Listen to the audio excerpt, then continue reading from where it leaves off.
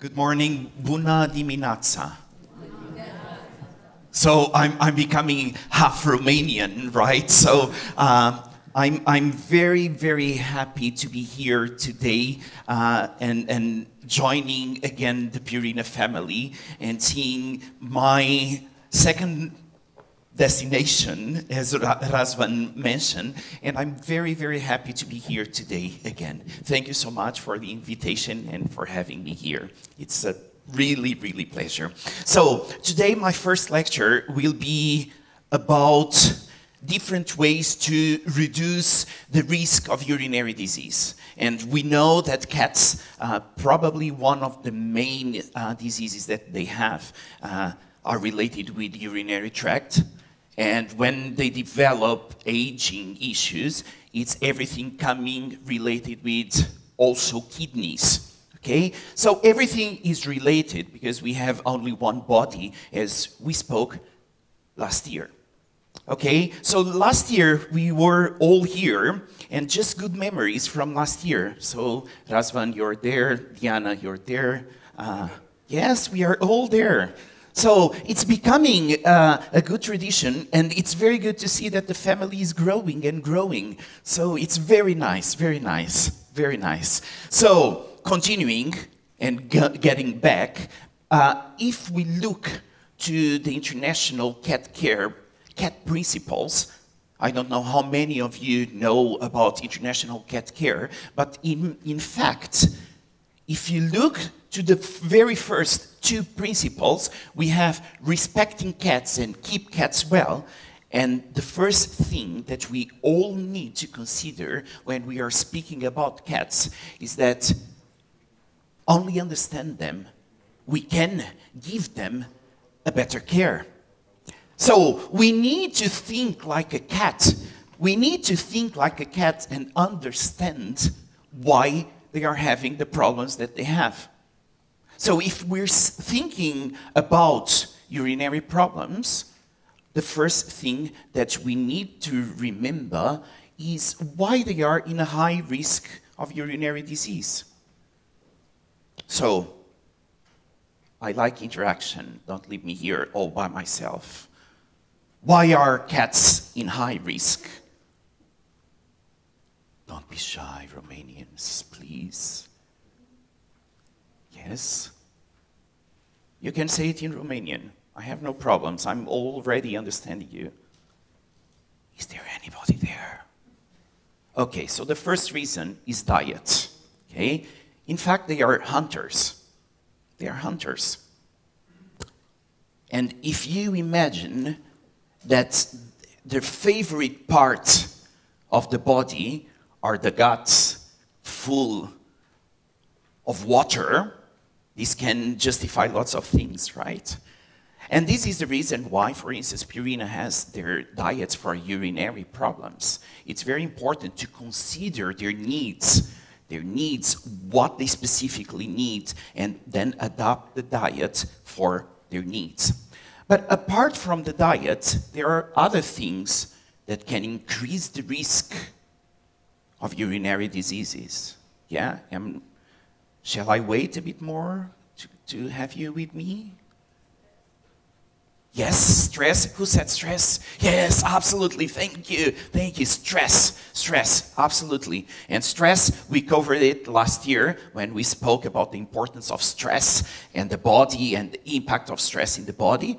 So absolutely, I totally agree with you. But this stress, many times, is caused by drinking and elimination behavior.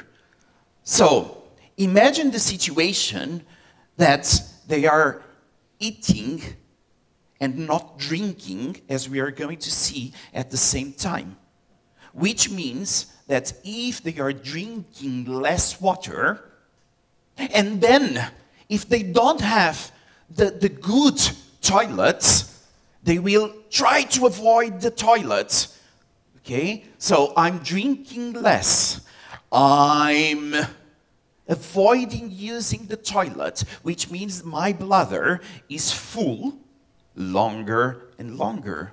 So what are the conditions that we are creating in the bladder? More saturated urine, which means more precipitation of crystals. Okay? So, which we need to understand how can be the way that we're going to increase their toileting behavior. How can they feel happy to use the toilet? Because toilets are important for us, right? And they are important for them as well.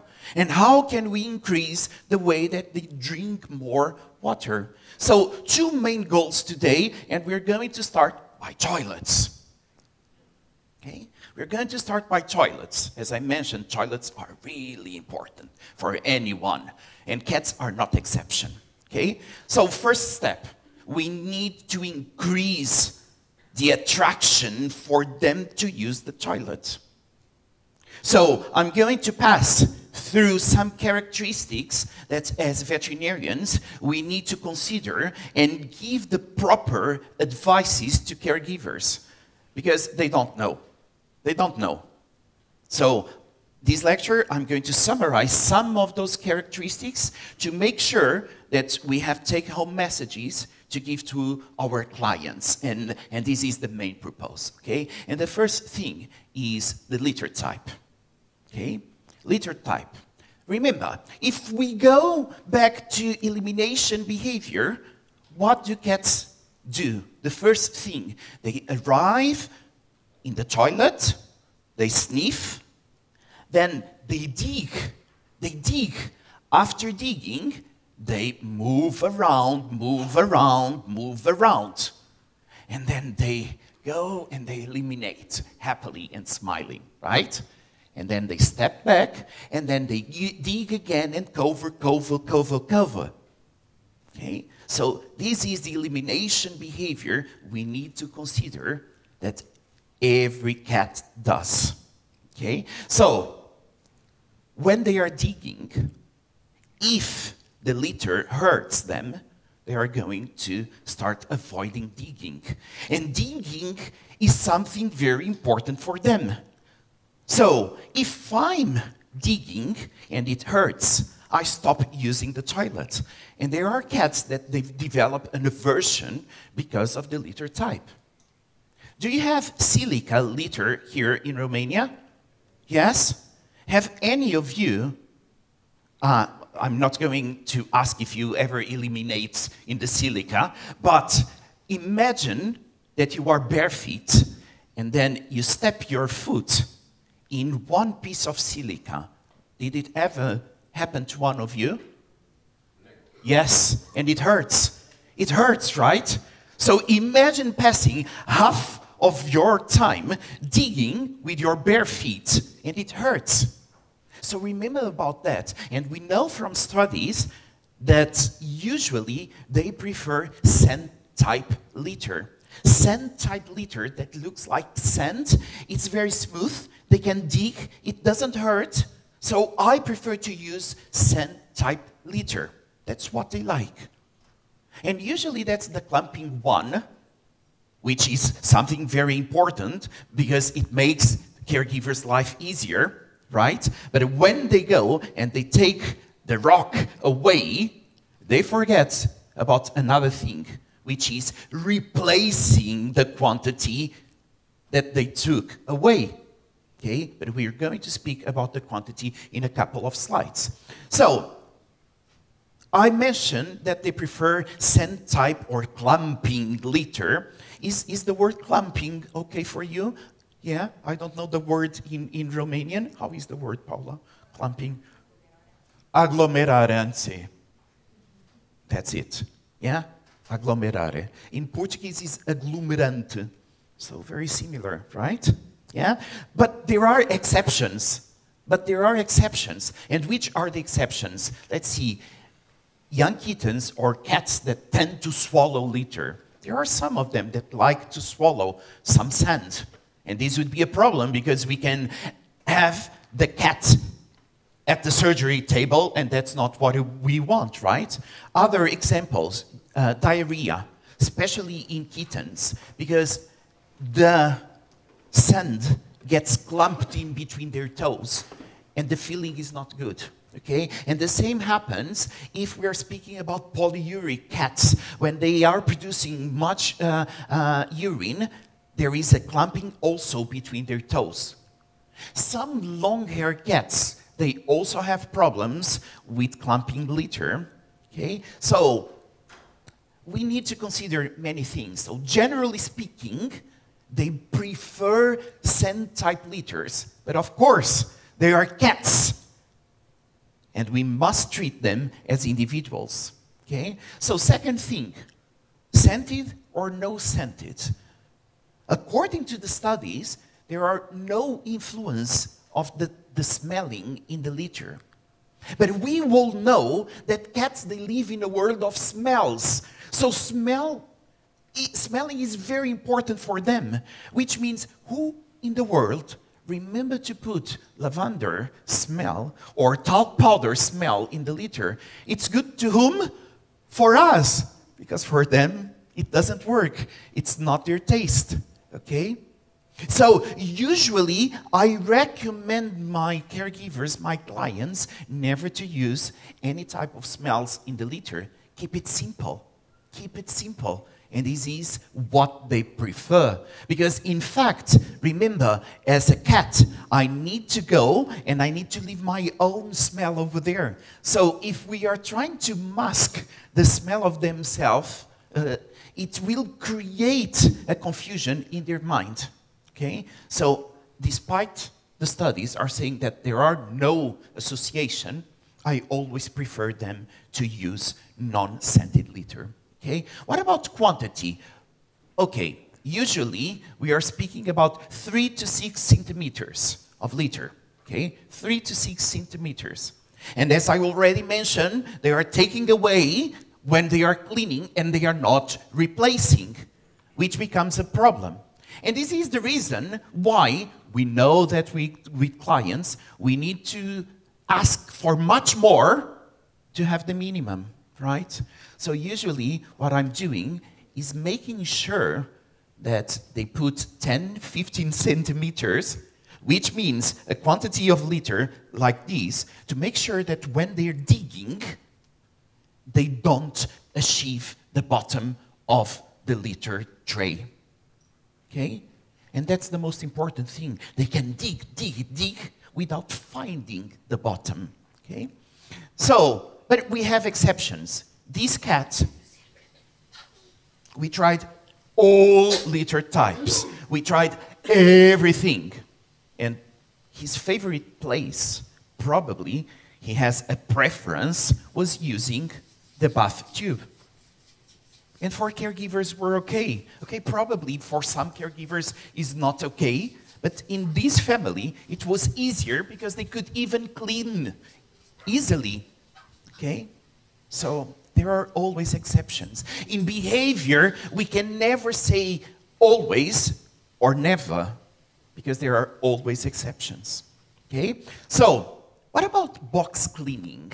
In terms of the hygiene, I always ask my clients, imagine that you are always bare feet, and you need to get in your toilet, and your husband or your wife left something floating over there, okay?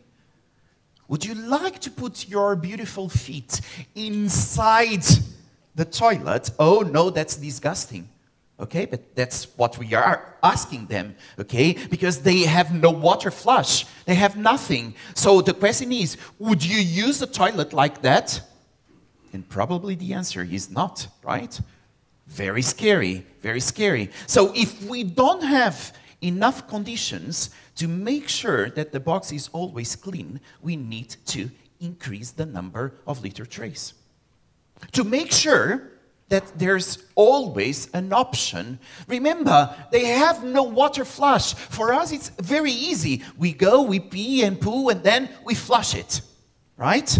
But they don't have water flush, which means the water flush is the caregiver. It's the client. So they must guarantee that the toilet is always clean, right?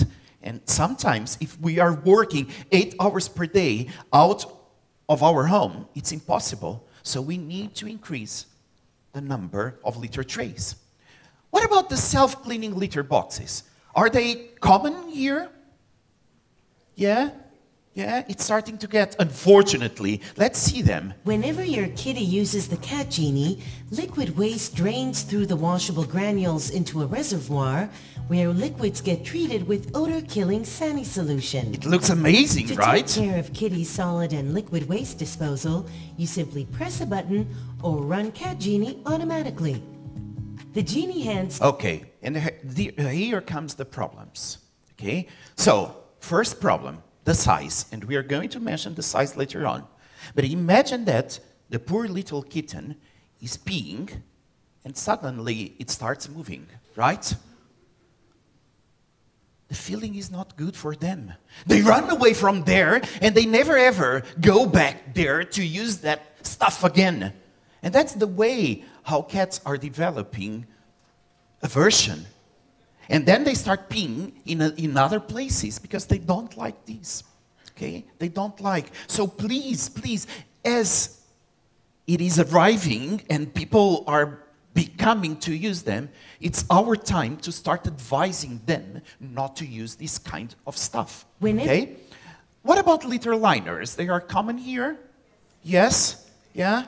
So we have many problems. The first is ecology. It's plastic and plastic and plastic, which means that we all know that we should be decreasing the plastic, right? And the second problem, once again, remember they are digging, digging, digging, and suddenly their nails are getting stuck in the plastic, and they don't like.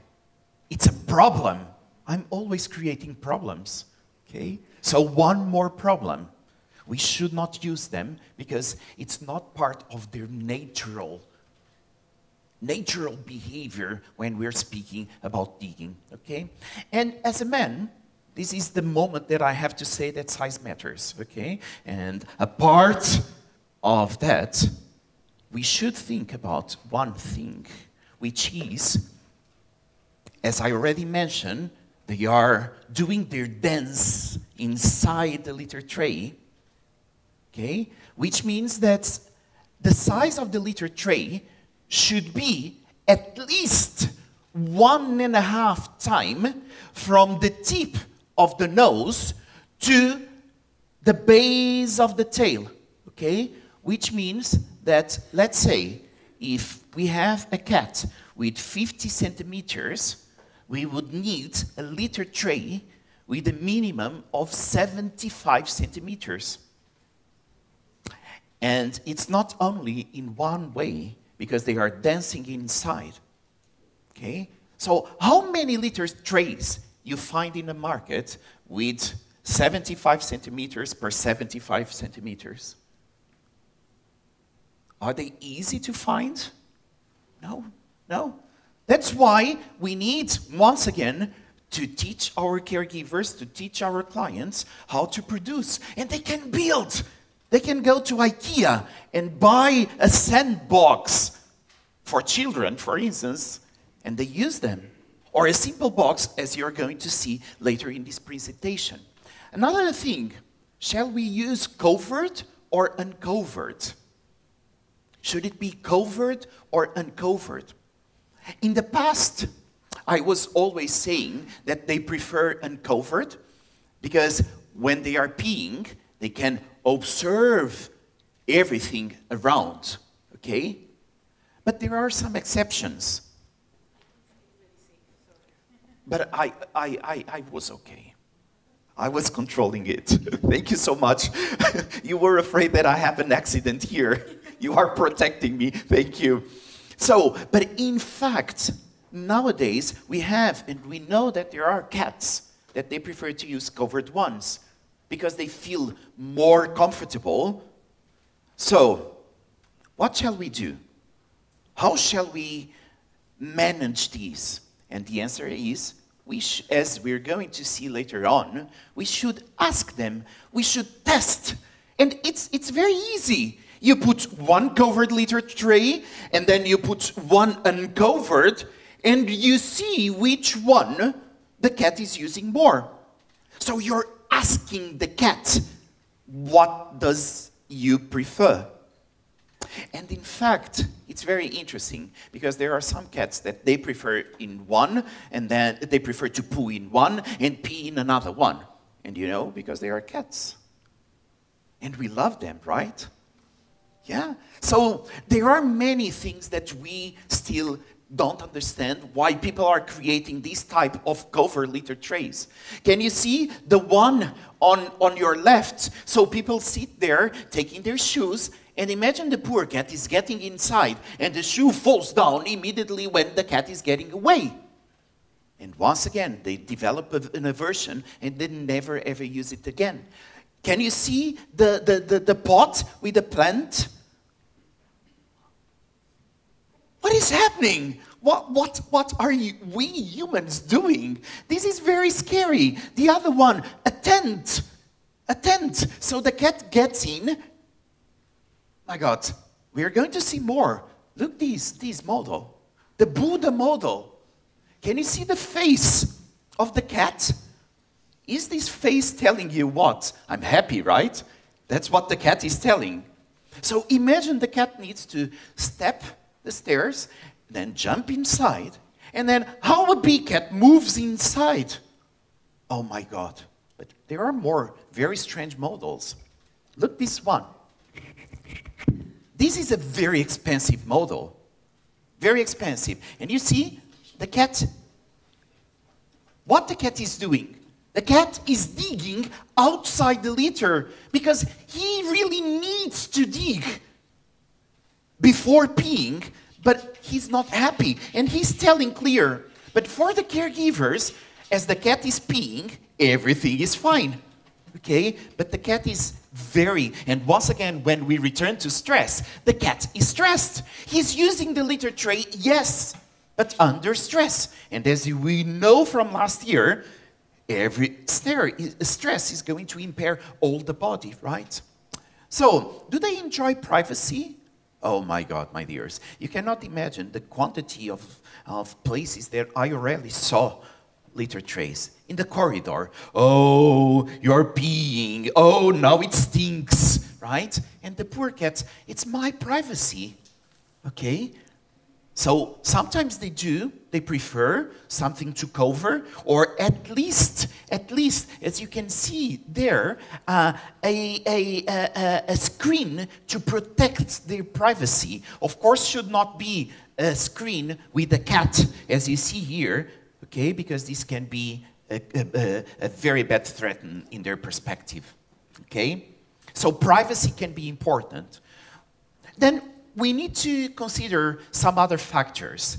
And one very important factor is their learning process. And they start getting habituated to a specific litter type very young, 3 to 4 weeks age. Okay? So imagine that you have a kitten being raised in a hospital, and to avoid costs, we use toilet paper or pieces of newspaper instead of litter, okay? This kitten is going to get used to these soft paper, and later on, when they move, they are adopted, they can use the litter, but they have clearly a preference, which means that every time that they have access to a newspaper, they go there and it's so good. Okay, and they eliminate in the newspaper, okay? And this is what we call a preference, okay? And then we need to consider the physical limitations with pain, with age, with osteoarthritis. Everything is becoming an issue, so we need to adapt the litter tray as well. So it should be easy for the cat to access without jumping, okay? Building the cat box. Once again, we go to IKEA, we buy a big box, it can be covered. Of course, caregivers can do a lot, and that's what we need to give them, all those tips. What about the location? If we look to the reality in the wild, what we see is that this is the territory of 1, 2, 3 cats, 1, 2, 3 cats, and the circle in the middle are the core territory, which means the core territory is where I bring my food, I eat over there, then I groom myself, and I rest. Okay? And then you see the gray spots over here, gray spots, which are in the limit of the territory, which are their latrines, where they urinate and defecate, which means clearly that they are not eating where they pee and poo. Okay? The quantity of people that I arrive, because I do lots of home visits, and when I arrive, they have the room for the cats. And in the room for the cats, they have the food, they have the water, they have the toilet, they have the bed, and the cat needs to cope with all these situations. Once again, increasing the stress. It doesn't mean that the cat wouldn't use, but we are increasing and we are creating conditions for chronic stress. Okay? So, I remember once I arrived in a house and the litter tray was in the top of the clothes washing machine. Okay? Okay, that's not bad. It's in a higher spot so the cat can jump, can go there. But once again, the cat is peeing over there and suddenly an earthquake starts. The cat runs away and never ever returns. Okay? So we always need to think about location, location, location. So imagine that we are going to this great restaurant here in Budapest, Aria. In Bucharest, what did I say? Shame on me, sorry. In Bucharest, Aria, beautiful restaurant, I've been there. And then we arrive there, and our table is next to the toilet. What do usually we do? Oh, I'm sorry, do you have another table for us? Isn't it? Because we don't like to eat next where people are peeing. So it's the same thing for them. And then, in terms of number, oh, I have 4 litter trays. And you see, and you have the picture, 4 litter trays.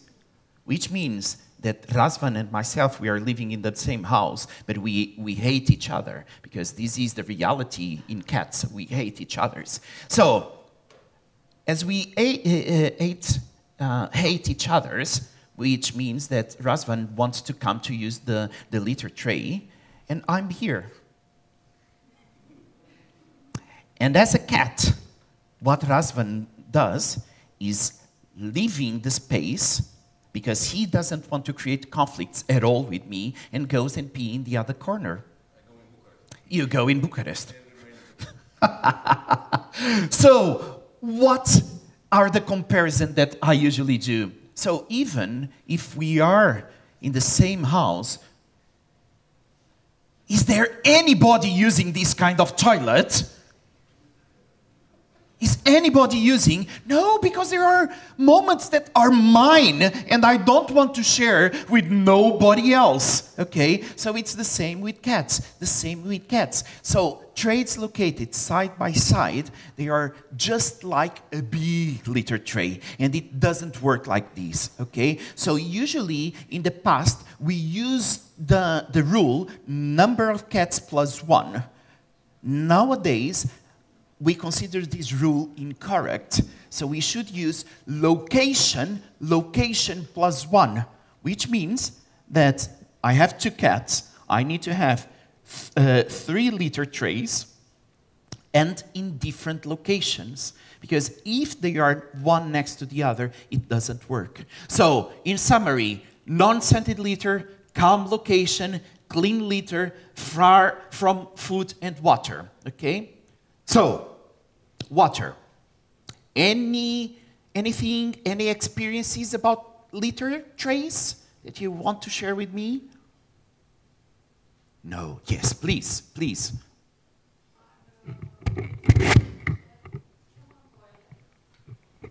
Yes.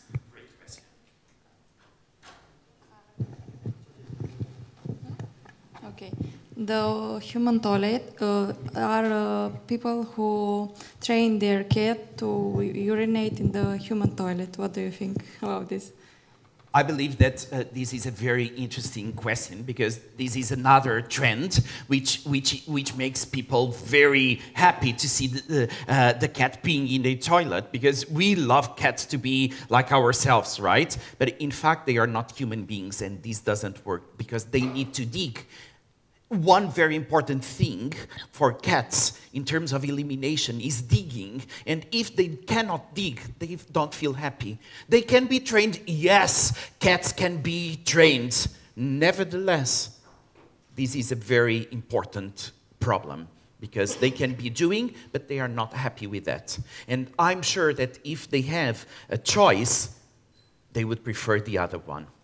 Okay, thank you for your question. Any other questions regarding toilets? So I move to water. And the first thing is that human beings, we eat and we drink together. Norok, that's what we are saying, right? Here, yeah? So that's human behavior. But for cats, remember, they don't share resources.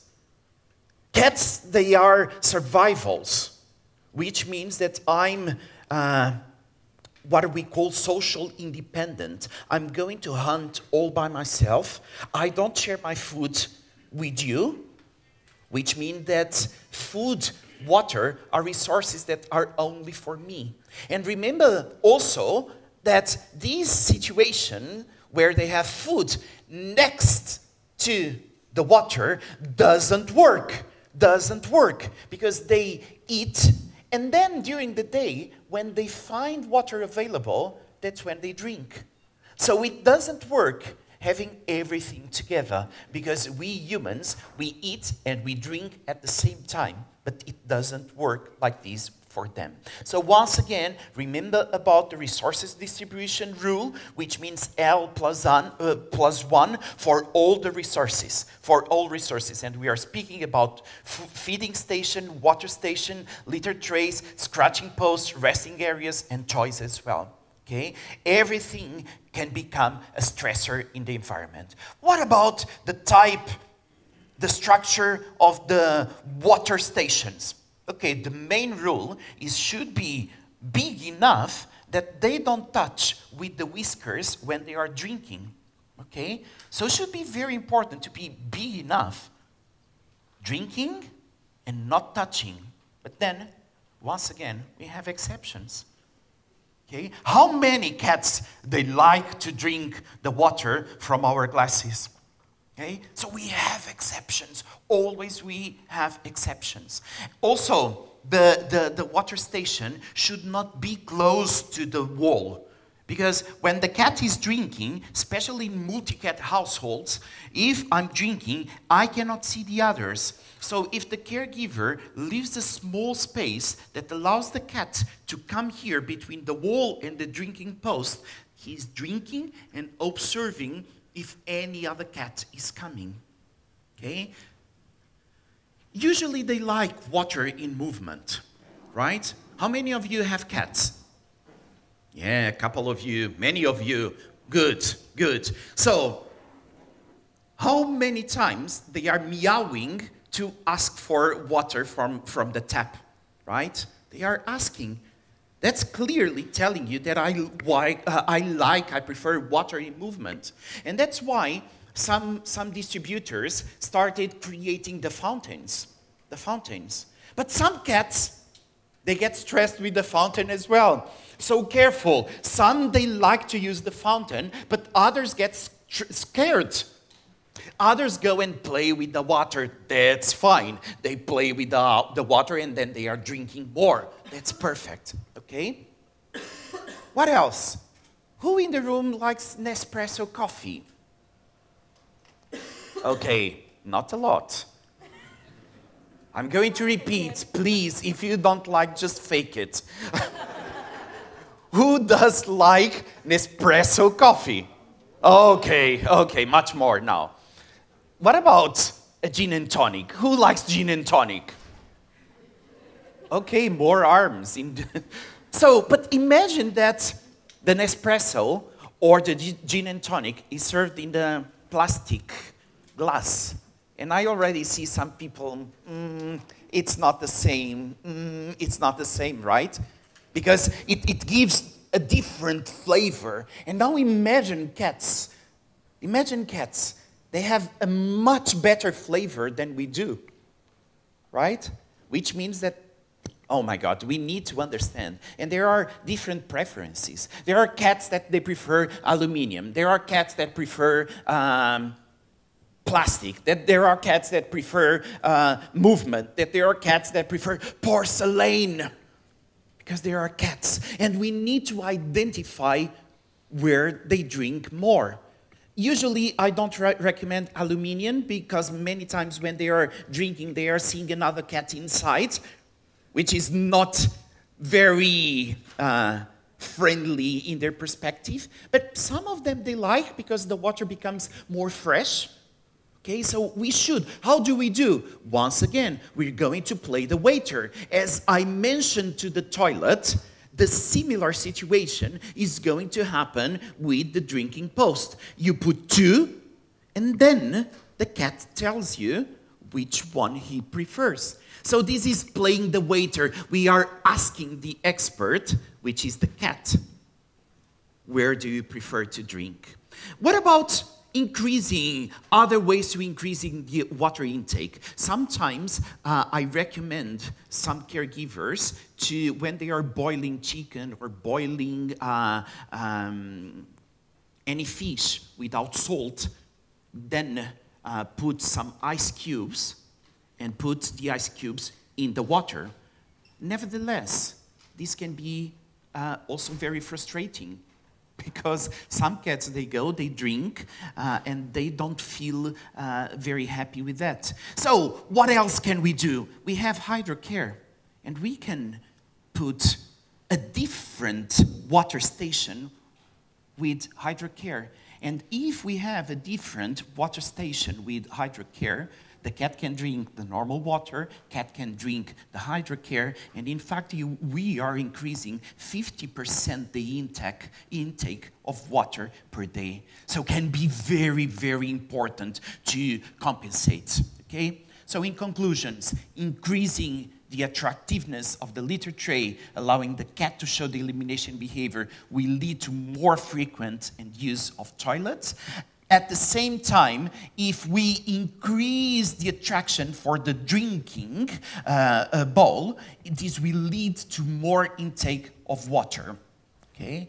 And finally, both factors combined will be a huge support to reduce risk of urinary disease. And this is our main goal. And here is my cat.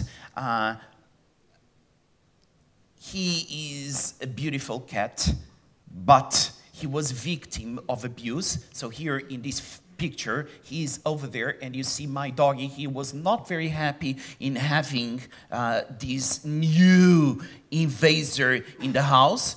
But unfortunately, the kitten was attacked by people with drugs that tried to kill him with drugs. So we never thought that he would be alive on the following day.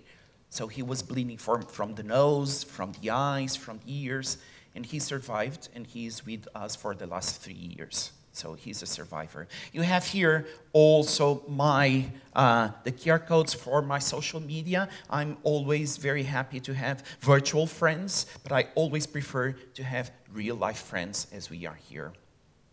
So, do I still have time for any questions?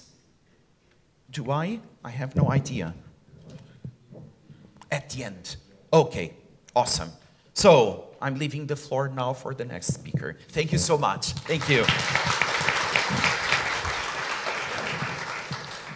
Bună ziua! Vă mulțumesc pentru invitație. Este o deosebită onoare să fiu astăzi în fața dumneavoastră. Și în prezent vom discuta despre un concept nou în medicina veterinară, dar care în medicina umană a luat amploare și în ultimii 30 de ani s-au realizat numeroase studii atât pe pacienți umani cât și pe modele experimentale privind interacțiunea microbiomului cu celelalte organe și sisteme din corpul uman. În cele ce urmează am să vă prezint ce știm în momentul de față despre această interacțiune între intestin și rinichi la pacienții canini și felini cu insuficiență renală cronică și ce putem să facem pentru ei prin modularea microbiomului, prin a îi face să treacă mai ușor prin boală.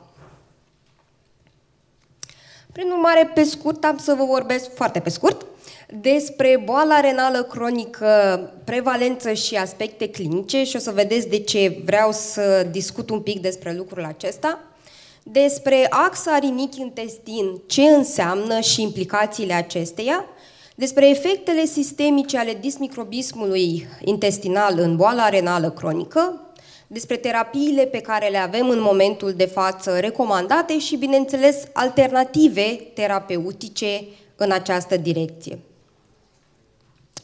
Boala renală cronică e una dintre cele mai frecvente patologii pe care le observăm la pacienții geriatrici. Da? Știm că undeva la peste 40% din pisicile cu vârste peste 10 ani și undeva la 10-30% din câini cu vârste peste 10 ani fac această patologie sau sunt diagnosticați în cursul vieții cu această patologie. Din păcate, majoritatea semnelor clinice sunt oarecum șterse sau observate târziu de câte proprietari pentru că eventual le pun pe seama înaintării în vârstă, însă această boală cred că ar putea să fie un pic diagnosticată ceva mai devreme de noi, dacă am fi un pic mai proactivi în direcția asta, prin abordarea unor marcări de detecție timpurie a acestei patologii. Și o să vedeți un pic mai târziu în prezentare de ce am insistat să vorbesc despre lucrul ăsta, pentru că inclusiv pacienții care par sănătoși, da, pacienții cu boală renală cronică care par sănătoși în stadiile timpurii, sunt cu adevărat bolnavi. Axa rinichi-intestin. Probabil că ați mai auzit despre lucrul acesta, există o serie de produse despre care o să discutăm un pic mai târziu, care se administrează acestor pacienți. Bine, nu avem încă recomandări oficiale în direcția asta, dar axa rinichi-intestin este în principiu un concept emergent în momentul de față în medicina veterinară, care practic vizează această interacțiune dintre intestin și rinichi. Interacțiune care este în principiu modulată sau determinată de schimbările care apar la nivelul microbiomului intestinal. În momentul de față există studii pertinente care ne arată că atât pacienți umani cât și pisicile și câinii cu insuficiență renală cronică au disbioză. Probabil că ați mai auzit de termenul acesta, dar în momentul în care discutăm despre disbioză ne referim practic la o modificare a biodiversității populațiilor bacteriene din intestin și, bineînțeles, o reducere a numărului de bacterii benefice din tractul digestiv. Iar în momentul în care avem această disbioză, probabil că ne și întrebăm ce anume o determină, da? Adică avem o boală renală cronică, ce treabă are rinichiul cu intestinul? Păi în momentul în care avem compuși aceștia uremici, de care știm toți, da, uree, creatinină, în special urea determină o scădere a pH-ului la nivel intestinal. Scăderea pH-ului la nivel intestinal, care nu numai influențează populațiile bacteriene din intestin, dar duce și la o creștere a permeabilității barierei intestinale față de acești compuși. Și cred că sechela cea mai mare pe care o observăm în urma acestei disbioze o reprezintă producția de toxine uremice. Toxine uremice care în principiu sunt compuși, care se găsesc într-o concentrație mai crescută în organismul pacienților care au funcție renală afectată, pentru că se excretă într-o cantitate mai redusă din cauza acestei funcții renale reduse. Iar în mod tradițional, toxinele de care vorbim toți și pe care le de altfel determinăm în momentul în care avem în screening un pacient cu suspiciune de insuficiență renală sunt urea și creatinina. Dar pe lângă uree și creatinină, mai avem o serie de alte toxine, undeva peste 140 de toxine care majoritatea au efecte nocive, efecte adverse și nu numai asupra funcției renale, ci și asupra întregului organism. Și o să vorbesc mai concret despre sulfatul de indoxil. Sulfatul de indoxil care este produs în urma fermentației proteinelor și a cărui producție crește și din cauza disbiozei despre care am discutat și care apare în urma populării colonului cu bacterii producătoare de indoli. Aceste bacterii producătoare de indoli apar și pe fondul unei malabsorpții a proteinelor. Dar ce se întâmplă până ajungem la sulfatul de indoxil?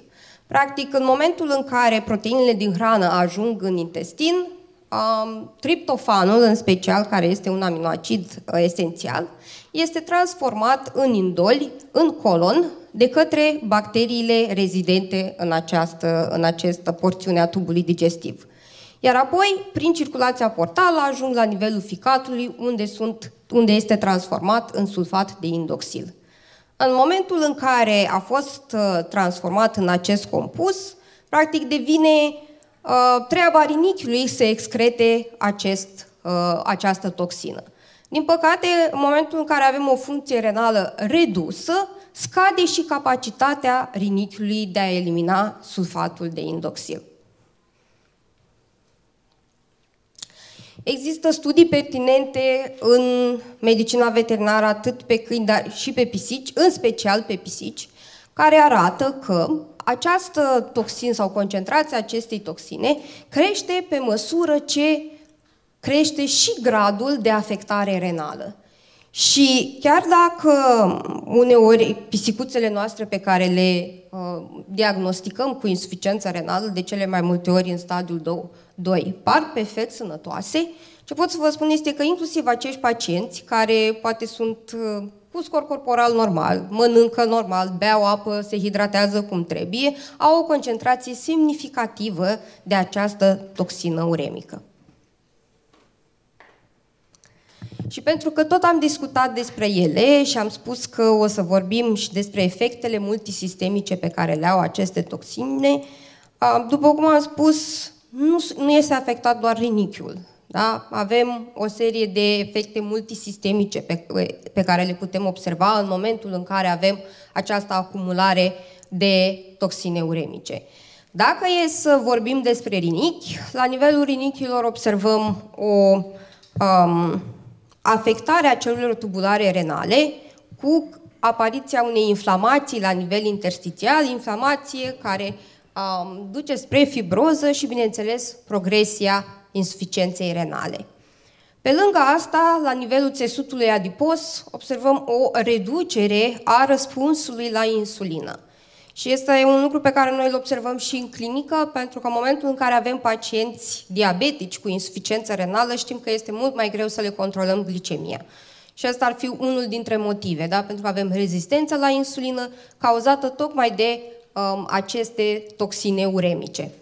La nivel cardiovascular apare calcificare vasculară, arteroscleroză, iar când vorbim despre sistemul osteomuscular, știm că toți pacienții sau majoritatea pacienților, cel puțin în stadiile avansate de insuficiență renală, da, au atrofie musculară, au pierderi musculare. Pe lângă asta apare și resorpția osoasă. Iar aceste lucruri, pe lângă malabsorpția proteinelor, despre care o să discutăm un pic mai târziu, sunt cauzate inclusiv de aceste toxine uremice.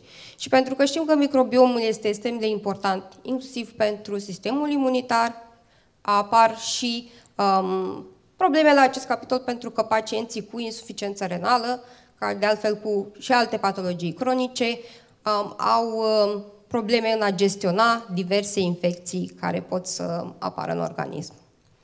Iar la nivelul celulelor roșii se observă o scădere a cantităților, dar în principiu a modalității în care supraviețuiesc la nivelul în sânge și, bineînțeles, o reducere a producției de eritropoetină. Toate astea sunt aspecte clinice pe care noi le vedem la pacienții cu insuficiență renală, da? Pentru că boala asta este multisistemică. Iar aceste toxine uremice ar putea fi implicate în apariția tuturor acestor sindrome pe care le observăm. Și, bineînțeles, în momentul în care avem o alterare a microbiomului și a epiteliului intestinal, după cum am discutat mai devreme, apare și o translocație sistemică a toxinelor crescute, a toxinelor uremice, mult mai crescută față de pacienții sănătoși.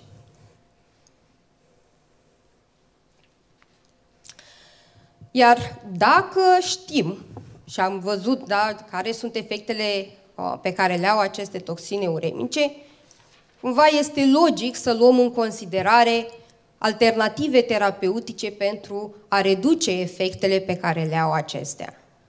Iar una dintre pașii pe care putem să-i urmăm ar fi schimbarea dietei, dar pe lângă schimbarea dietei, pentru că nu este tocmai suficientă, putem să aducem un aport de fibre, de prebiotice, probiotice și absorbanți pe bază de carbon. Și de ce este important să luăm în considerare aceste alternative terapeutice? Este pentru că toxinele uremice nu sunt îndepărtate prin dializă, nici la pacienții noștri, nici la pacienții umani. Iar dacă pacienții trec prin aceste proceduri, nu vor scăpa de ele, pentru că sunt strâns legate de proteine și vor rămâne acolo, nu vor fi îndepărtate prin aceste metode de epurare. În cazul dietei, știm că în insuficiența renală se recomandă o cantitate mai redusă de proteine pentru gestionarea pacienților cu această patologie. Dar există motive suficient de importante pentru această recomandare și unul din aceste motive este tocmai că reduce concentrația unor astfel de soluți, printre care pecresol sulfatul, care crește cu cât nivelul de proteine din hrană este mai ridicat. Și de multe ori, în momentul în care avem, în special pisici cu insuficiență renală cronică, care știm că pe măsură ce boala avansează pot să ajungă inclusiv la pierderi musculare, la atrofii musculare, cumva trebuie să punem în balanță dacă este necesar să scădem cantitatea de proteine din alimentație sau dacă e necesar poate să suplimentăm dieta cu proteine pentru a menține masa musculară. Această scădere a concentrației de proteine poate să ajute la reducerea acestor toxine uremice și, bineînțeles, la încetinirea progresiei bolii renale.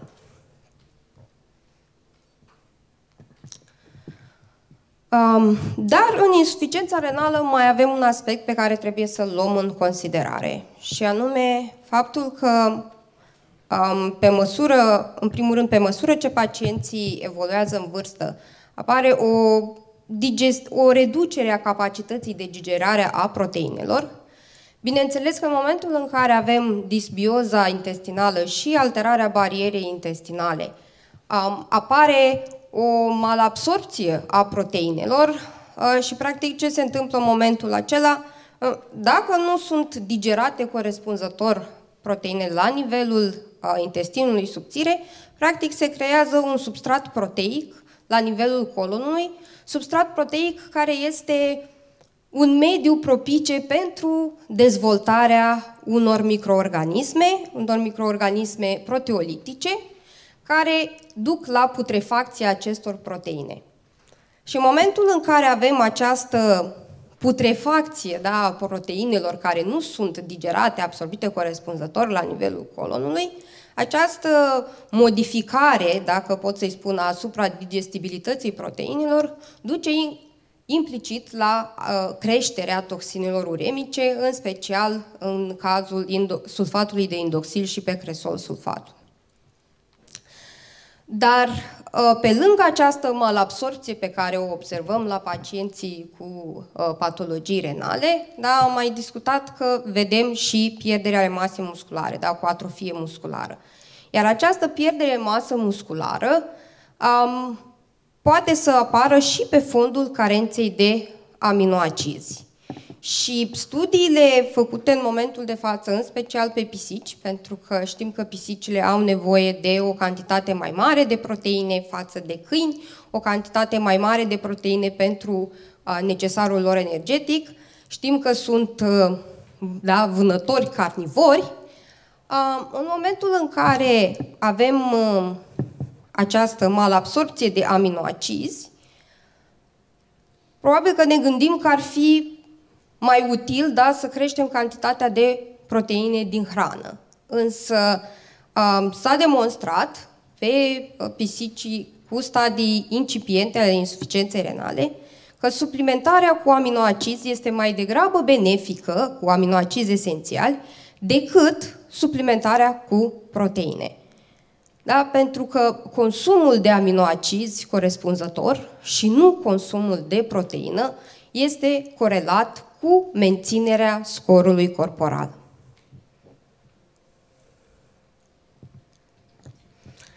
Și bineînțeles vine recomandarea, da, pe care o avem inclusiv de la International Renal Interest Society pentru managementul patologiei renale de a administra dietă.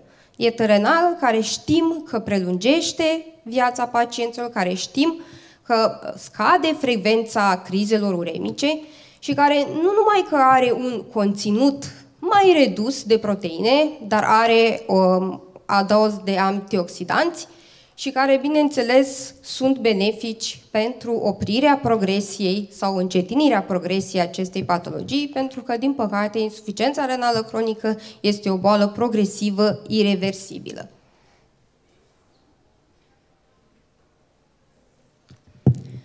Și când discutăm despre tratamentul insuficienței renale, avem câteva strategii clar trasate, da, printre care managementul deshidratării, da, tratamentul proteinuriei, tratamentul hipertensiunii, reducerea aportului de fosfor prin intermediul dietei sau chelatoarelor de fosfor.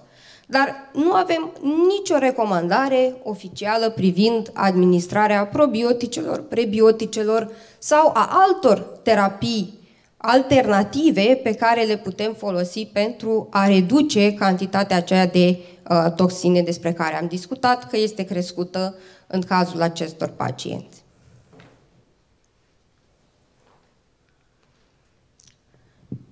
Și atunci, are sens să suplimentăm dieta cu probiotice la acești pacienți? Există o serie de produse pe care probabil toți le știți, da? Că promit, că reduc urea, creatinina, că realizează o așa numită dializă enterală, care practic ajută la o metabolizare enterală a toxinelor uremice.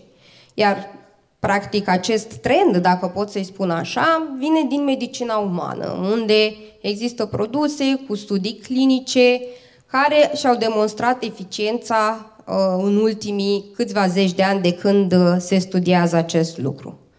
Dar în medicina veterinară, cel puțin pentru produsele despre care probabil toți știți, despre care vorbesc, nu există neapărat studii clinice pe un număr suficient de pacienți care să le dovedească eficiența. Știm că la oameni este recomandat să se suplimenteze schema de tratament cu probiotice conținând bacterii lactice, însă în medicina veterinară, din nou, nu avem în momentul de față neapărat o recomandare clară în direcția asta. Însă în ultimii ani, aș spune mai degrabă ultimii 2-3 ani, au fost făcute studii atât pe câini cât și pe pisici cu o serie de tulpini bacteriene care și-au dovedit eficiența nu numai din punct de vedere clinic, da, pentru că a fost observată creșterea în greutate, reducerea progresiei hipertensiunii arteriale, scăderea parametrilor renali și, în principiu, să spunem, stopare a progresiei acestei afecțiuni. Dar pe aceste suplimente de care am discutat mai devreme, nu există încă neapărat studii concludente. Asta nu înseamnă că nu sunt benefice și că nu funcționează. Probabil că da. Pentru că dacă este să discutăm cu proprietari și cu veterinari care le administrează, vom afla că la câteva ore după ce i-au administrat capsula de suplimentul respectiv, a început să mănânce, că se simte mult mai bine și că lucrurile sau starea pacientului s-a îmbunătățit. Dar trebuie să luăm în considerare că nu avem încă recomandări clare în această direcție și că, în principiu, rău nu o să-i facă, dar dacă există restricții financiare, pentru că de foarte multe ori pentru proprietari, și asta, din păcate, realitatea pe care o trăim toți, există restricții financiare pentru administrarea acestor suplimente, nu înseamnă că nu putem să dăm orice alt probiotic pe care îl avem la dispoziție. Și există un studiu foarte pertinent, făcut de colegii de la Universitatea din Córdoba, pe Fortiflora, da? Care conține o tulpină de Enterococcus faecium, iar în cadrul acestui studiu au luat un lot de câini cu insuficiență renală cronică, stadiul 2 și 3, da? Au avut 8 câini care au fost tratați cu placebo și 8 câini cărora le s-a administrat Fortiflora. Timp pe o perioadă de 2 luni de zile. În cursul acestei perioade, pacienții au primit și hrană renală, nu s-a schimbat tipul hranei renale, în sensul că ei deja consumau o anumită dietă, pe acea dietă au rămas și au primit timp de 60 de zile Fortiflora, bineînțeles cu medicație necesară pentru celelalte patologii pe care le întâlnim în insuficiența renală, și anume pentru proteinurie, pentru hipertensiune. Și ce s-a observat? După 2 luni de zile, lotul de câini care au primit Fortiflora, s-a observat o reducere a progresiei bolii prin stoparea creșterii tensiunii arteriale. Că pacienții care au avut sau au fost tratați, au primit Fortiflora ca supliment, au avut creșteri sau oscilații mai mici de tensiune arterială. Pe lângă asta s-a observat o scădere semnificativă a simetriei dimetilargininei, care știm că este un marker pe care îl putem folosi pentru, sau mai concret, pentru stadializarea insuficienței renale, pentru că nu este influențat nici de cantitatea de proteine pe care o consumă animalul, nici de stadiul hidratării pacientului respectiv, și care, din fericire, ne spune cu mult timp înaintea creatininei dacă un pacient are sau nu insuficiență renală cronică. Pentru că știm că creatinina începe să crească când avem deja 75% din funcția renală pierdută, afectată. În schimb, SDMA-ul ne spune că un pacient are insuficiență renală în momentul în care se pierd undeva cam la 25% din nefroni funcționali. Adică ne dă ceva mai mult timp să lucrăm cu un pacient cu insuficiență renală. Și pe lângă asta s-a mai observat și o reducere a concentrației de sulfat de indoxil, da, care am discutat că este o toxină uremică extrem de importantă cu efecte multisistemice, reducere a pecresol sulfatului și, bineînțeles, pentru că Fortiflora are gust bun, după cum știți toți, că are un gust extrem de plăcut și majoritatea pisicilor și câinilor îl acceptă, a crescut și consumul de hrană cu creșterea scorului corporal. Și cred că cel mai important lucru pe care trebuie să-l menționăm în momentul în care ne gândim la administrarea acestor probiotici este că nu au efecte adverse. Dacă sunt administrate corespunzător, după cum recomandă producătorul, eu nu am întâlnit până acum efecte adverse în administrarea unui probiotic. Prin urmare, dacă avem pacienți care au restricții financiare în a administra o serie de probiotice care poate sunt mai costisitoare, putem să administrăm orice alt probiotic care conține bacterii lactice sau putem să administrăm probiotice cu tulpini diferite, pentru că cu siguranță rău nu o să-i facă. Și din contră, având studiile pe care le avem în momentul de față, atât în medicina umană cât și în medicina veterinară, cu siguranță vom avea îmbunătățiri. Încă un aspect pe care trebuie să-l luăm în considerare în momentul în care tratăm un pacient cu insuficiență renală cronică este constipația. Da? Și această constipație pe care, din punct de vedere clinic, cel puțin noi o observăm la pacienții cu insuficiență renală, pentru că s-au făcut studii în privința frecvenței defecării, în special la pisici, și s-a observat că pacienții cu insuficiență renală defecă mai rar. Da? O dată la 2 zile sau poate la 3 zile, oricum ar fi, frecvența defecării la acești pacienți este mai redusă față de față de animăluțele sănătoase.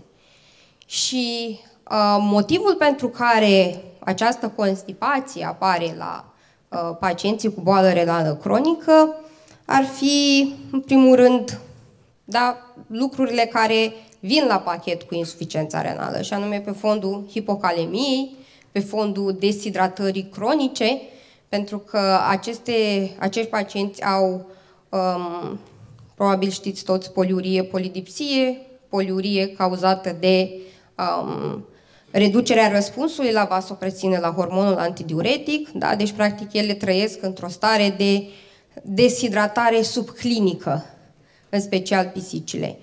Și pe lângă aceasta avem hipercalcemie, dar constipația poate să apară inclusiv pe fondul administrării chelatoarelor de fosfor, care fac parte practic sau este unul dintre pilonii tratamentului pentru insuficiență renală. Deci avem mai multe cauze ale constipației în insuficiența renală cronică, iar încă una din aceste cauze ar putea să fie inclusiv reducerea motilității colonului.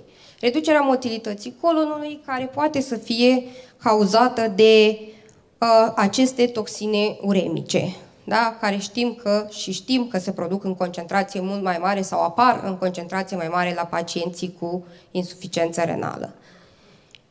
Și atunci ce putem să facem în direcția asta? Dacă știm că constipația este importantă și constipația la pacienții cu insuficiență renală poate să ducă inclusiv la progresia bolii, există o serie de lucruri pe care le putem lua în considerare. Da.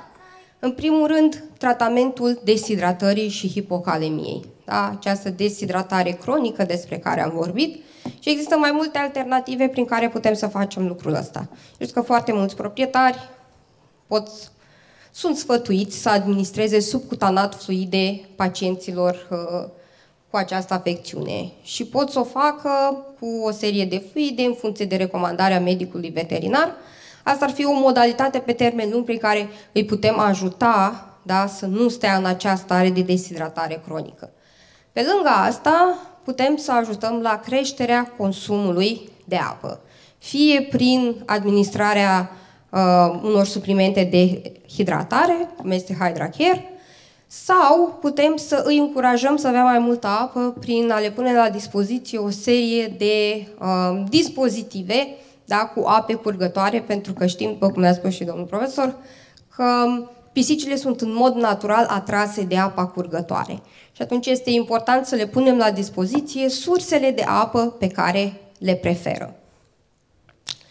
Dar să spunem că am rezolvat partea cu deshidratarea. Mai există un aspect foarte important și anume asigurarea confortului în litieră.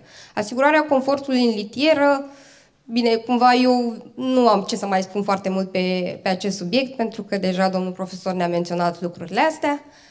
E foarte important să își dorească să meargă la litieră, să se simtă în siguranță în momentul în care fac lucrul acesta, pentru că asta are importanță inclusiv asupra microbiomului intestinal. Și mai există o serie de produse pe care le putem administra, o serie de produse cum ar fi laxativele, dar e foarte important în momentul în care administrăm laxativ să ne asigurăm că pacientul este hidratat corespunzător.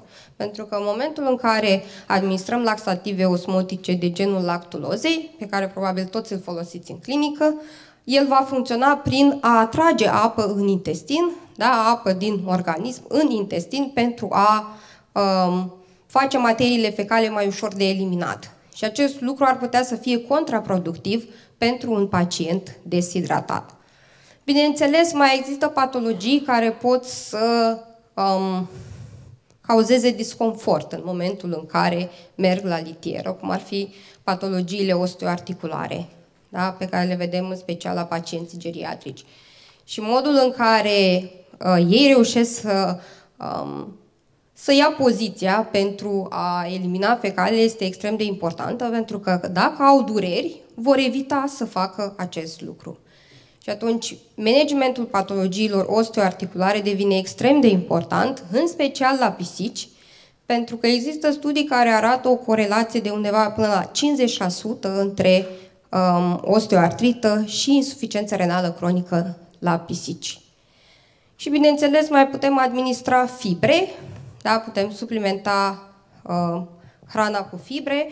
Este extrem de important acest lucru, dar depinde foarte mult și de calitatea fibrelor pe care o folosim în alimentație. Pentru că există o serie de fibre, da? Care, practic, rolul lor este asemănător cu laxativele, dar mult mai blând, dacă putem să-i spunem așa, la fel atrag apă în intestin, dar aceste fibre ar putea să fie sau să nu funcționeze corespunzător la pacienții deshidratați. Deci, din nou, revenim la hidratare, care este extrem de importantă pentru a preveni constipația. Putem administra inclusiv prokinetice, din păcate cisaprida nu se găsește la noi în țară. Și din nou, discutând, ne întoarcem un pic la fibre, pentru că, după cum am spus, fibrele sunt importante pentru a preveni sau pentru a trata constipația la momentul în care pacientul se prezintă în clinică. Din păcate, un aport scăzut de fibre, da, crește permeabilitatea intestinală, ceea ce poate determina inclusiv o absorpție crescută a toxinelor uremice. Și calitatea acestor fibre, din nou revin la acest lucru, este extrem de importantă, pentru că în momentul în care avem acest aflux de endotoxine la nivelul sistemului circulator, da, știm că apare inflamație cronică și că boala renală poate să avanseze.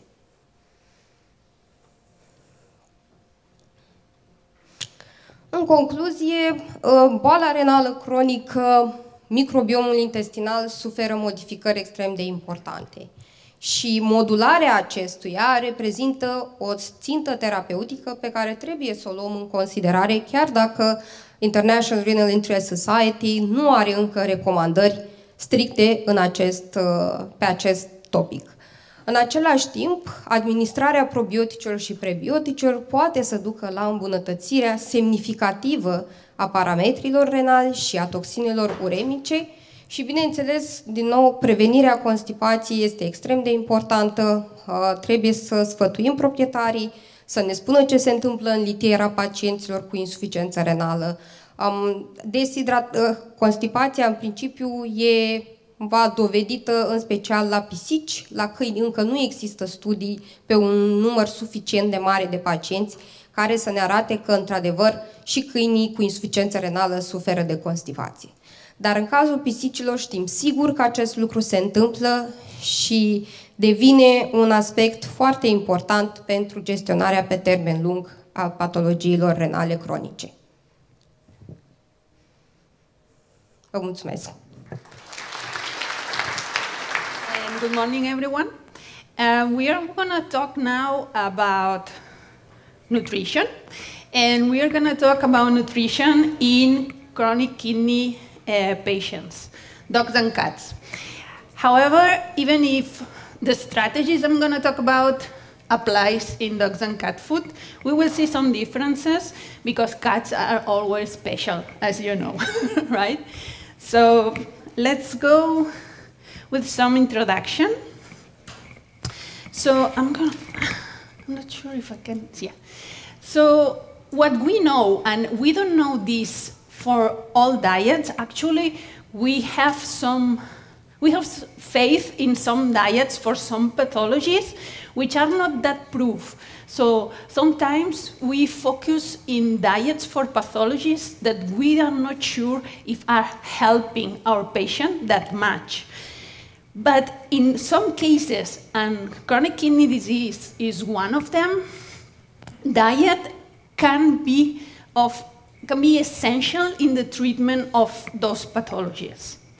Why? Because we have solid research showing, and this research is from the late 90s, early 2000s, showing us that specific strategies in the diet of these chronic kidney disease patients, dogs and cats, can make them survive longer and improve the quality of life because reduce some of the signs of pathology, mostly uremic crisis, right? So we know for sure that some diet strategies are gonna make our patients live longer, increasing their survival when they suffer from this pathology. Of course, diet are not gonna cure, are not gonna solve the problem. I think I have some click, but I'm not sure. So let's see. The point is that this research that we have in chronic kidney patients, it has been studied from EDIS stages 2 to 4. And we will talk as well about stages 1 and 2, what happened in these early stages. It's important because now we are more able, because of the research and because of the markers that we have, we are more able to diagnose those patients early on their pathology, right? So we have SDMA, we have FGF23, we have creatinine and other markers that allow us to get those patients before, in the pathology evolution before than maybe a decade ago. So there's others, but I'm going to show you 2 of the studies I'm referring to that shows that chronic kidney disease, the diet in chronic kidney disease is key for survival in dogs and in cats. So in this study, they did something that we are not doing anymore, which is have 2 groups of chronic kidney disease dogs. One of them treat with diet and one of them without diet. Well, they eat, but they eat a regular diet, not a renal special diet. And they compare the survival and the uremic crisis that affect the quality of life. We are not doing this anymore because it proves that renal diet improves survival. So if we do that now, we know that we are putting this patient in risk. So as we know that diet can improve survival, if we do not get a renal diet to a patient now, we are not doing a good treatment, right? So that's why this kind of studies are not did it anymore. So If you look here, they compare 38 dogs with a spontaneous CKD in 2 groups, one with kidney diet and another one without, for 2 years. And they see a decrease in 17% of uremic crisis, and the survival improved. The survival improved for 2.5 times. And in cats, it's the same. In this study, they compare 45 cats with CKD, stages 2 to 3, in 2 groups, and for 2 years as well. And they see a reduction in uremic crisis and a reduction in the number of renal-related deaths, so improving survival. So this is very important. Renal diets can improve the survival of our patients. So renal diets are going to be very important in our decision-making when we choose a diet. In a patient that has renal disease and other things, because the strong research, the strong evidence that we have about the implications or the incidence of renal diets in these patients is strong. But what else can we do? Or what else we expect from diet? So we know it's the cornerstone of medical treatment, but we cannot forget that we eat to get energy and nutrients. And the diet has to provide this energy and nutrients, even if it includes some strategies for some pathologies. So the first goal of diet is provide energy and nutrients. And then with renal diets, we can improve the happening of uremia crisis. We can manage some metabolic disturbances, we will see about this, and slow down progression, which is, for me, it's the main good thing of this kind of diet, right? So the point is, when we talk about renal diets, what are we talking about? Because renal diets is not, no, sometimes we think about veterinary diets with that clear name, gastrointestinal or renal or urinary, which make reference to a specific organ or system. And we thought, okay, that's some mystic, that's some magic inside that is going to help this specific organ. Well, it's not magic. It's just some nutritional strategies included. And those are the strategies included in, this is my thumb left or my left, okay. Some strategies. Those are all the strategies included when we talk about renal diets. So you can see that it's not only protein or it's not only phosphorus, right? It's many, many things that we are changing. And we know that this survival, that this improvement in quality of life, it's related to all of these strategies together, because the diets that we test in the early 2000s to show more survival include all of these strategies all together.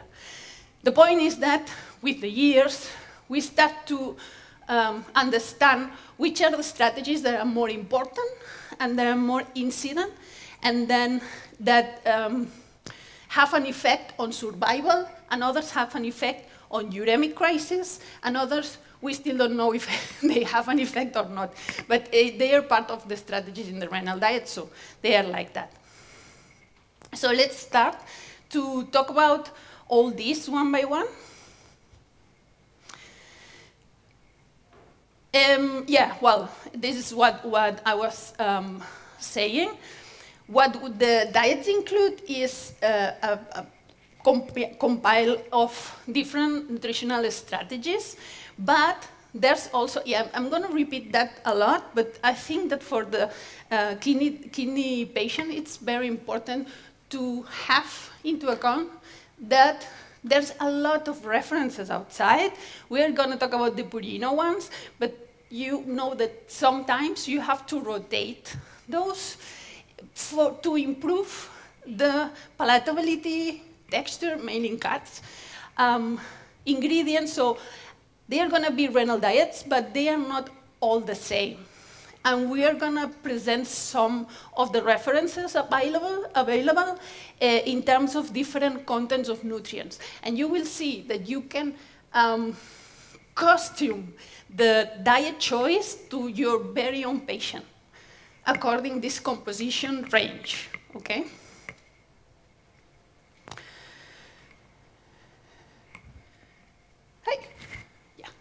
So first one, for first strategy, and we know that it's the most important in terms of survival and in terms of disease control, it's phosphorus content.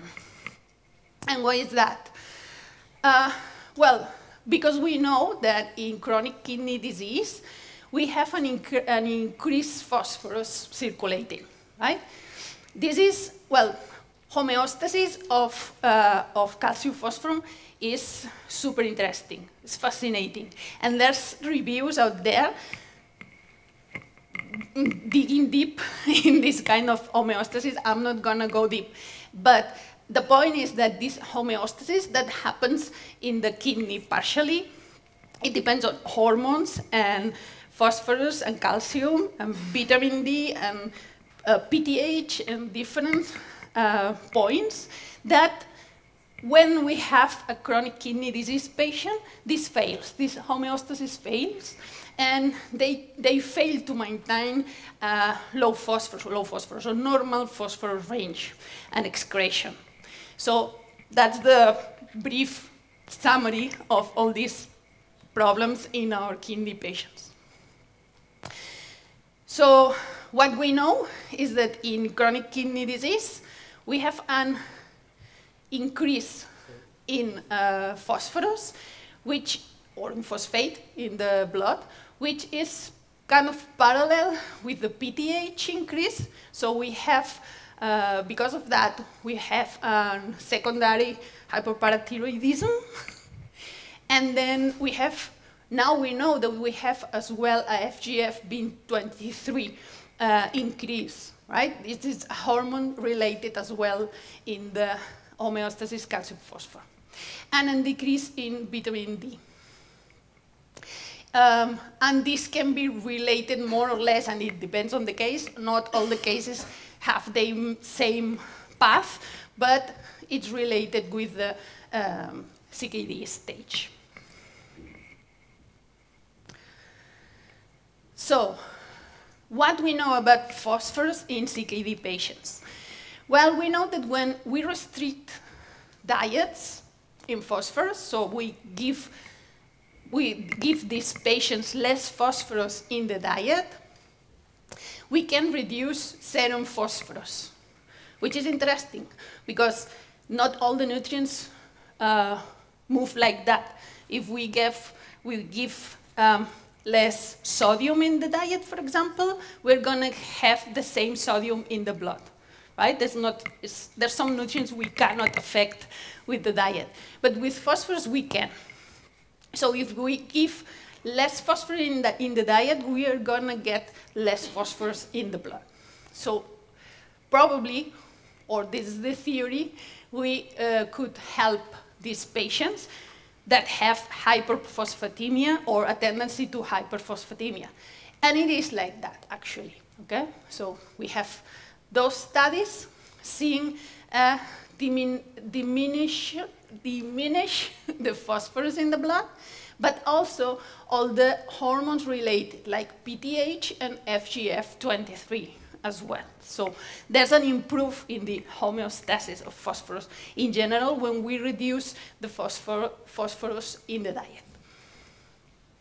This is the most important strategy in chronic kidney disease diets because we know that reducing the phosphorus in the blood or hyperphosphatemia, we can improve survival. So phosphorus is directly linked with survival in these patients.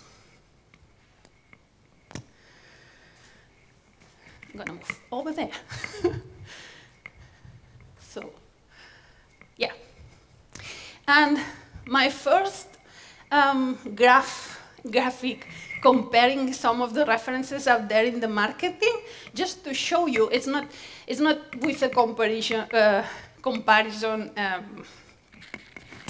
meaning, but just for you to see that there's so many different contents of the different nutrients in the different references, which allow us to choose which one is better for our concrete patient, for our specific patient. Is he's having, because not all patients have a very high phosphorus when we diagnose them, and some of them have even normal range phosphorus, some of them are a bit high, some of them are very high, so we can choose which of the diets are gonna set better in our patients. So those are the phosphorus content, and I'm gonna show you once, but you will see that all the comparison among nutrients is always made by megacal or 1,000 kcals. We cannot compare the amount of nutrients directly from the label, because those are grams per 100 grams of food, and we don't know how much food the cat or the dog are gonna eat. So that's why we compare it always per megacal. So in this graph, you will see different references. We include here dry and wet foods, veterinary diets, and this is the amount of phosphorus which contained in each one. You can see there's a very low ones, and you can see this is a normal range ones, let's say.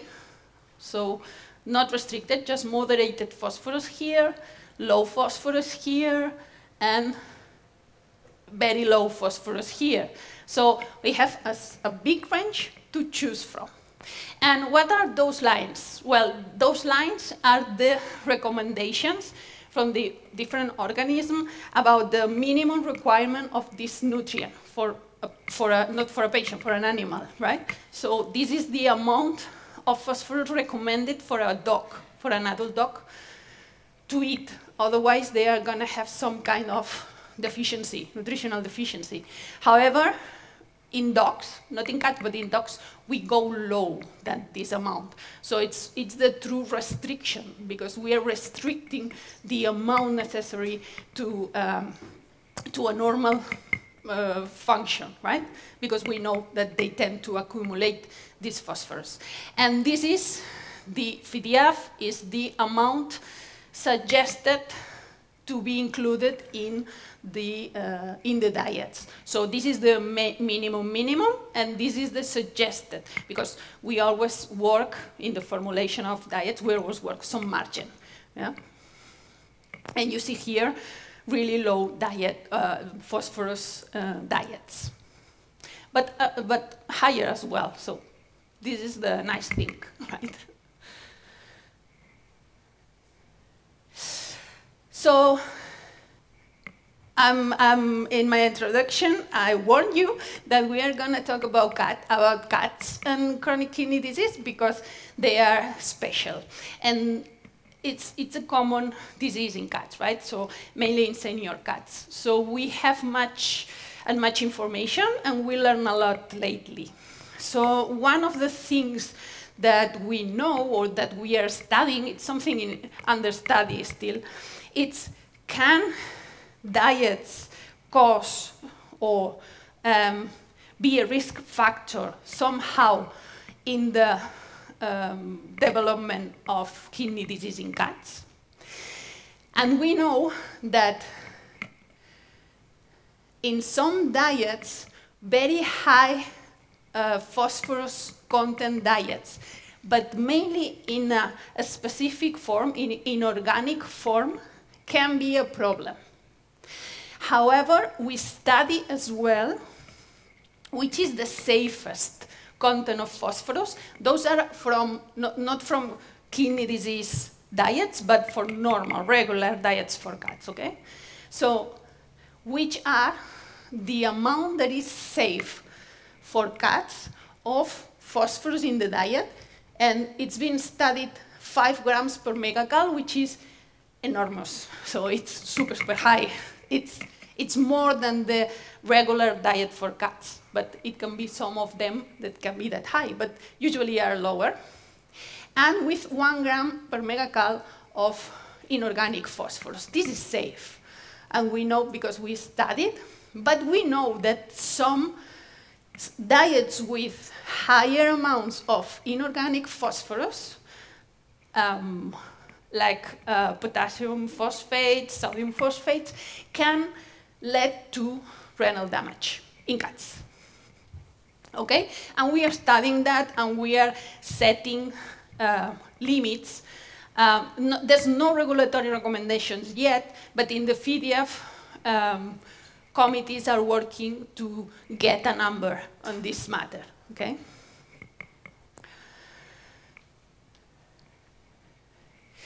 On the other hand, cats are as well special because we know that, and this is quite recent, it's maybe from 5 to 10 years ago, we know that in some cats, when we put them in a phosphorus restricted diet or a renal diet with a low phosphorus content, they can develop hypercalcemia. I'm not sure if you hear about it or you have some of those patients among yours. Well, this is something that is seen and it can happen.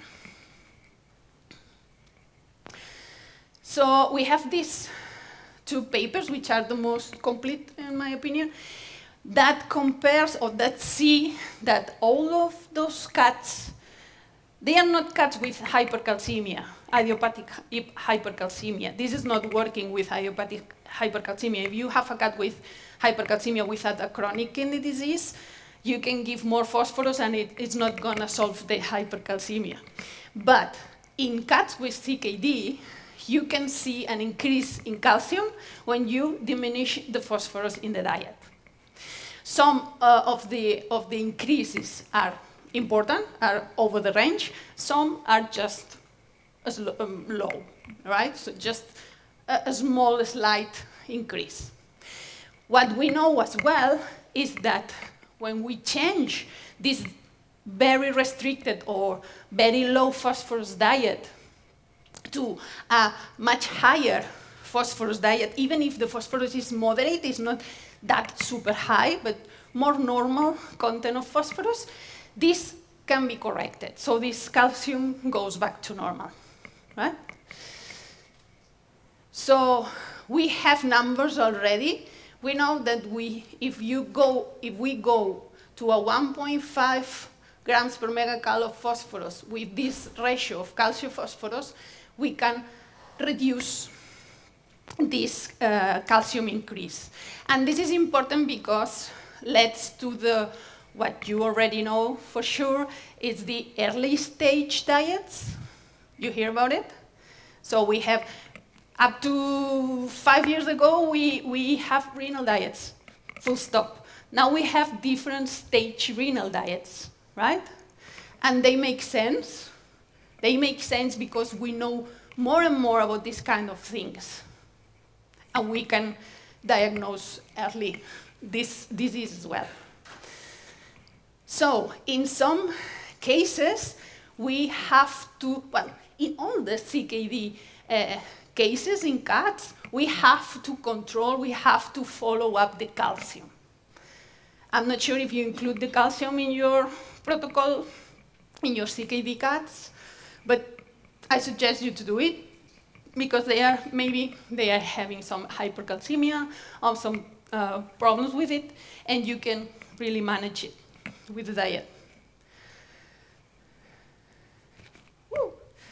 Yes. No. Okay. So the point is that, as always, that we find something, it's an interesting point, no? The phosphorus in cats works different than in dogs. So let's go deeper because we have this problem with the calcium and stuff. We know a lot, but we learn a lot as well.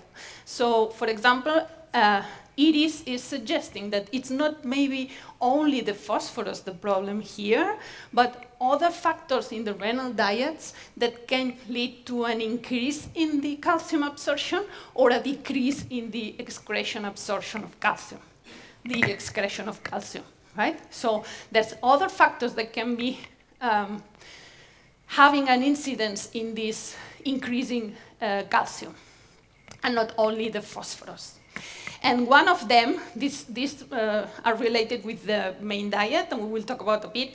But for example, if we use bicarbonate potassium salts, we can have a diminution of calcium excretion. And if we use calcium-containing phosphorus binders, if you use binders to bind phosphorus in these patients, some of them are bring some calcium, and yeah, we are increasing calcium in the diet actually. So maybe check that. So this is the algorithm suggested. It's from Iris site, so you can go there and just have a look of what they suggest to do with these patients if you detect some iron calcium increase, right? So change the diet, check if there's some binders that can be having a point, check the kind of diet is in, other conditions, etc. So they give you a whole path to follow with this kind of patients.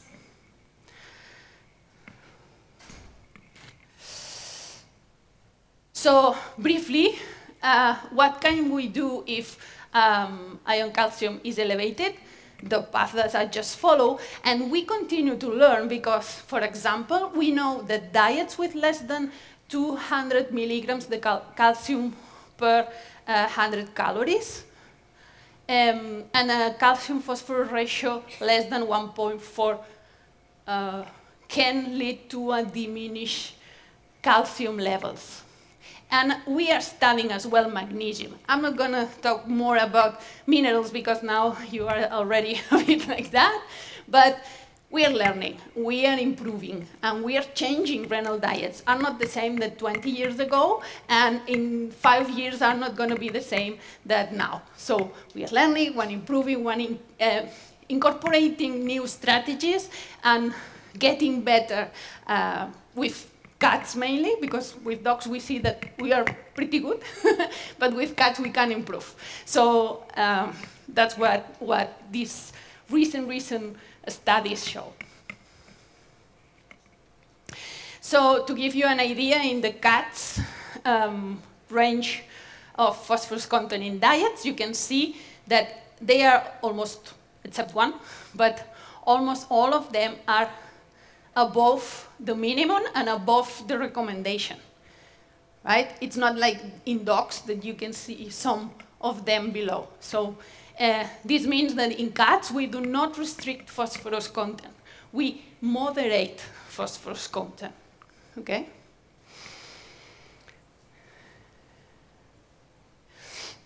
Okay, let's move on and go to the protein. Protein moderation. The diets, the renal diets, are moderate in protein. And again, warning, I'm not talking about restriction, I'm talking about moderation, which means lower than a regular diet, just that, okay? And we know that protein moderation or diminishing protein content of the diet is not related with survival. All right, so I can diminish protein and my CKD patient are not gonna live more. What is gonna happen is that it's gonna have lower incidence of uremic crisis.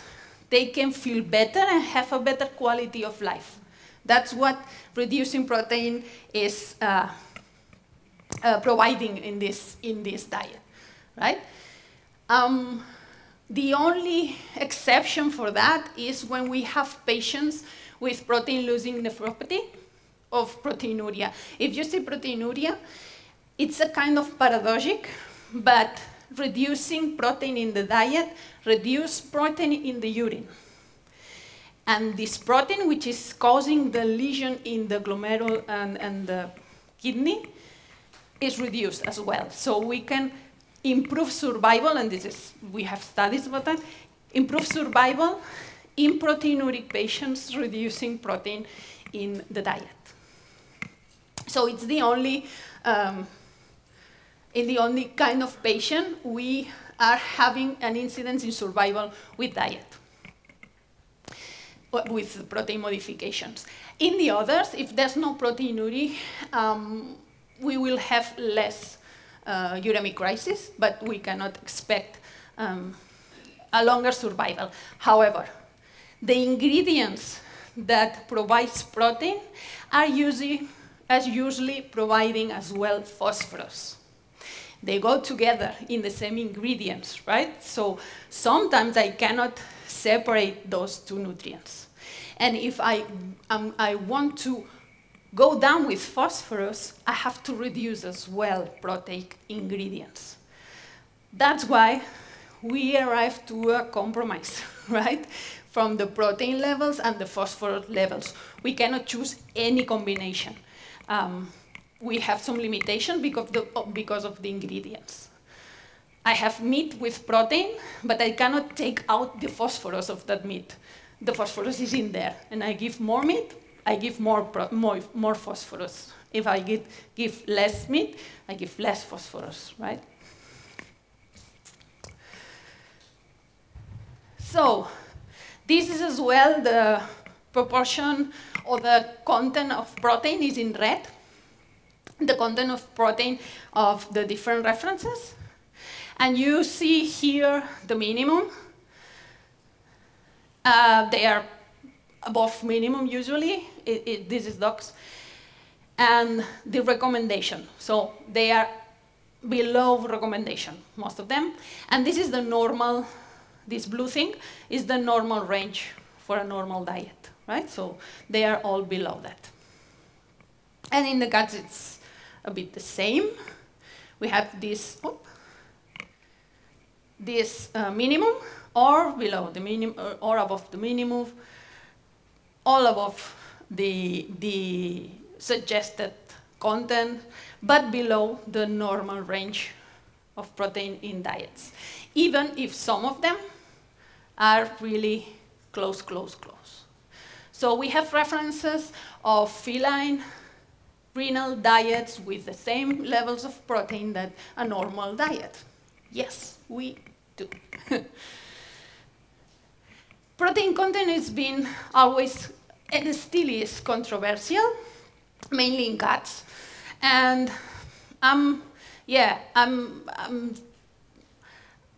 if you're interested in this kind of controversy, this is a good review. And sometimes we are losing focus because we are fighting to arguing to one percentage unit more or less of protein when our cat is not eating. If it is not eating, it's gonna be always low protein, right? So too low. So let's focus on the important thing, and we will research more about the protein, and we will figure it out. But let's focus on the important thing. Sodium, and I'm gonna go quicker with those. Sodium. This is the kind of nutrient we have no clue if it's important or not important, because it's something that we heard from human medicine, and humans we eat a lots of salt, lots of sodium per day, but it's not the case in dogs and cats. It's much moderate the intake. So is reducing this intake interesting in the CKD patients? We're not sure, but we know that it's not bad. So all the renal diets are moderate in sodium, not restricted, not super low, just moderate. The rationale there is that it can control the hypertension in the kidney level. And we know as well that not always the lower the best. In this case, we have studies that say that below 0.4 grams per megacal, you can cause problems in those patients. So you go lower than usual, but not that low. Potassium. Diets are usually, CKD diets are usually enriched in potassium because we assume that we have polyuria and we are losing much more electrolytes than usual. So we give some potassium to increase or to give some help with that, with the losses, okay? Because of acidosis, because of proteinuria. And some dogs, mainly, can be hyperkalemic or hypokalemic because of medications. So, again, we have different ranges of potassium in our different diets, and we can choose if we have an hyperkalemic dog or a hypokalemic dog or a normal range potassium dog, and choose which diet is the more adequate according to its potassium content, right? All way above of minimum. Yeah, okay. And mostly on recommendation. And in cats the same. Okay, we see potassium high here, right? But not on all of them. Those are lower, right? Another important nutrient, it's always important, omega-3. Omega-3 fatty acids enrichment. This is a nutrient we know that have an implication in survival. So this is, it's not like protein. This, we know that increasing or enriching diets with EPA and DHA, which are the good fatty acids, not all omega-3 fatty acids are the same. I'm not going to go deep in this, don't worry, but we want these ones. EPA and DHA, those are in fish, algae, everything sea-related, right? But they are not in flaxseed or vegetal seeds. In vegetal seeds, you have omega-3, but it is this short one, the 28-3, the alpha-linoleic acid. And we cannot convert, we can, but we are very bad at it, and dogs and cats are very bad at it, to convert those to those.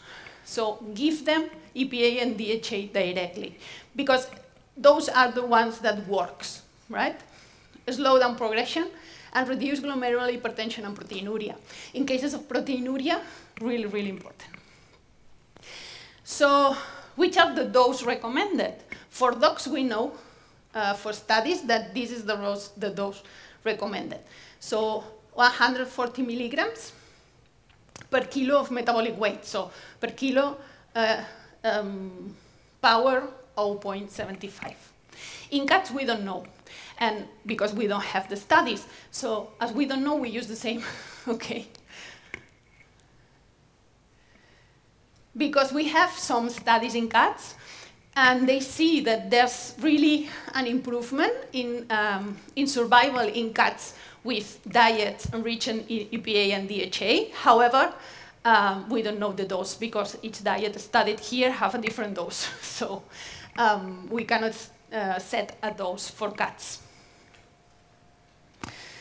Another thing that the renal diets include is alkalinization. All diets, renal diets, not all, but most of renal diets are alkalinizing the urine. And this is something you want to take into account if you have a patient with different disease, because urinary pH can affect other diseases as well. Why are they alkalinizing? Because chronic kidney disease is an acidifying, metabolic acidifying process. So to counteract this acidification, diets are alkalinizing the media and the urine. So this acidification, it's hard to study, but it's seen in advanced stages in cats, and it's seen in dogs as well. How this acidification is compensated by the body is moving bone tissue to keep the alkali to counteract this acidification. So we can lead to resorption of the bone. So that's why chronic kidney disease diets are alkalinizing. The point is, for example, those diets are the only ones alkalinizing in cats. All feline diets are acidifying because of the urinary tract, struvite, and so on, except for renal diets, okay? And I'm not going to go deep because last talk with the colleague, it's been very, very good in showing the relationship between microbiota and the consumption of nitrogenous in the colon, and it's some strategies that you can include in your diet as well. And we did. We include prebiotics. We can use probiotics. We include some fibers in this kind of diets to increase the,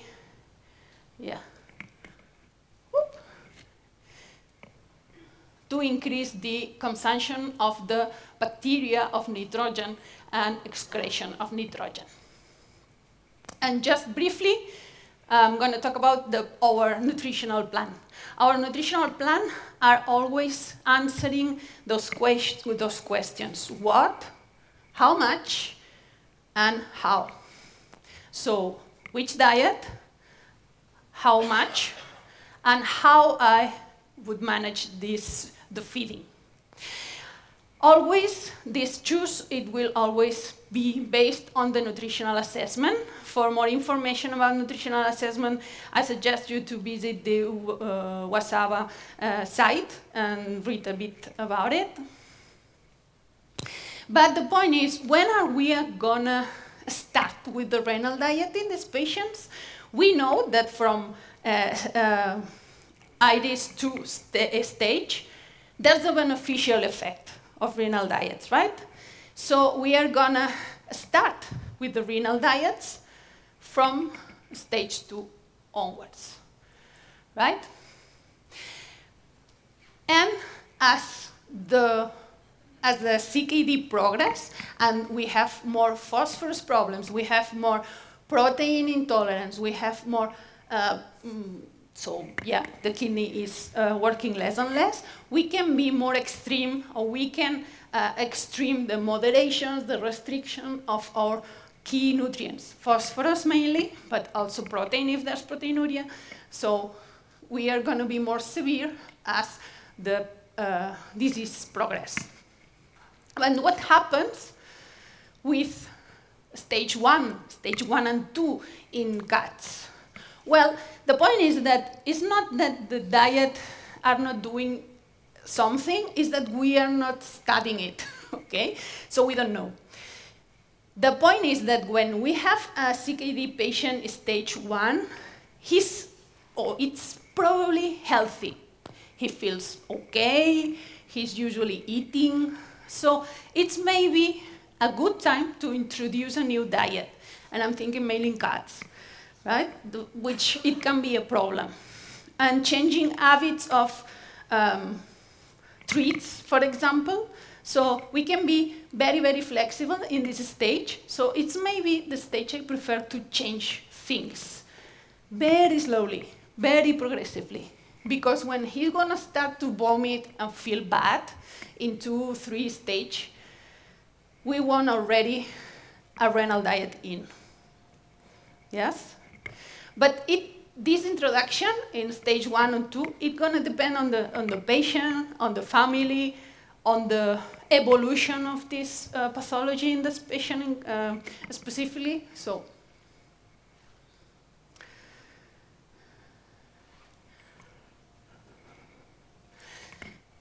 this is what I'm suggesting. change the diet or not change the diet will depend on how, yeah, I'm going to finish already, on how is my patient. And I will take into account all these things that we talk about. If there's hypercalcemia, hyperphosphatemia, palatability, appetite, etc. And just some briefly, some points in here.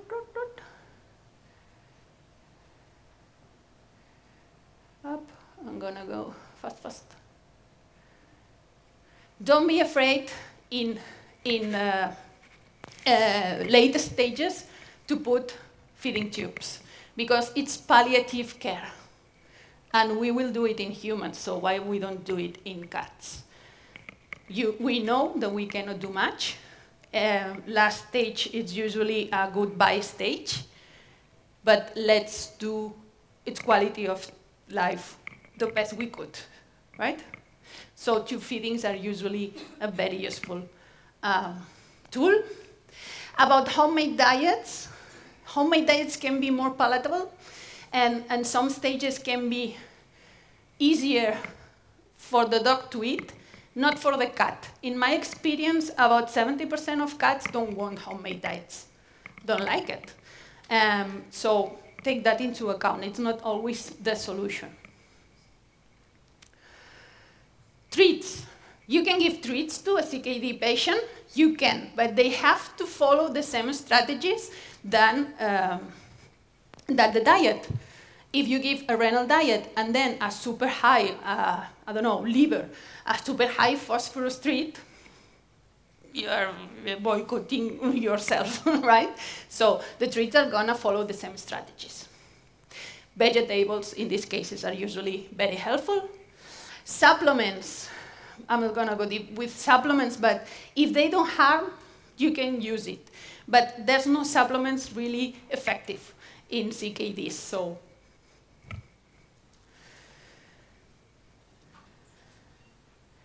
And the follow-up, just some take-home message to finish.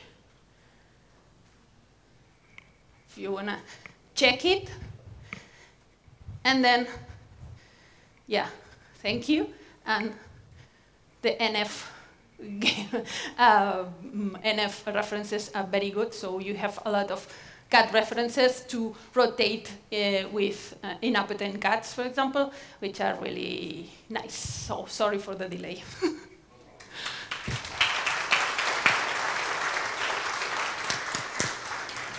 Thanks for the introduction. So as Razan mentioned, I'm Daniel Rhodes. I'm regional leader for the Purina Institute. So for me, it's a pleasure to be here, to be invited by the local team in Romania. Also to share a fantastic stage with a great panel of experts in different matters. And I'm so sorry because I don't speak Romanian. But it will be in my do list at this time. Exactly. So today, my objective is to represent the Purina Institute, but also to represent Purina as a company. And one of my purposes today is really to give you the opportunity to understand what is Purina. Because so far, you have access mainly to the products that we are commercializing, but Purina as a company is something else. And I think in order to start to give you an idea about the origins of Purina, Purina appeared, in fact, 130 years ago in the US, in the United States. At that time, the company was fully dedicated to feed horses and mules, because it was the basic of the economy of the United States at that time. But quite soon, in the early 90s, the company started to commercialize the first complete diet for dogs, the first in the world. And I think that is very important, because that means that very early the company started to gather a lot of information and expertise in the area of nutrition. We compare with other companies like Mars, Royal Canin, Hills. Those companies started 50 years, almost, well, the maximum 80 years ago. So difficult for me was to gather all the breakthroughs that Purina has provided in the field. So we need to recognize the value and the job that Purina has done in order to advance in the nutrition of animals. So as you can see, in 1926, Purina opened the first research center dedicated to understand the nutritional aspects of the dog. And the same year, we started to commercialize the first complete and balanced diet in the globe, worldwide. In 1956, Purina introduced, as a first company, the extrusion technology. Thanks to the extrusion technology, nowadays we can see those big packs of dry pet food for dogs and for cats, allowing to the consumers, to the pet owners, to provide complete balanced diet that is stable for a long time. And thanks to that, we can commercialize a good product in safe conditions. In 1961, we added taurine in the diet. So now, when we were studying veterinary medicine, everyone was telling us the taurine is a very important essential amino acid for cats. And the discovery was thanks to Purina. So what else? In 1976, we introduced the first diet to control the weight of the animal. Very important nowadays, because you know that the obesity is something that is increasing so much in parallel to the human obesity. In 1993, we introduced the first scientifically valid body condition score. Probably all of you are using this body condition score in your clinics. It's a visual scale helping you to explain to the pet owners about what is the ideal weight format for dogs and for cats. It was not easy to create that. Seems to be just pictures. But to be honest, all the pictures have to be based on some science.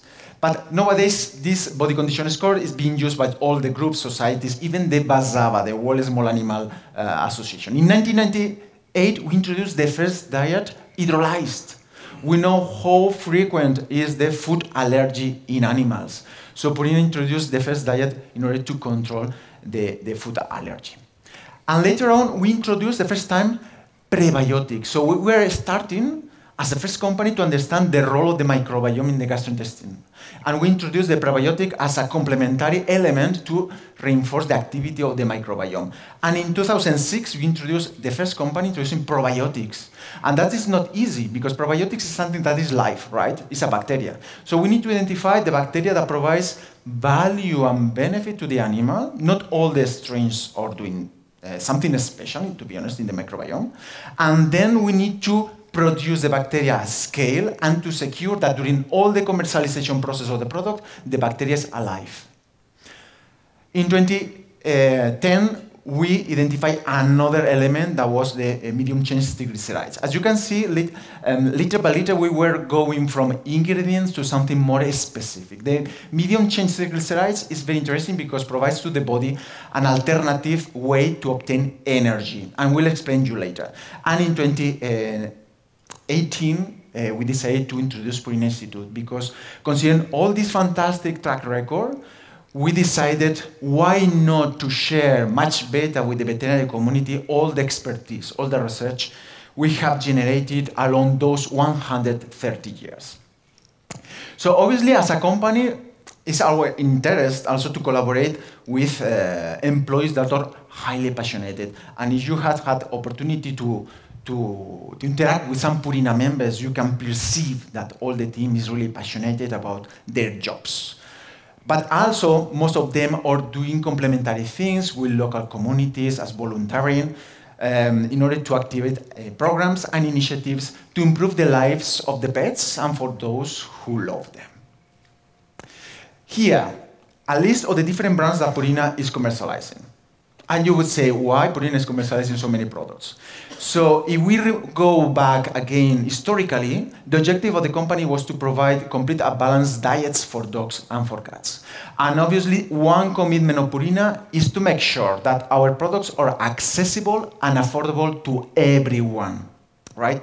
But you can be sure that all the innovation, the best benefits that the company is integrating in the diets or impacting Purina Pro Plan and Purina Pro Plan veterinary diets.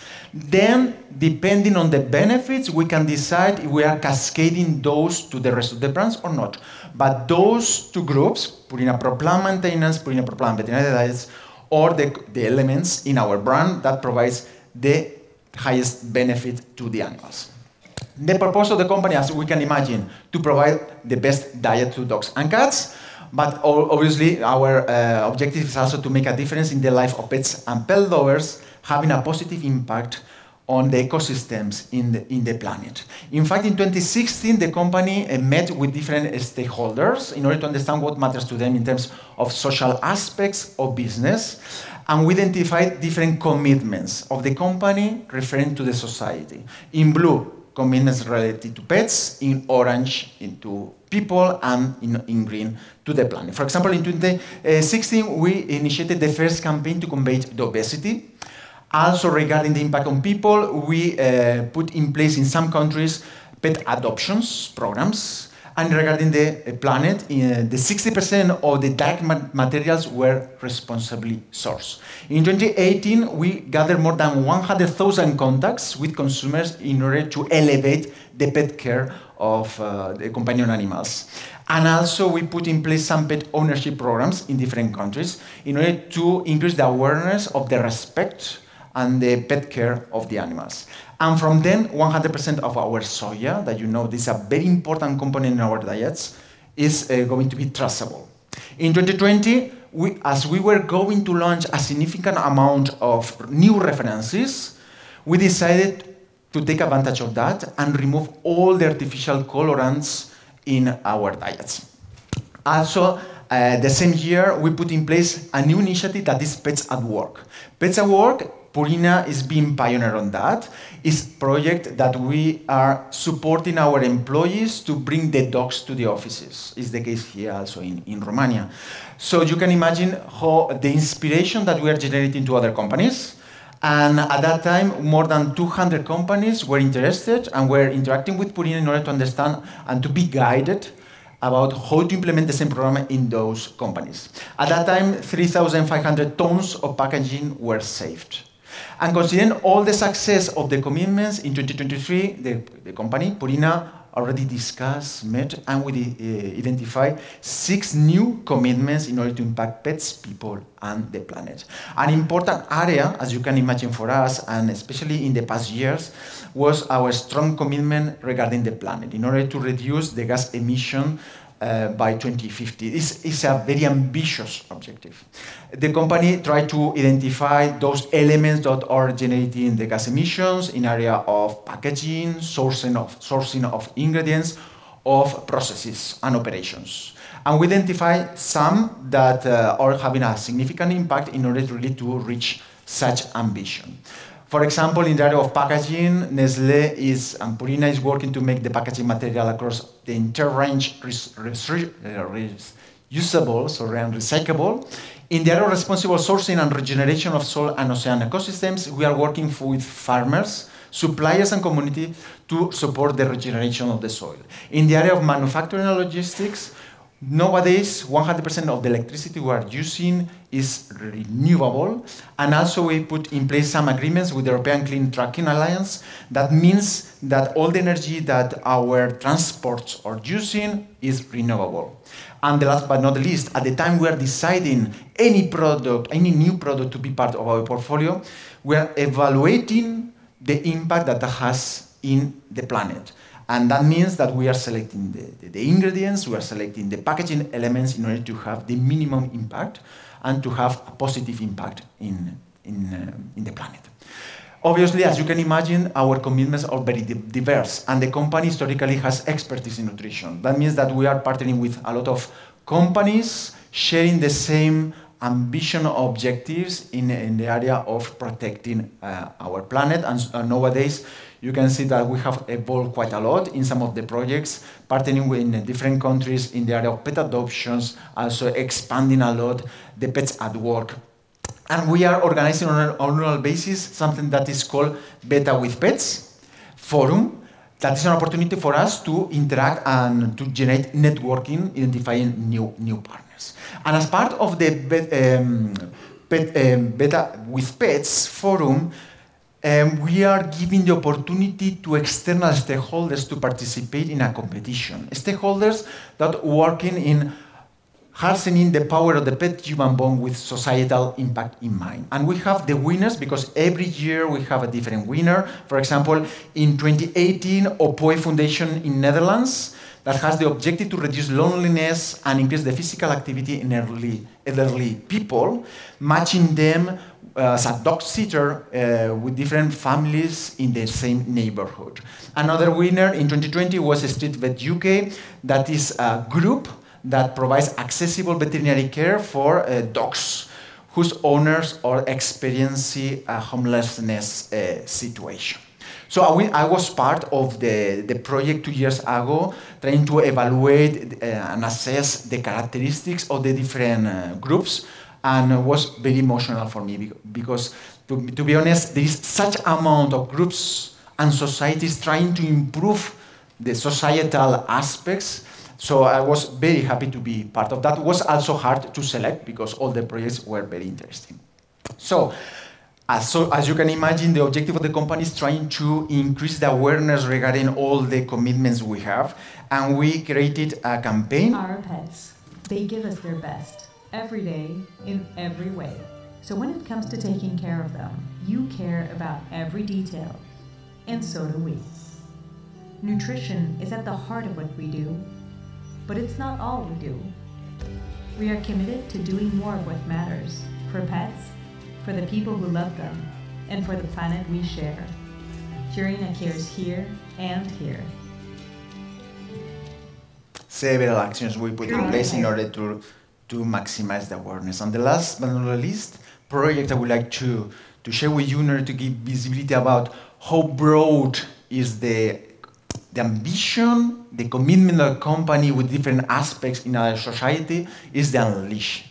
The Unleash is a program that was put in place in 2020 with the objective to accelerate startups. So every year, several startups are approaching us in order to be supported, to be guided. Every year we are guiding around 6 different startups. So in total, in the past 5 years, we have accelerated in total 30 different startups. I collaborated with some of them, for example, in Feragen, that has the objective to provide genetic testing for veterinarians. So in fact, the different startups could have not only a focus on improving the nutrition of pet food, could be, and in fact, most of them are related to new technologies. Nowadays, for example, I'm involved in a project that is called Laika, that is trying to provide to veterinarians a kind of service based in artificial intelligence. We are making some adjustments and improvements, and it's something that perhaps in the future Purina will be offering to you. So now, let's move to a different chapter. Purina Institute, that is the brand that I'm representing in European level. As you can imagine, all the breakthroughs that Purina has introduced in the market means that behind that, because it's not only important the milestone, the achievement we did, it's all the science, all the experience we developed behind each achievement and success. Purina at some point decided why not to create a brand with the objective to translate all the expertise in something that is relevant for the veterinary community. This is a video to give you an idea of the purposes of At the Purina Institute, we transform nutrition science into actionable information that you can put into practice to benefit your patients. Our extensive resources help equip veterinary professionals with unbiased, science-based information to help you build on your nutrition expertise. Together, we can put the power of nutrition science into practice and help pets live better, longer lives.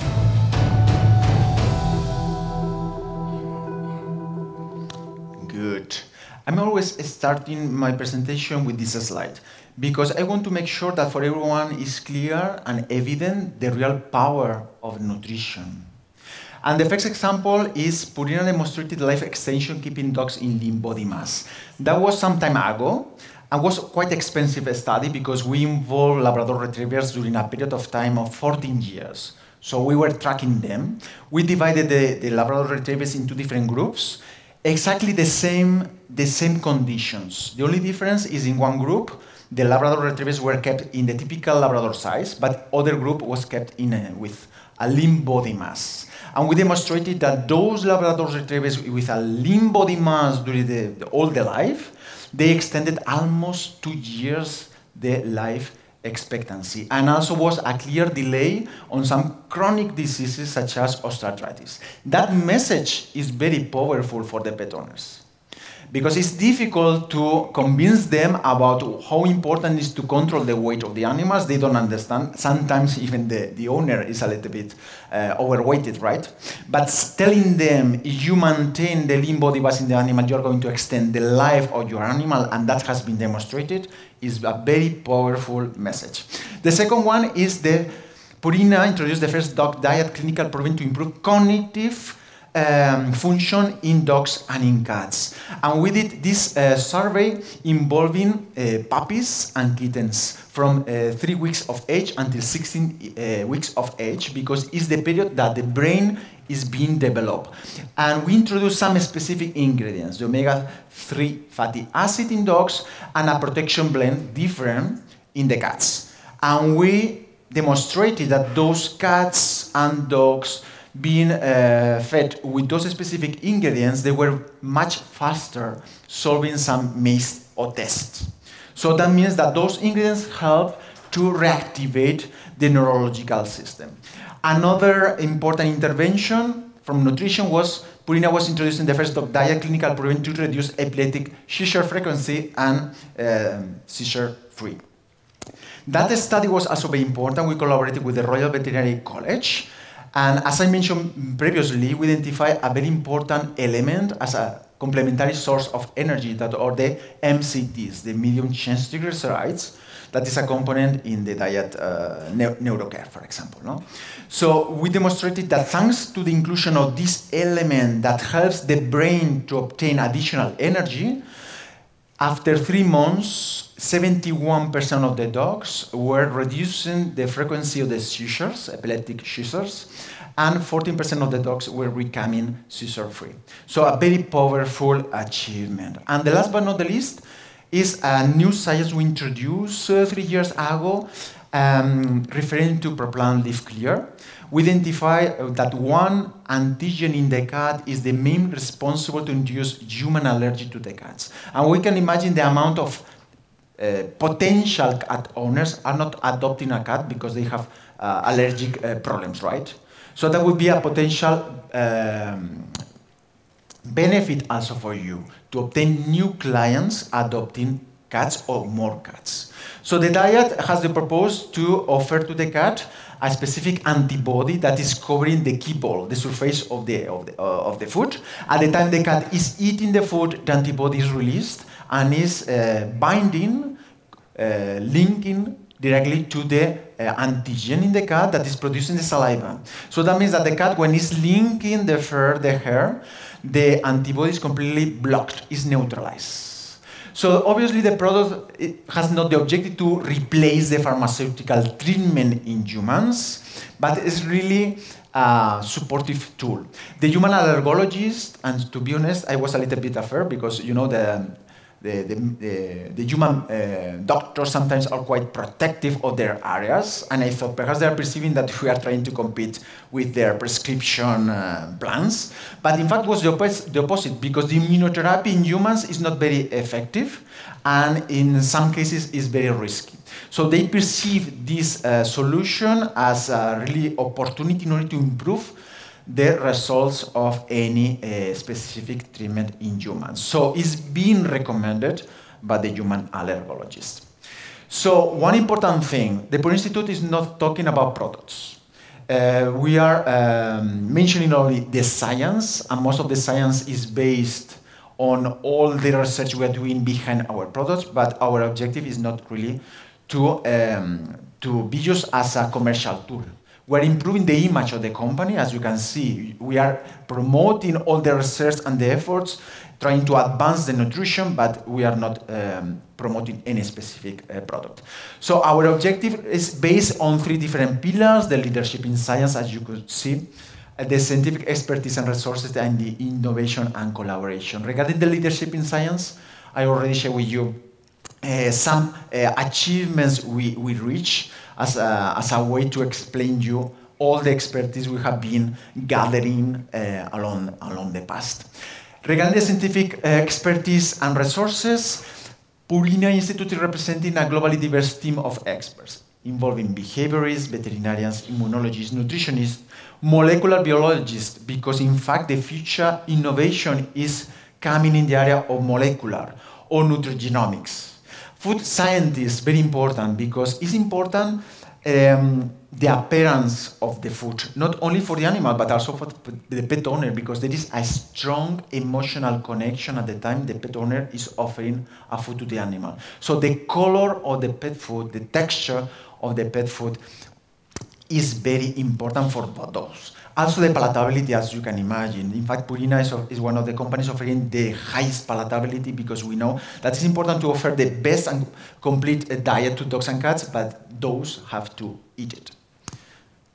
So we are representing different scientists and researchers with a long period of experience distributed in different continents, 8 R&D facilities. In fact, Purina is the company with the highest number of facilities dedicated to research. We have published more than 500 papers. We have more than 1,700 granted and pending patents based on all the research we are doing. And that is thanks also to the link we have with Nestlé, because Purina is part of Nestlé. And here I'm putting an example of the 2 lines of collaboration we are having with Nestlé. One was an agreement that Purina Institute put in place 3 years ago with Morris Animal Foundation. And probably you know what are the objectives of this group. It's based in the US and has the purpose to understand all the fundamentals behind the cognitive dysfunction in humans. And considering that the dogs are having a shorter life expectancy, they put in place an agreement with Purina in order to understand different factors that could be changes in the environment, changes in the diet, how those are impacting the evolution of the cognitive function in dogs, in order to understand how the brain, the human brain, is working. Another example is the second one, is at some point how we are being enriched based on the experience of Nestlé. Nestlé is the largest food and beverage company in the world. So they are very dynamic, also creating new ideas, bringing innovation. They have a huge group dedicated to research. And some of our innovation is thanks to Nestlé. In fact, we are planning to launch a new product next year that is based with the objective to reduce the anxiety in dogs, and will be a specific strain bacteria acting in the gastrointestinal system. So something to come in the future, and that was thanks to Nestlé identifying those strains that are moderating the anxiety in pets. So the third pillar was innovation and collaboration. Obviously, as you can imagine, Purina at the beginning was highly focused on the gastrointestinal system in order to understand the requirements that are necessary from a diet perspective. But little by little, we were making some connections. The gastrointestinal system is important, but there are different connections with other organs and systems. In fact, actions, nutritional interventions in the gastrointestinal system are going to have an effect on the derma, but also in the mouth, in the brain. And Purina is trying to research a lot in that direction. Different interventions that are called under the pet genomics in order to understand how through the nutrition we can influence the expression of the genes, how we can modulate that some proteins are produced and others are moderated, how we can influence the behavior of all the organisms in the gastrointestinal system. For that, we are analyzing what is happening in the healthy animals in comparison to those that are suffering any pathology. And the objective is to translate all the knowledge in different solutions, bringing innovation to you. And for us, it's very important to share all the science. With that, I started my session today, that the Purina Institute is here really to share all the expertise we have with you, but in a way that is understood by you, that is clinically relevant. For that, Purina Institute has also a big group of scientists dedicated to do publications, to create documents that are relevant for you. Also, we are being part of different congresses in the programs we are organizing, also own activities like the Global Summit. The Global Summit took place past 2 weeks. If you didn't have the opportunity to join, I encourage you to go to our website. Everything is by free. In the event section, you can connect and to watch the Global Summit. It was highly interesting. It was how the new technologies, artificial intelligence, is going to impact the medical aspects in veterinary. So we are obviously collaborating with different key opinion leaders because the objective is not only to research internally. We want really to understand what is happening externally, what are your needs in order to get fresh insights, innovative thinking. So we have a panel at global level, also in the different regions of experts, and thanks to that we are gathering information and feedback about what are your needs and how would be the future innovation. And obviously, as you can see, we are collaborating with groups, societies such as European College of Internal Medicine, the group of nutrition, gastroenterology, ICFN, the International Society of Feline Medicine, FECAVA, BASAVA, so many groups and societies because we are joining forces in order to keep advancing in veterinary medicine. Before the introduction of Puri Institute, we try to understand what would be the position and the objective of the Institute. What are your needs? What were the needs of the veterinary community? And we put in place different research, market research, in order to understand what were the needs. What are the sources of information that the pet owners are considering in the area of nutrition? As you can see here, important results. The principal source of about nutrition for pet owners are still the clinicians, the general practitioners, the nurses, the technicians. We can see other complementary sources such as the packaging of the product, the pet food company, but mainly the communication about nutrition should take place in your clinics. And about the how trustful are those sources, they consider that the information that the pet owners are receiving from you is really trustful, and that's very important. That reveals the real level of influence you are playing with consumers. So the 96% of pet owners consider that you are an important source of information. However, only 22% of veterinarians of you feel confident talking about nutrition, and that is a really shame because that means that in the majority of the cases, the pet owner are going to go to Dr. Google to understand what is happening in the area of nutrition, and you're losing a tremendous opportunity really to engage them in your conversations because, in fact, for 78% of the pet owners, it's very important as a demonstration of satisfaction with the services you're offering to have productive and fruitful conversations about nutrition.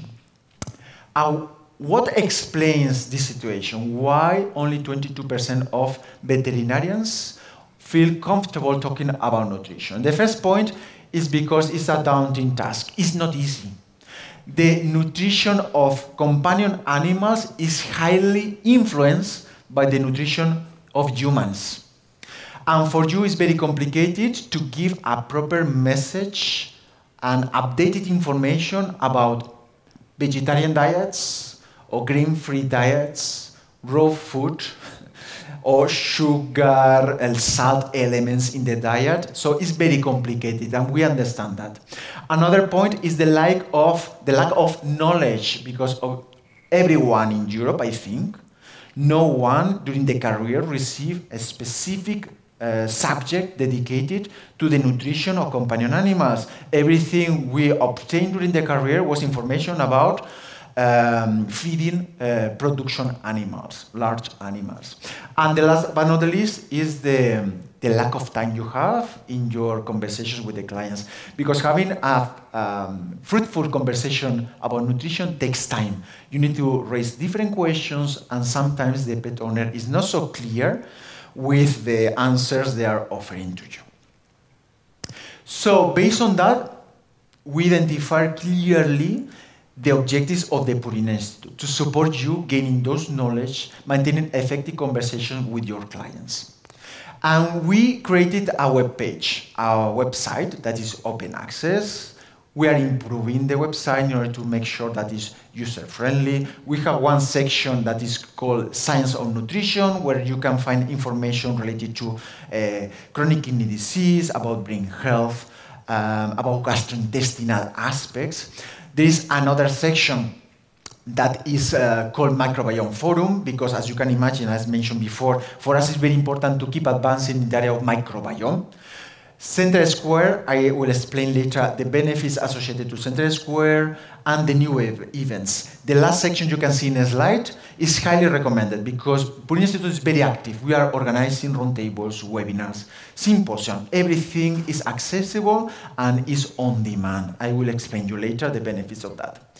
So what is Center Square? Center Square is part of the website. You can go there and you will see in the top menu the name Center Square, with the objective to provide you with the most relevant answers to the most frequent questions about nutrition that your clients could raise.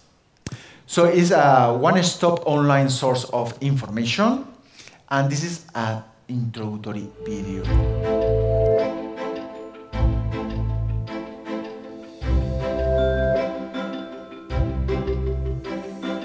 As you're discussing nutrition with your clients, you're asked many different questions every day. When it comes to nutrition questions, you want to provide credible answers backed by science. Introducing Center Square from the Purina Institute. Created for veterinary professionals, Center Square is an easily accessible toolkit of resources that facilitates client-friendly nutrition conversations. You'll find the most up-to-date science on nutrition all in one place. Convenient tools and concise key messages that are easy to convey to clients. You can also search within a broad range of nutrition topics. Center Square makes it easy to share resources with your clients. You can download, print, or email for nutrition conversations backed by science. So whether you have 5 minutes or 30 minutes, you will find knowledgeable, practical pet nutrition advice on Center Square from the Purina Institute. Together, we can shape the nutrition conversation and help pets live their best life.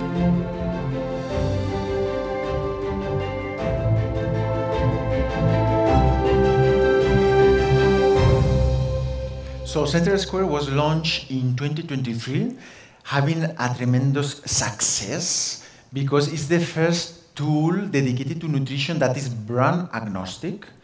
So the veterinarians perceive this a very supportive tool. Also the universities. The universities are very open to expand this tool, especially for the students, because it's an easy way to support the students getting the basic knowledge about nutrition. Benefits of the Center Square is up-to-date information. We are regularly updating all the information that you can see in this section. It's very condensed because the objective is really to go straight to the point of your need. The question you are writing, the system is giving you a specific answer. There are a lot of resources, and most of them are videos of 1-3 minutes, guiding you in order to get clearly the message about nutrition. We have some practice scenarios for those that would like really to develop some skills maintaining effective conversations with the clients.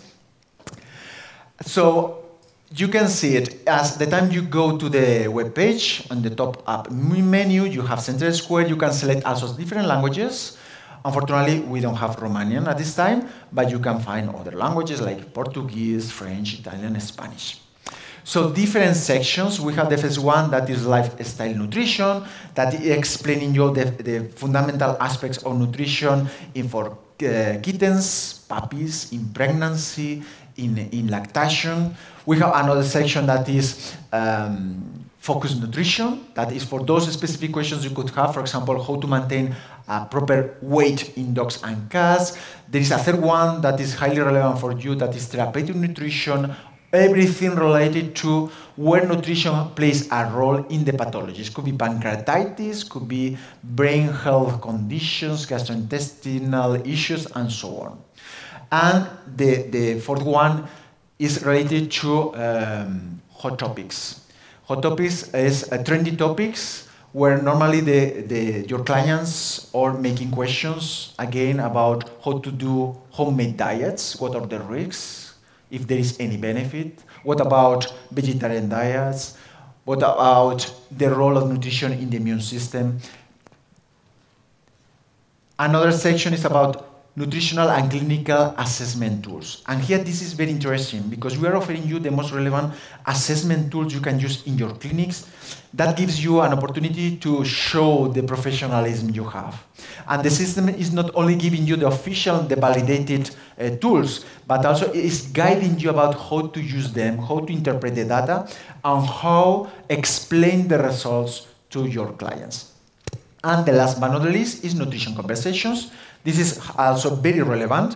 Most of the content is in a format of videos and is guiding you about how to maintain effective conversation with the clients, how to formulate the questions, what are the different milestones during the conversation really to convince and to be effective in those conversations. And now I would like to give you more illustrative idea about the web page. So I created this for a residence training we had, in fact, on Thursday. So this is the web page. You can see in the top menu, I'm writing, in this case, diarrhea, but we could put chronic kidney disease. And the system, you can see, is going to give you a lot of resources, a selection of resources. So we can see center square. We can select on the menu in the left for dogs, cats, also the time you could have. We have also resources in the Science of Nutrition, Microbiome Forum, and in the events. The events is a very interesting section. Again, we are very active. You can specify specific the topic. Could be this biosis. You could select if you want a roundtable, a webinar, or a symposium. You can also select the time you have. And you can see also if the credits are available, because I think in your market it's important to maintain continuous professional formation. And this is the part dedicated to the sign up. So in the top up menu, you can see a specific tab dedicated, inviting you to sign up to receive communications from the Institute. The Institute is not going to overload you with a lot of emails and messages, only one email per month. And everything we are sharing with you, we consider that is relevant for your continued education. So what is coming next? And I'm finishing with just 2 additional slides. So something that is new is the Digest. The Digest is a publication. We started to make this publication 1 year ago. And the interest of this is a monograph. So each issue is dedicated to one specific topic. And here, for example, this number is dedicated to CKD, chronic kidney disease. So you can find it in Center Square, or you can write again in the search menu, CKD, and the system is going to pre-select this asset for you. Or there is another issue that is about elimination disorders, some concepts that were mentioned also by Marta during her intervention. So we are trying to gather all the expertise impacting different pathologies in our website. So I encourage you to go, to explore, and to discover all that we are offering. And this book, you have in fact a leaflet on the tables dedicated to the Puri Institute. There is a QR code. You can scan it, and you will obtain by free this fantastic book. It's the 2nd edition by Purina. The previous one was 10 years ago. This edition is completely different. It's very practical. We involve more than 40 different experts in the specific subjects. So we have, for example, endocrinology, we have renal urinary, we have brain health, we have surgery also, and explaining how the nutrition has to be integrated in your interventions plans. Okay? So there is a specific section about renal urinary. So if you are interested in that, I highly encourage you to scan it. The book is very, very interesting. And again, the last slide, just to encourage you to go to the webpage to register and to receive information by the Purina Institute. And with that is all. So thanks for your attention. I think we are having a kind of roundtable or panel discussion at the end. So if you have any question, I will be more than happy to answer it. Okay? Thanks for your attention.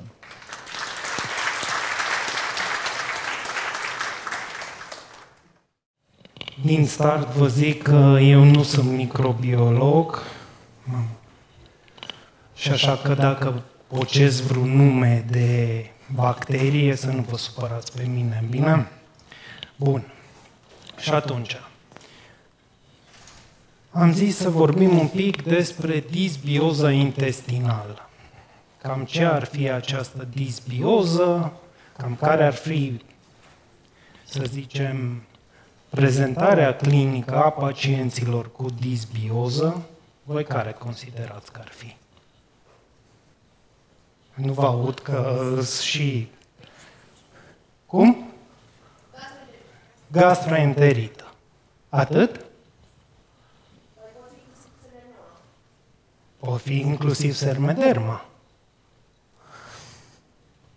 Mulțumesc, Ana. Deci, haideți să vedem un pic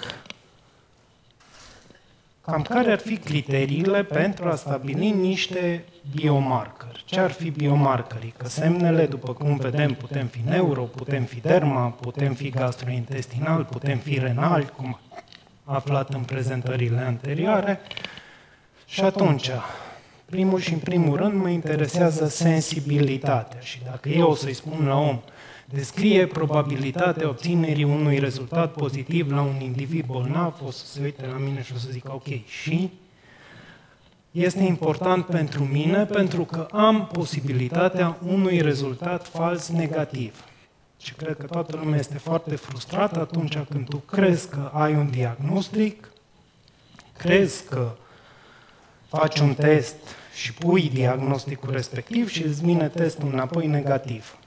Na, vorba aia joacă și pe asta. Complicat. Și atunci mai avem un lucru, specificitatea. Asta înseamnă probabilitatea obținerii unui rezultat negativ la un individ sănătos sau, cu alte cuvinte, un rezultat fals pozitiv.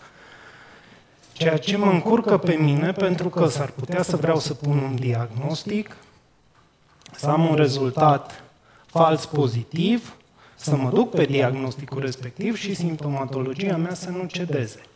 Și atunci noi ce am dori? Am dori niște factori de predicție, pozitiv sau negativ, adică să știm dacă într-o anumită boală există un anumit test pe care pot să-l fac și cu testul respectiv pot să pun diagnosticul cu o probabilitate din ce în ce mai mare.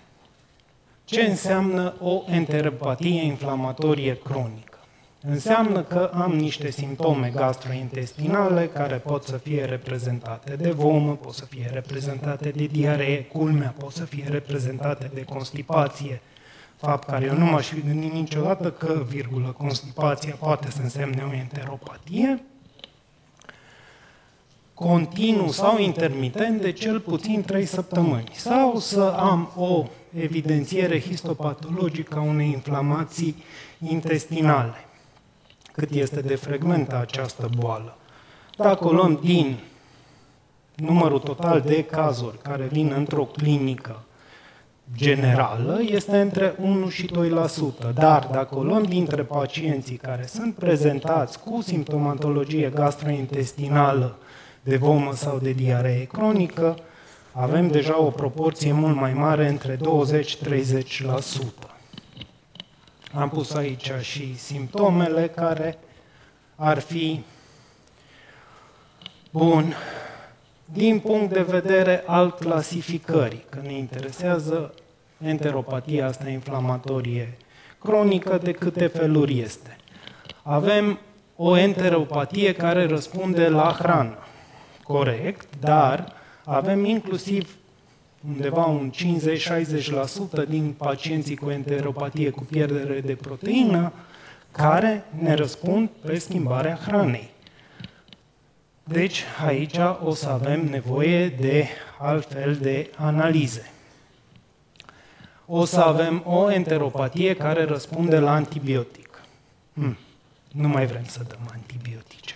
Și atunci zicem că avem o disbioză intestinală idiopatică. Se pare că, cu toate că nu totdeauna această disbioză o să ne răspundă pe transplantul de fecale, ceea ce Mă rog, am o problemă cu termenul de transplant de fecare, mie mi se pare mai corect translocare de fecale, dar ăsta e termenul în română, transplant, parcă îi fac transplant de creier, nu de fecale. Enteropatie care ne răspunde la imunosupresante sau steroid responsive enteropatie. Foarte interesant, dar eu când să-i dau steroidul ăsta și o să vedeți că steroidul, culmea, normalizează cel puțin în parte disbioza intestinală. Nu știm încă exact cum, dar știm că pacienții care iau antiinflamatorii, culmea, au o floră intestinală normală. Dar ce se întâmplă dacă îi dăm doze mari? Pentru că am avut pacienți la care am dat doze mari de glucocorticosteroizi și au făcut gastroenterită hemoragică. Acolo vorbim despre o disbioză sau nu?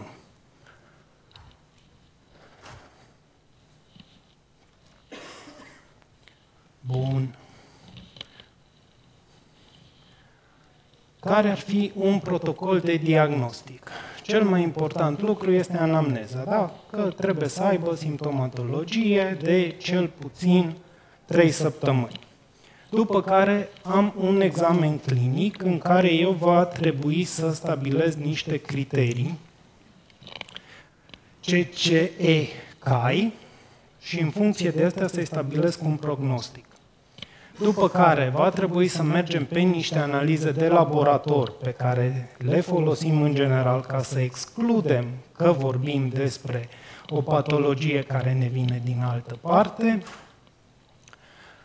în care trebuie să ne intre un examen sanguin complet, în care trebuie să ne intre o biochimie serică, în principiu ficat rinichi, ar fi bine și acizii biliari serici, electroliții, o analiză de urină să vedem dacă nu pe acolo se pierde proteina, dacă o să găsim un pacient care este cu hipoalbuminemie. Bineînțeles să excludem că vorbim despre o problemă parazitologică.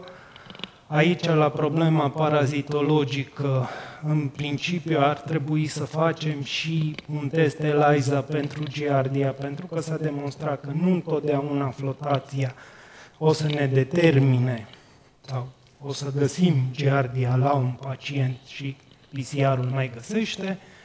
Un panel gastrointestinal în care ar trebui să punem cobalamina serică, folații, dacă vorbim despre cățel, să punem trypsin-like immunoreactivity canin. Dacă vorbim tot de cățel, punem lipaza pancreatică specifică canină. Dacă vorbim de feline, lipaza pancreatică felină. Ideal ar fi să facem și un cortizol bazal.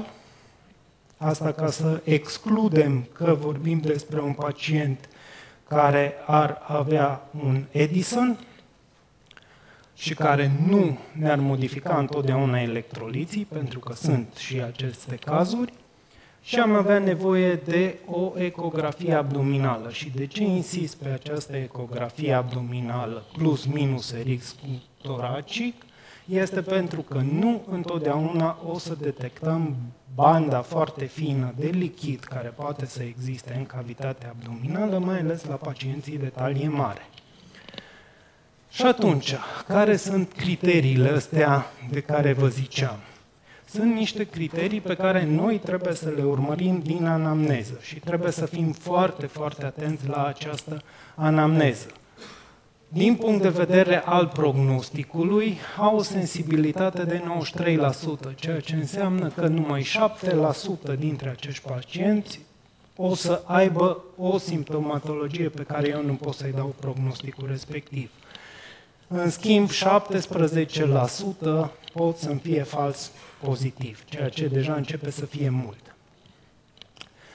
Și atunci, ne uităm la atitudine. Atitudine normală, apetitul iarăși normal. Aici eu cu voma am o problemă. Din punctul meu de vedere, nu este normal ca un pacient să învomite. Da? Și atunci, în română, nu prea pot să consider că a voma este normal. Da? Și la fel, eu aș considera că aici nu ar trebui să vomite un pacient.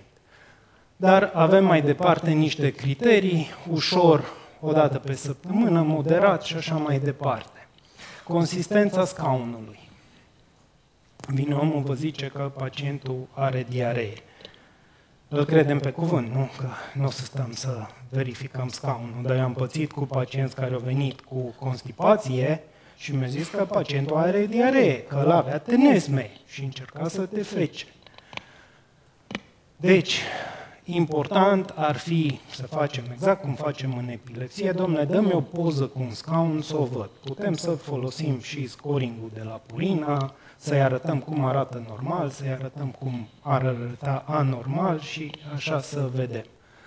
Frecvența scaunului. În mod normal, un cățel ar trebui să aibă unul, maxim 2 scaune pe zi. Ei deja dau la peste 3 scaune pe zi că ar avea o frecvență crescută, dacă e de 4-5 ori pe zi sau dacă este peste 5 ori pe zi. Din punct de vedere al greutății, aici este mai simplu, cât a pierdut în greutate pacientul în ultimul timp și îi dăm un scor. După care ne vine nivelul de albumină, vedeți că ăsta este dat în grame per litru, ca să le transformăm în grame per decilitru, trebuie să le împărțim la 10 sau viceversa, să înmulțim gramele pe decilitru cu 10 ca să le obținem. După care mă interesează ascita, da? Și aici vă ziceam că este importantă ecografia din punctul meu de vedere și special pentru Ana, care este în sală, prezența pruritului. Bun. Și acum să vedem dacă ecograful meu are prurit și vrea să se schimbe. Așa. Și am zis să punem și niște cazuri, ca să vedem ce și cum. Cazurile sunt preluate de la facultate, nu sunt inventate, o să vă arăt și analizele. Deci, anamneza. Acum 2 ani de zile a fost tratat pentru pancreatită în altă parte, timp de 7 zile și a fost prezentat cu ulcer duodenal perforat cu peritonită septică. Ce vă zice asta? Vă zice că proprietarul dă atenție cățelului, merge la veterinar, dar nu este foarte conștient de faptul că evoluția poate să meargă până într-o peritonită, adică nu te aștepta că ajunge acolo. Și acum a venit că de 3 luni de zile a pierdut aproximativ 6 kg, cățelul are 40, a ajuns la 33. Din punct de vedere al examenului clinic, avem o activitate profund redusă, da, și am dat un scor, avem o anorexie, mai primit un scor, avem o vomă incoercibilă, mai primit un scor, consistență scaun, diaree hemoragică. Dacă vin mai simplu, printați-le și le aveți și așa este mult mai ușor să urmărești, pentru că altfel mie mi-e greu, mă pierd în detalii când vorbesc cu proprietarul. Frecvență de fecare de 4-5 ori pe zi, aici nu-i chiar așa de rău, o pierdut în greutate peste 10%, chiar 20% din greutatea corporală, mai primit un 3, nu prezintă prurit, o primit 0. Per total aveam 17 deja, fără să-i fac albumina, fără să-i fac ecografie. Bun, am mai făcut și albumina, am mai făcut și ecografia și o să vi le arăt imediat. În total, au primit un punctaj de 23, aproape de maxim. Bun, ce i-am făcut? Dacă vă uitați aici, da? Aveți aici albumina, proteinograma, este clar că este cu pierdere de proteină și este masivă. Proteina C reactivă, de care o să vă vorbesc un pic mai încolo, este crescută, dar nu este foarte crescută. În rest, ficatul pare în regulă. La un examen coproparazitologic din mai multe scaune, proba mi este negativă. La ecografie, ce avem? Avem lichidoperitoneu, avem limfadenopatie mezenterică generalizată, ușor edem peripancreatic, stomac cu ecostructură alterată și perete îngroșat difuz, duoden, anse jejunale ideon cu peristaltis diminuat, dar cu limfangiectazie criptală și modificări difuze hiperecoice. Și acum începe să se înrăutățească treaba. Examenul hematologic, leucocitoză cu neutrofilie, cu deviere spre stânga, și aici mi-apar band cell-uri 5, ceea ce nu sună bine pe acest pacient, că înseamnă că se întâmplă ceva acolo. În rest ce avem, o anemie moderată, normocitară, normocromă, non-regenerativă. Aici mi-ar trebui probabil o ceancobalamină și niște folat să vedem de ce. Trombocitoză, a doua zi. O creștere a numărului de leucocite pe bază de neutrofile și de monocite și anemia devine mai severă. Ce credeți că s-a întâmplat? Ce s-ar fi putut întâmpla la acest pacient când cresc neutrofilele? Înseamnă că am undeva ceva bacterii care cel mai probabil s-au translocat de la nivel intestinal în altă parte. Bun. Astrupul. În prima zi, alcaloză respiratorie necompensată, să zicem că până la un punct avem anemia, câinele este polipneic, mi s-ar explica, o hipocalcemie ușoară, are diaree, nu se absorbe calciu, e ok, ușoară hiperlactacidemie, dar după aceea se întâmplă dezastru a doua zi, avem hiperglicemie, iar acidul lactic crește de la 2 undeva până pe la 11-12. Și asta înseamnă că mie mi-a scăpat ceva din diagnostic. Și anume, ce mă gândesc că s-a întâmplat? Mi s-a întâmplat exact de ce mă speriam, o disbioză intestinală. Ce înseamnă disbioza? Înseamnă o alterare în compoziția sau în structura unuia dintre bacteriile care există în interiorul intestinului. Știu că nu sunt numai bacterii acolo, avem virusuri, avem miceți, undeva un 2% din fecale, dar ca majoritate avem populație bacteriană, care această disbioză se poate întâmpla într-un segment al intestinului sau se poate întâmpla pe tot intestinul și atunci devine clar mult mai grav, așa cum ați văzut la acest pacient.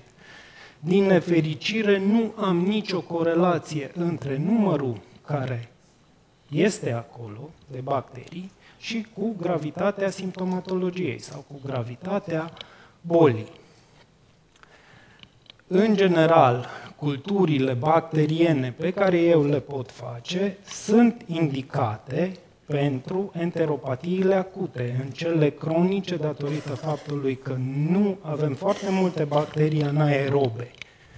În microbiotă, foarte rar o să mi se poată identifica în laborator. Și atunci, știm că compoziția microbiotei este diferită, știm că la pisică, cel puțin la nivelul duodenului, există mai multe bacterii, știm că aceste bacterii stau atât în interiorul intestinului, cât și în interiorul peretelui intestinal și secretă diferiți, să zicem, diferite semnale, diferite interleuchine care îmi influențează nu numai imunitatea locală prin competiții cu alte bacterii, dar îmi stimulează pur și simplu și răspunsul inflamator. Și o să vedeți că este o specie de Clostridium care chiar secretă și intervine în limfocitele T regulatoare a răspunsului imun de tip 2.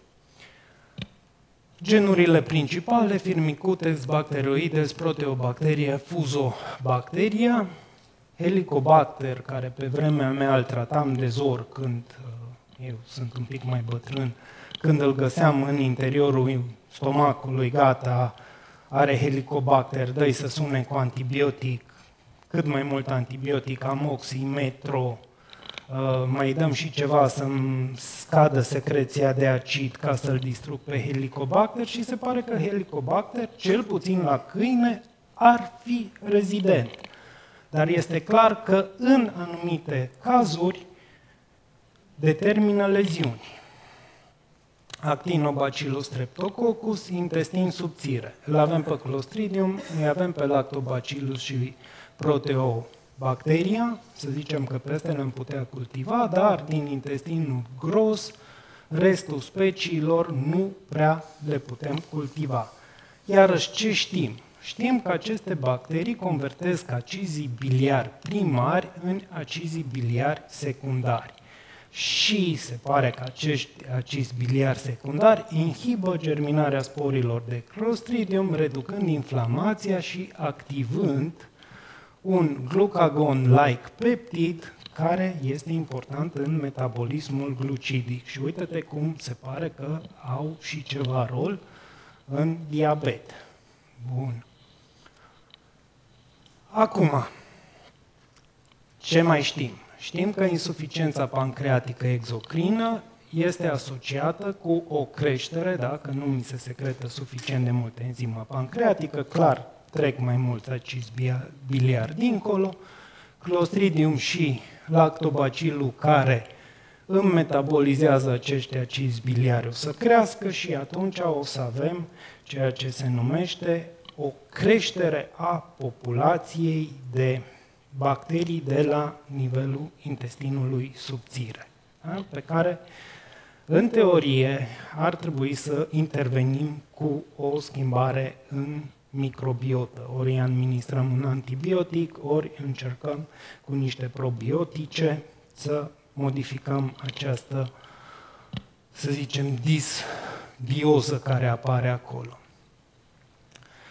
Ce mai știm este că cele din intestinul gros fermentează carbohidrații complexi de genul celuloză, amidon, pectină, inulină, care sunt exact prebioticele pe care noi le folosim, da? Ca să stimulăm dezvoltarea bacteriilor bune și îmi produc niște acizi grași cu catenă scurtă, acetat propionat butiriat, cu local nutritiv, regulator al motilității intestinale și nu odată am avut pacienți cu enteropatii cronice la care peristaltismul intestinal era diminuat, cu toate că ei aveau scaune diareice.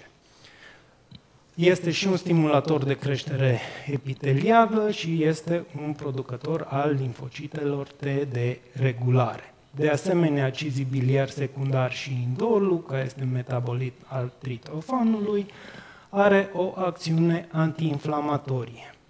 Sunt anumite rase, boxer, și se pare că și bulldogul francez, la care colita granulomatoasă a fost asociată cu o creștere a Escherichiei coli în colon, ceea ce necesita o terapie cu antibiotic, cel puțin inițial. Deocamdată nu știm. Nu avem până acum studii clare să ne arate ce ar trebui să facem ca să tratăm. Acum cred că suntem în postura cealaltă, nu mai vrem să folosim deloc antibiotic. Până acum eram, când ai un pic de febră, dai antibiotic, acum nu mai vrem deloc. Acum nu. Bun, eu am avut o problemă cu acest acizii biliari. Nu știu dacă voi știți ce sunt, eu nu știam și am zis că hai să vedem. Acizii biliari sunt secretați de către ficat prin bilă. Asta știam, la nivelul duodenului, în formă conjugată cu taurină și glicină. Aceștia sunt cei mai importanți, colic, deoxicolic, chenocolic. Sunt deconjugați în acizi biliari liberi care sunt utilizați de microbiota intestinală. De ce e important lucrul ăsta? Este că acizii biliari liberi au o absorție pasivă pe tot parcursul tractului digestiv, intestinal, pe când acizii biliari conjugați sunt absorbiți în mod activ, cu consum de energie, în porțiunea terminală a ileonului. O alterare a compoziției sau a activității microbiotei induse de dietă, exercițiu fizic sau de administrare de antibiotice determină o disbioză care perturbă metabolismul acestor acizi cu scăderea concentrațiilor acizilor biliari secundari la pacienții cu enteropatie inflamatorie cronică. Se pare că această scădere este datorată reducerii expunerii care o fac acești acizi biliari la nivelul intestinului când acesta are un peristaltism crescut. Nu știm nimic la ce se întâmplă la cei care nu au acest peristaltism crescut. Ce mai știm este că diareea existentă la pacienții cu enteropatie cronică este parțial dependentă și de o malabsorpție a acestor acizi biliari, ceea ce va determina o creștere a lor în fecale, și putem să o determinăm asta, și se pare că este în principal responsabilă pentru deficiențele de vitamine liposolubile. Iarăși, ce știm?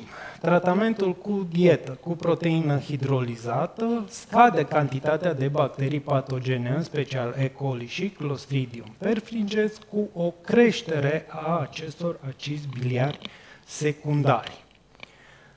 Creșterea bacteriei din genul Clostridium hiranonis, care produce acizi biliari secundari, a fost asociată cu o remisie clinică la pacienții cu enteropatie inflamatorie cronică. Deci se pare că ar trebui să urmărim. Bun, și acum mergem la un alt caz. Amărâtul de pufi. Asta era deja după ce am pus sondă esofago-gastrică, că nu mai vrea să mănânce. Are o anamneză de enteropatie inflamatorie cronică, tratată în Statele Unite, mers în Olanda, tratat în Olanda, venit în România, are o diaree apoasă catarală, este ușor letagic, este polifagic, cel puțin când a venit prima oară, vomă rar, de 2-3 ori pe săptămână, ceea ce face să dăm un scor mic, chiar 0, de-aia am și pus cu semnul întrebării, că pentru asta n-am niciun criteriu, nu știu cum să-l iau, de 2-3 ori pe săptămână.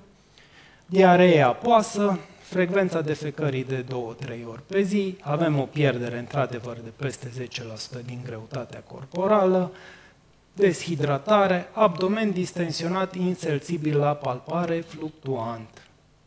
Nu prezintă prurit. Deci avem un scor 10, albumina a fost 15 grame per decilitru, a primit 1, ascită, o să vă arăt imediat ecografia, s-a scos 1,5 litru de lichid transonic din abdomen, primit 3. Totuși avem un indice de boală severă cu un prognostic grav. Lichidoperitoneu, limfadenopatie mezenterică generalizată, duodenu, de transudat vă ziceam. Ce avem dincoace? Avem o hipoproteinemie severă, hiperglicemie, hipocalcemie, hipofosfatemie, lipaza pancreatică specifică canină normală, TLI-ul normal. Deja începe să devină stresant, că până acum era simplu. Parazitologic normal. Da.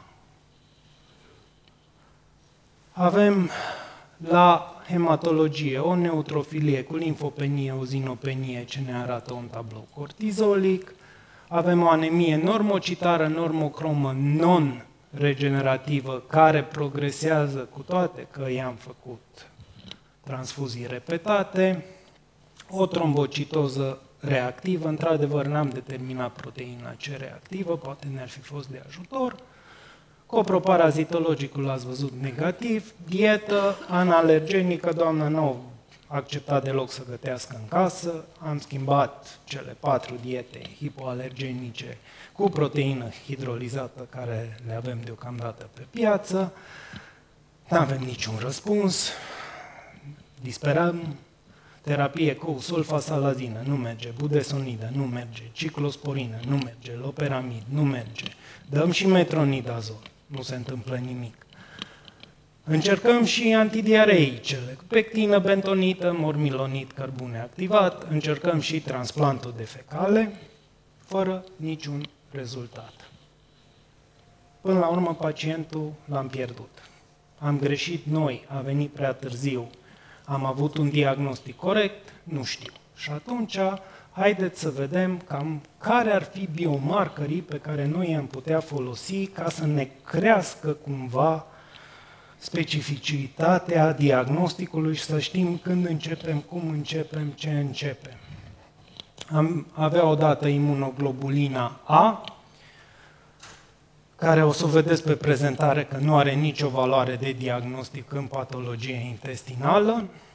Avem inhibitorul de alfa-1 proteinază, care este secretat de hepatocite în mod continuu, dar este produs și de enterocite. Dacă nu funcționează corespunzător, nu există un efect protector împotriva proteinazelor macrofagice, ceea ce înseamnă că dacă la nivel seric avem un nivel scăzut, ne gândim la o sepsă pancreatită, o insuficiență pancreatică exocrină sau alte inflamații sistemice, dar dacă îl găsim în scaun, se pare că este un marker mult mai bun pentru a detecta pierderea de proteine înainte ca să-mi scadă albumina din sânge, ceea ce este foarte important la pacienții cu acest tip de boală. Și uitați-vă aici o chestie care mai vreau să vă arăt, creșterea nivelului plasmatic la câinii tratați cu glucocorticoid. Bun, cobalamină și folații, pe astea nu mai insist, îi știm. În general, hipovitaminoza B12 este în general în legătură cu leziuni inflamatorii la nivel intestinal, dar poate să ne apară scăzută și în limfom și în disbioză. Putem să-l folosim în prognostic, dar se pare că la animale, dacă la om hipervitaminoza B12 este, să zicem, importantă în oncogeneză, se pare că la animale ne-ar arăta un proces inflamator. Acidul folic ne ajută, știm că bacteriile produc folați, deci dacă o să avem un pacient care are hipovitaminoză B12 și are o hipervitaminoză B6, atunci cel mai probabil vorbim despre un pacient cu disbioză. Ar mai fi mai nou introdus acidul metilmalonic, care se pare că este un mai bun indicator al metabolismului vitaminei B12. În caz că avem o carență, acest metabolism ar crește în sânge, dar deocamdată avem foarte puține studii. De coprocultură v-am zis, nu mai stau. Indicele de disbioză. Asta este o analiză care, din punctul meu de vedere, este destul de scumpă. Avem un rezultat fals negativ la 26% din pacienți, care este foarte mult. Avem un rezultat fals pozitiv doar la 5%, ceea ce înseamnă că dacă îl facem, cel mai probabil pacientul respectiv are o disbioză, dar dacă nu este negativ, nu putem să o excludem. Cam asta ar însemna, plus aveți în această determinare reducerea lui Clostridium, care este important. Proteina C reactivă ne arată un proces inflamator, din nefericire nu ne arată unde este. La pacienții la care ea este peste 9 mg per decilitru cu enteropatie inflamatorie cronică, în principiu ar trebui să introducem și o terapie imunomodulatoare.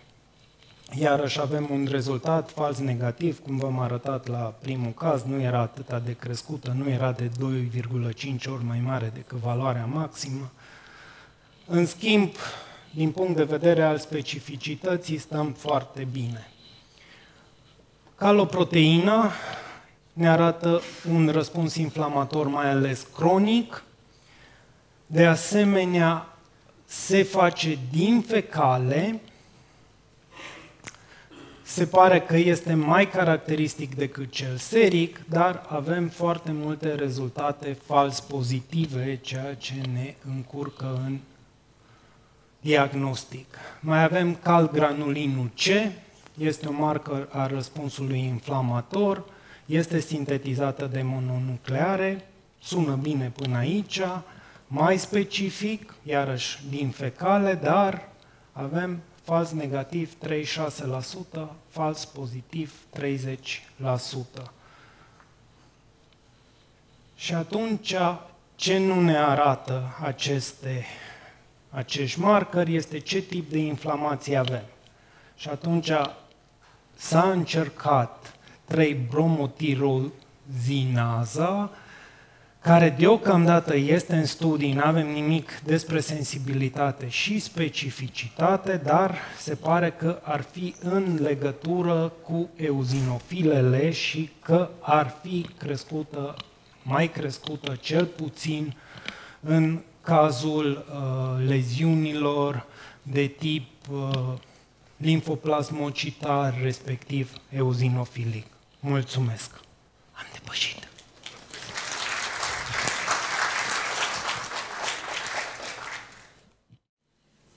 Good afternoon. Let's continue after the meal. A bit sleepy, but it's okay. So we are going to talk about the strategies, the nutritional strategies we have in chronic enteropathies in dogs and cats. Right? So as this morning I talk about nutrients with the CKD.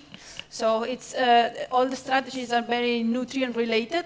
In this case, it's more ingredient related and composition related. So it's a bit lighter, the concept. Okay. So to start, let's define. Although my colleague have talking about, but let's define what's chronic enteropathy, which is an enteropathy that takes at least 3 weeks. And usually we diagnose that by exclusion. We exclude enteropathogens, parasites, and non-gastrointestinal disorders, and other things common in dogs and cats like foreign bodies or toxins, even neoplasia. So we have to exclude many things before we can arrive to the diagnosis, and sometimes this takes time. This takes some weeks to months for diagnosis. And during all this time, we have to feed the dog or the cat. And we have to try, and usually we try different diets and different strategies to see if some of them are going to work better. But sometimes we don't know much what we are doing actually, because when we change a diet, we change so many things. And we have to focus on what we are going to try each time to see if we have the response. Because we are going to see that in these cases, in chronic enteropathies and gastrointestinal signs, it's very hard to know beforehand how the patients are going to respond. So it's a lot of trial and error. Trial, error, and reassessment. So we have to try and be aware of what the strategy we are trying to try another one if it's not working. So recently, the classification or the pathogenesis of chronic enteropathy have changed a bit, and what we know now is that when we have chronic enteropathy, we know that it's a multifactorial disease. So we cannot just lead or recognize one cause. We have many causes that can work together to get this problem. And we know that we have environmental factors as the macrobiota, as our colleague talked about, but also diet. Moreover, we have some immune response dysregulation, and this is why we used immunomodulators to treat sometimes this pathology. And we have as well genetic predispositions. Even if we don't know much about it, we know that there's a genetic component down there. So if we talk about nutrition, we can insight in this part, which is the environmental factors. Diet will affect diet in itself, but also microbiota. One thing that is very important to let know the owners during all this process that I told you, it's usually long and trial and error, is that there's some proportion of patients, chronic patients, that are not going to improve with diet. So we are going to try as many options as we can, as we want, or as we are willing to. But there's some patients that only with diet are never going to get better. So we have to be aware of that and tell the owner beforehand. Because sometimes they put so much faith in the diet that, and it's not working for them, and it's a pity, and it's hard to tell them, yeah, well, I'm not going to try anything else because probably there's nothing that is going to work in the diet side. So let's focus on other therapies to see if there's an improvement. But of course, we have some proportion of patients with enteropathy with a good response to food, to change or to some characteristics of the diet, and it's always worthy to try to imply these strategies and see if they respond well or not.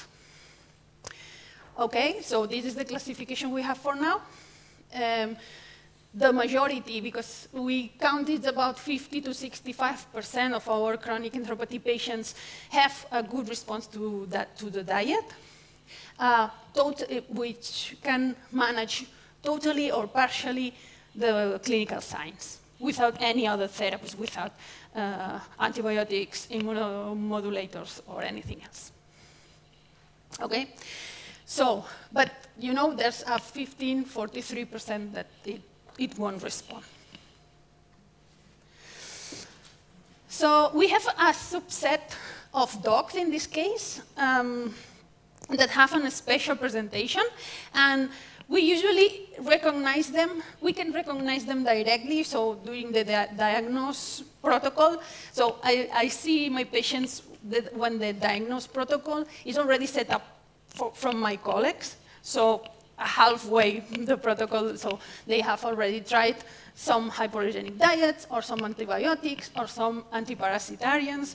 So I see a lot of halfway the process of diagnosis, and some of this subset which have lymphangiectasia or PLE, protein-losing enteropathy, are recognized later on the protocol, on the diagnosis protocol. So sometimes they are diagnosed chronic enteropathy, and then they see some quit of lymphangiectasia or chronic enteropathy. So, and yeah, in these cases, the strategies we are gonna focus on with the diet are a bit different. So we will talk about it. We will focus much more on fat content in this subset of dogs than in other strategies. So again, like this morning with the CKD, the diet in chronic enteropathy can do different things. But one of them is to feed the animal. We never have to forget that we give food to provide nutrients and energy. And this is a main goal for the diet, right? So we cannot forget that. In chronic enteropathy, with the diet, we can as well diagnose this food-responsive enteropathy, because we are going to try some diets and see if they respond and can control the signs. So what we are going to do with diagnostics is the elimination trials, and we will talk about it later. Then, if the elimination works, we can control some clinical signs, totally or partially, with diet. And if nothing works, if it's a non-responsive enteropathy patient, we have to feed them anyways. So the diet is going to be a support. So they're going to provide with high digestibility, nutrients and energy for that patient to recover. But remember, always remember the main goal of diet, which is supply the nutrients and energy.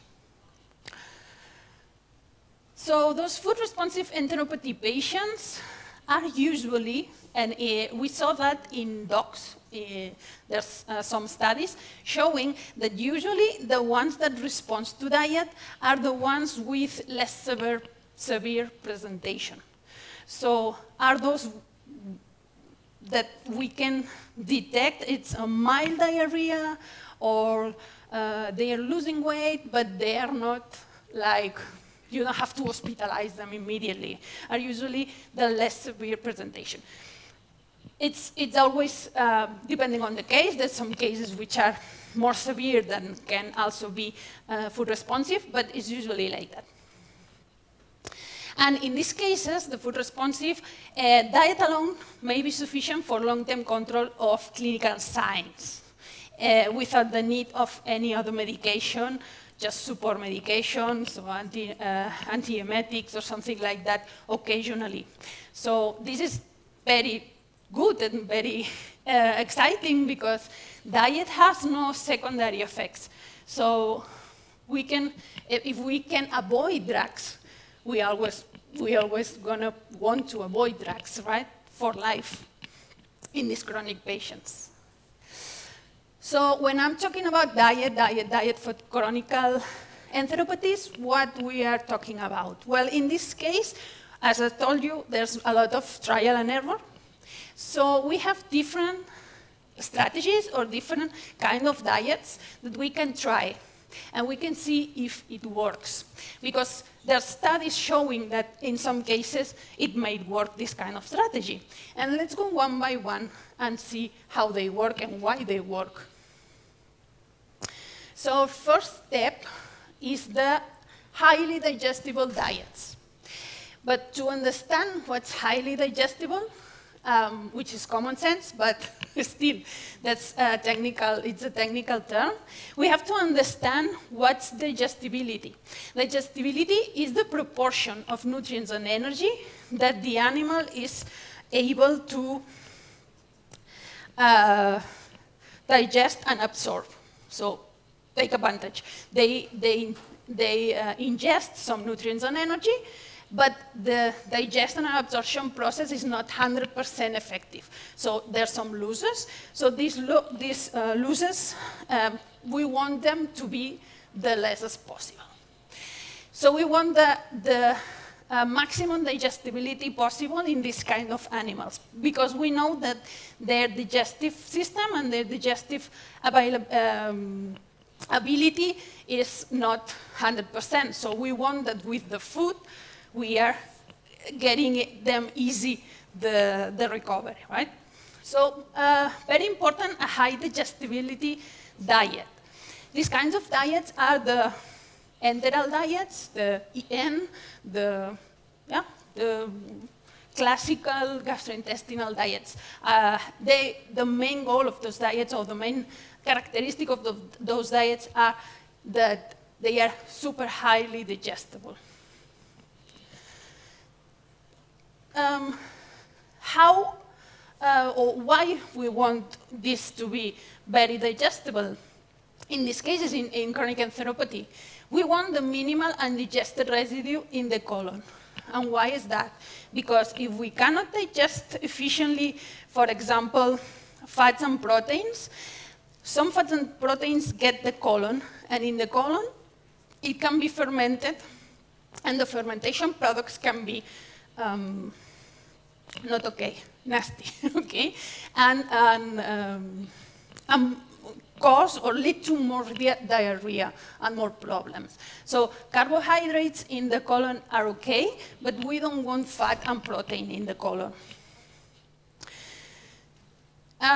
It reduces abnormal fermentations, as I'm saying, and medium or high levels of highly assimilable protein are usually included in these diets.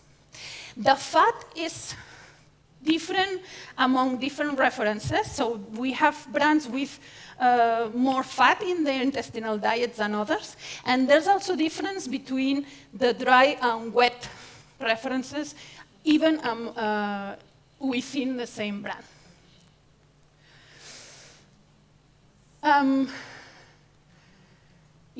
So highly digestible, so enteral, generally speaking, enteral diets have been proved to be useful in this study, for example, with 15 dogs with mild to moderate chronic enteropathy without hypoalbuminemia, so without signs that can lead to think that there's lymphangiectasia or some other complications, so purely chronic enteropathy.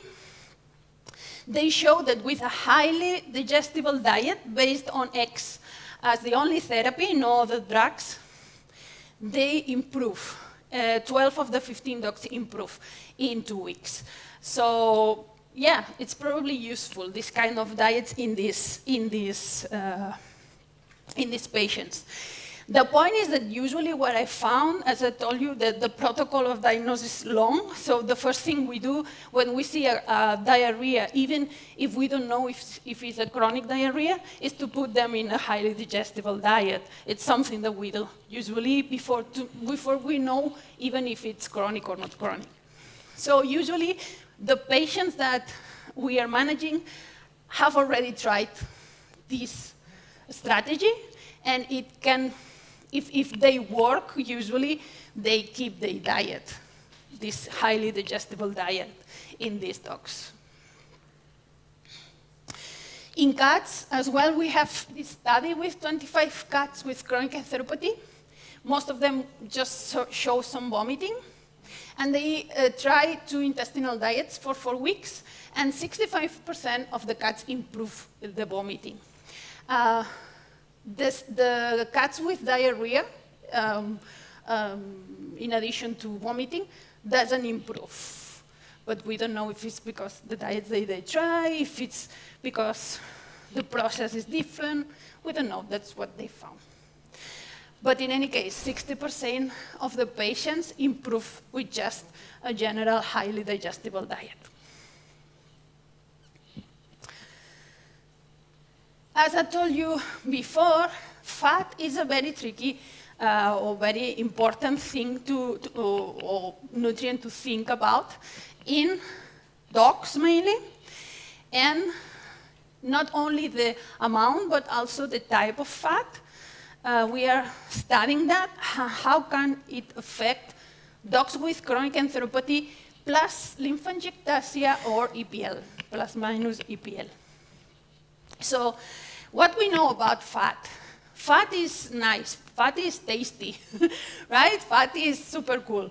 But when we have an altered gastrointestinal tract, fat delays gastric emptying. So we can feel more nauseous. If we are nauseous and we eat a lot of fat, we will feel more nauseous.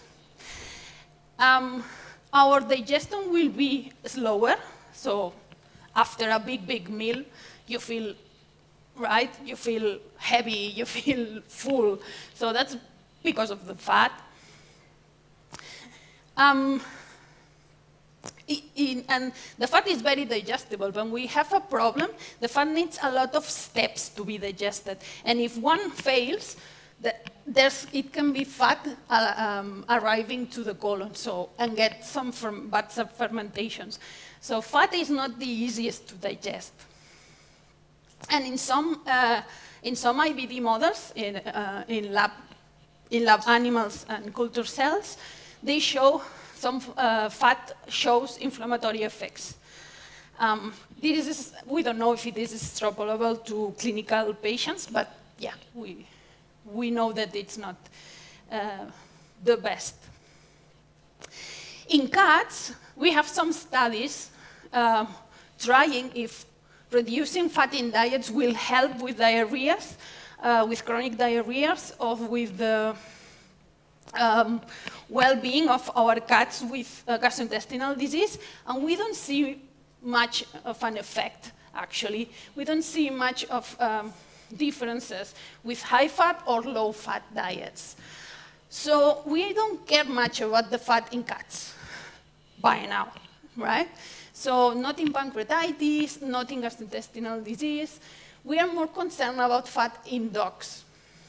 And we know that this is very important because in lymphangiectasia and PLE patients, we can improve signs of hypoalbuminemia and gastrointestinal signs, even recover the weight with low-fat diets.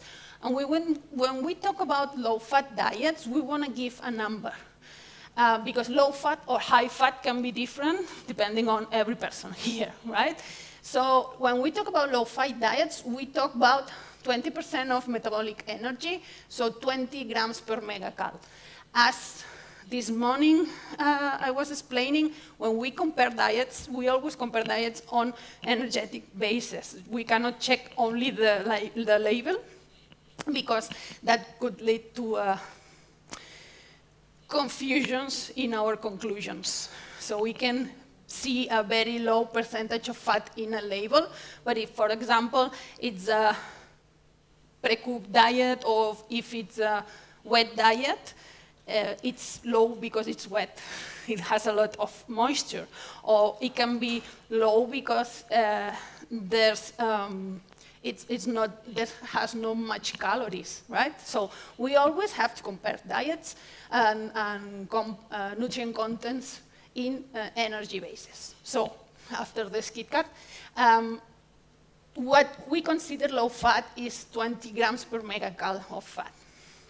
We have low-fat diets for dogs, commercial ones, but sometimes, and I found this more and more, especially with dogs that don't improve with the commercial diets, that if you go even lower, in some cases do not need to go lower than 20%, but in some cases, if they improve but don't improve that much, you can try even lower fat contents. But to go behind 20%, to go to 50%, the only way to do it is with homemade diet. There's no commercial options with that low fat, okay?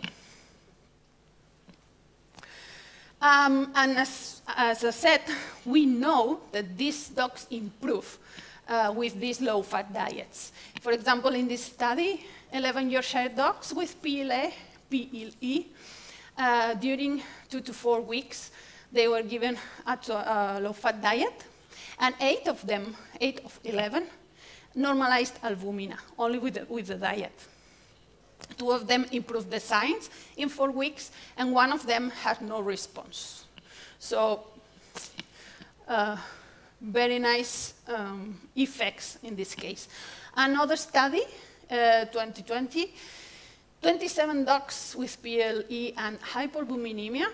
They give ultra low-fat diet, so kind of home-cooked diet with 20 to 15% of fat, and 23 of 27 improved in 2 weeks. When 3 of the 15 that improved give a higher content of fat and released, so relapsed. So yeah, the fat content, it's definitely something to take into account in these cases. The type, we don't know much. We know that, for example, Purina is doing a lot of studies with MCTs, so medium-chain triglycerides, which are fatty acids that are shorter than the usual we found in chicken or animal fat, and even in vegetable oils. They are shorter, so it's not that they have an effect or that they digest and pass directly to the lymphatics or something that you can hear about that. This is more in humans. In dogs and cats, we don't see that. But it's true that the absorption inside the cells, the metabolism inside the cell is quicker and easier than longer fatty acids. So can this have an impact in gastrointestinal disease? We still don't know, but it's promising.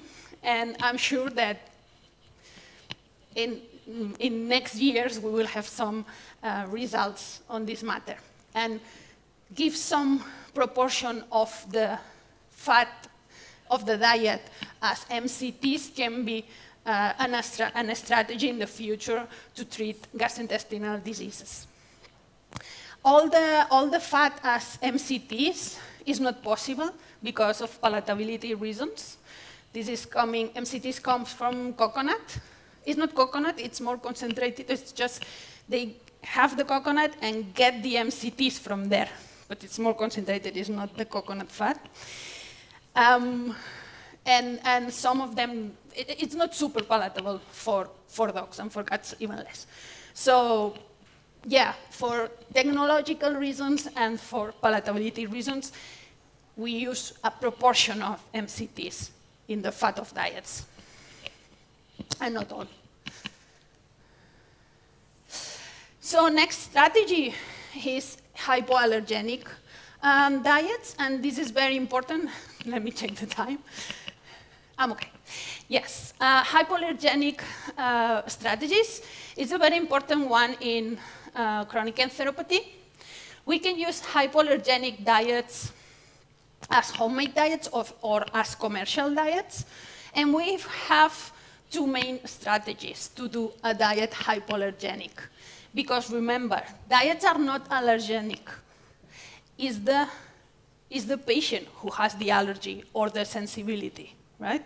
So maybe I can eat peanuts, and peanuts are hypoallergenic for me because I have no allergic reaction to peanuts, but someone with allergic reaction, the peanuts are not hypoallergenic for them, right? So food is not allergenic or not allergenic. It's the patient who is sensible or not sensible. So just to start from the beginning, remember that the allergens, so the things in the protein, the particles in the food that triggers the immune reaction are always proteins or glycoproteins. So protein is always involved in this immune reaction. So that's why we focus on proteins with hypoallergenic diets and don't care that much about fats or carbohydrates. So the two strategies that we have refer to avoid this reaction. So we know that this protein, glycoprotein, to be recognized by the immune system, this is my version of a mastocyte, which is terrible, but you know, it's enough to explain the thing. So they find the antibodies that recognize this protein, and then they trigger the immune system reaction. So the granulation, histamine, and everything. However, if the body don't have the antibody memories, or the memory of antibodies in their system, they won't be able to recognize this protein. So if I eat a total novel, totally new protein for me, my immune system has no memory of them because I've never seen it before. And it's impossible to get an immune reaction. So that's the basis for the first strategy, which is the strategy with novel ingredients. What we are looking for is ingredients that this patient had never been exposed to in all the long life, so the whole life of the patient. If there's no memory antibodies in the immune system, it's impossible for them to recognize the protein, so the protein are not going to trigger an immune reaction.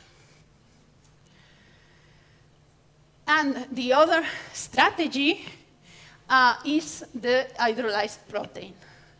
So the hydrolyzed protein is becoming more and more popular because you will see that novel protein has some limitations. And hydrolyzed protein, on the other hand, we know how to do it better and better. So it's getting more popular. And what is it that? Is that the protein that should trigger the immune system reaction, it's been cut in small pieces. Pieces that are smaller enough and strange enough to don't be recognized by the memory antibodies of the immune system. So that's the basis theory of these hydrolyzed protein diets and why they are hypoallergenic. Okay? About protein, hydrolyzed protein, people always ask, but it's this size or that size, it's important the size, which size to recommend? And it's not only the size that matters. Not only the size. The size matters, but not only, okay? So we know that there's a range of sizes of proteins that are less risky to trigger an immune system reaction. So we want to keep those hydrolyzed proteins in between this range.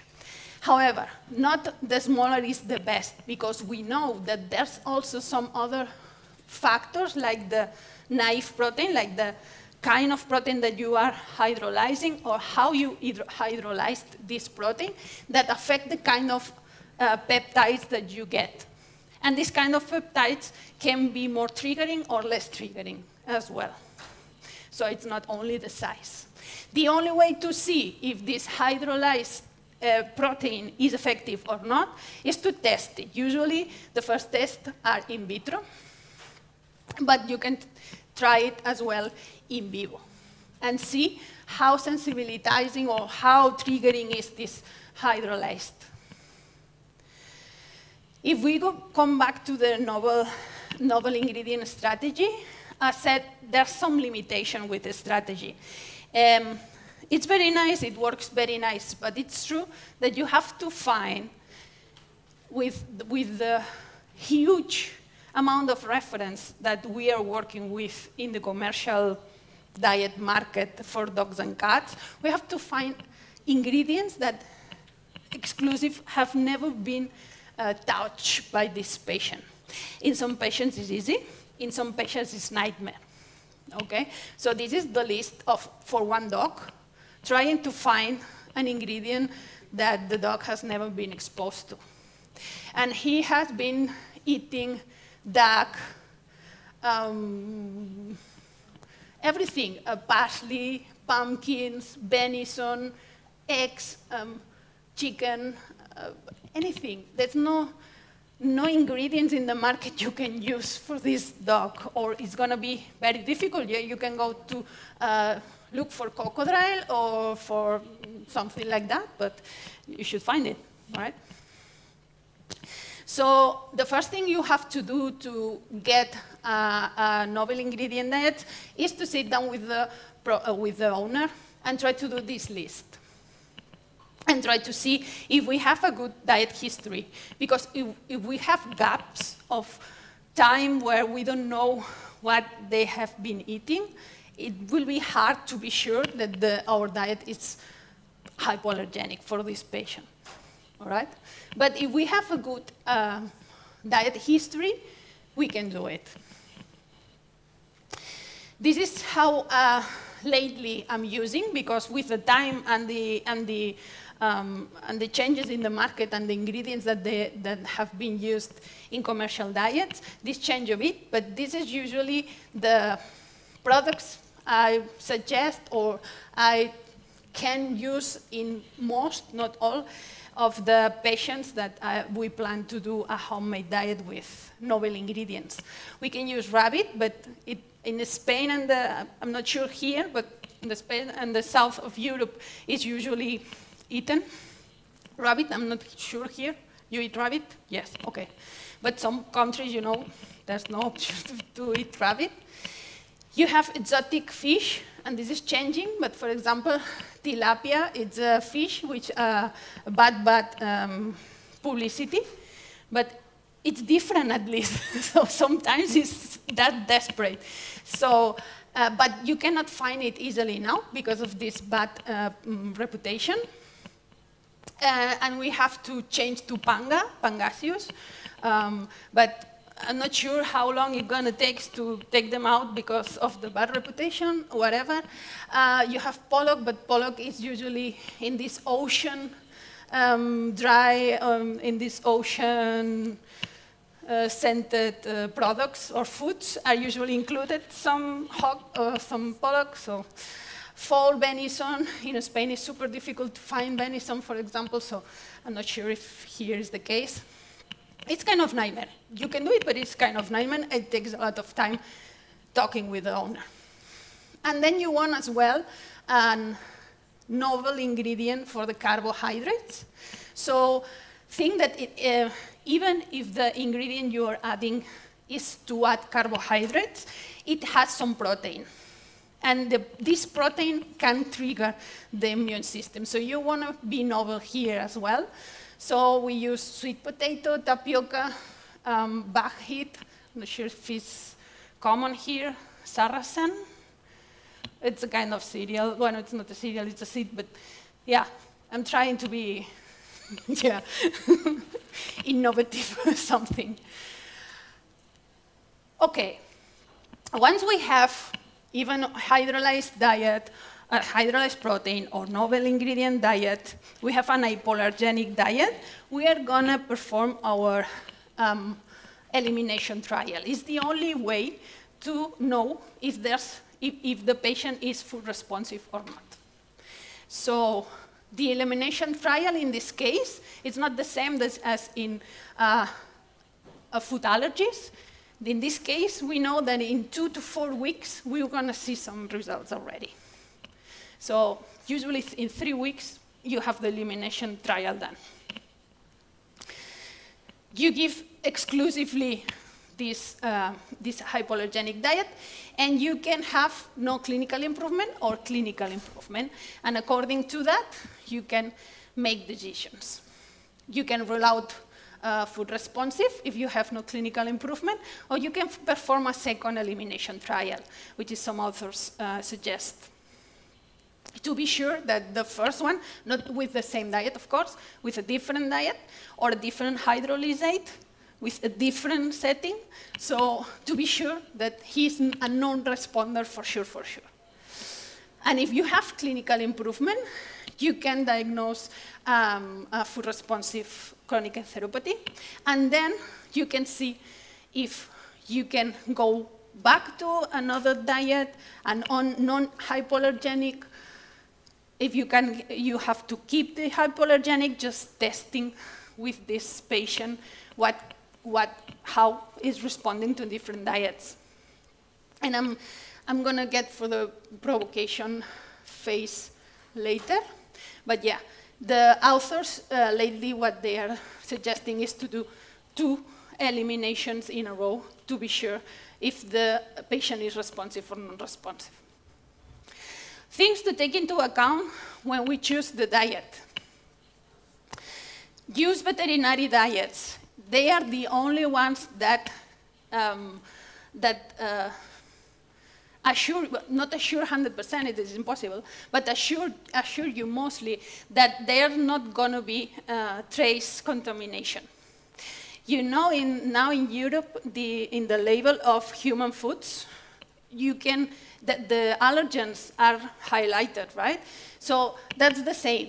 So you can eat some soup, and in the allergen possibility trace, they say, this soup can contain nuts, because in the factory, there's nuts, but it's not that they are in the soup, but there's a possibility of contamination in the plant. So that's the same. And veterinary diets reduce the risk of contamination for this matter. So always veterinary diets, avoid monoproteic, avoid only with meat, avoid these kind of things. Think that hypoallergenic allegation, so the name hypoallergenic, is not regulated by the UE or any organism. So I can get some chicken of this lunch and put hypoallergenic, because why not, right? So don't trust this allegation. Just trust veterinary diets or the producer that gives you some confidence. Try to make the elimination trial. It's only 3 weeks, so it's not that long. Try to do it exclusively. And you have to stop probiotics and other supplements. Also Fortiflora. Fortiflora is great, but it has some flavoring, okay? And in this flavoring, you can have some allergens from beef and from pork, which is super great. But in the elimination trial, we're going to avoid everything, right? So some studies, we're late again, but some studies with hypoallergenic diets in dogs with chronic enteropathy, we have a very good response. About 50% of them respond with this hypoallergenic, and also 50% is what we found in cats. And if you see the response in cats, for example, we know in this study, sorry, we know the response. They have a response in 4 to 8 days. So 1 week. In 1 week, you see if there's a response or not. This is another study in cats, but they find mostly the same. 50% of them respond. And if you want to compare between what works best, the highly digestible diets or the hypoallergenic diets, well, in this study, they found that both can work well, even if it's true that at long term, maybe the hypoallergenic diet, in this case hydrolyzed protein, keeps dogs without relaxing for longer, right? Even we need more studies comparing those two strategies. It's true also that hypoallergenic diets are very digestible, so it's something that you keep as a strategy as well. And this is what we are going to do during the provocation phase. If you have an improvement with your elimination diet, and you want to try, for example, if Fortiflora is a problem or not, you will keep your elimination diet. You keep the HA, for example. It's been given for 3 weeks, and then the next week, you give the same HA and a little bit of Fortiflora for 7 days. And you see if there's a reaction, is a relapse or not. If there's not a relapse, Fortiflora is okay. Fortiflora is well tolerated, and you can add Fortiflora with the HA to the ration of the patient. And you can try next, I don't know, ham. No? You can try a little bit of ham for 1 week on top of the HA and Fortiflora and see if there's a relapse. And in this matter, you can do the provocation phase in a protocolized way. And super, super quick, finally, we have another strategy which is less commonly used because it's effective in a lower number of patients.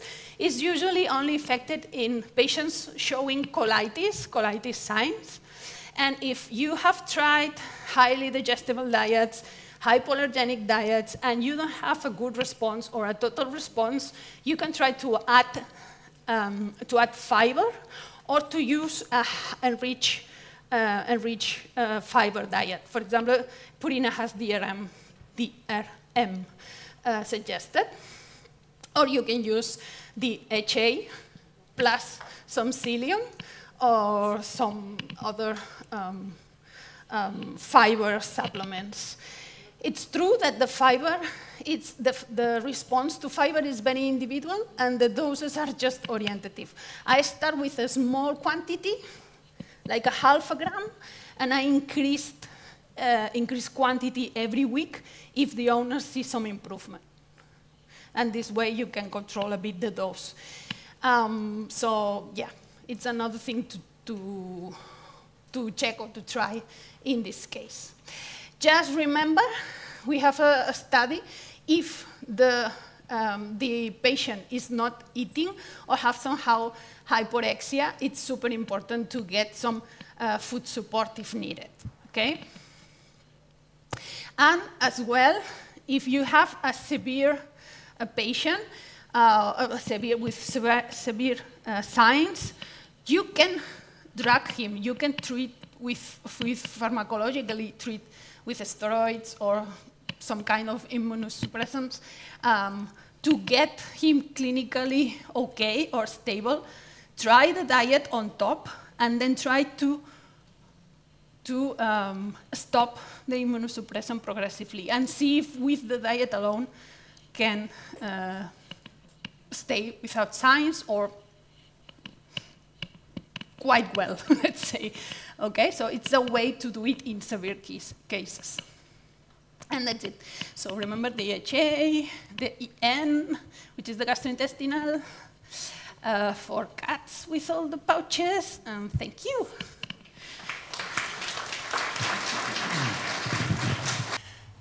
Este vorba de călătoria extraordinară, așa i-am spus, The Exciting Journey.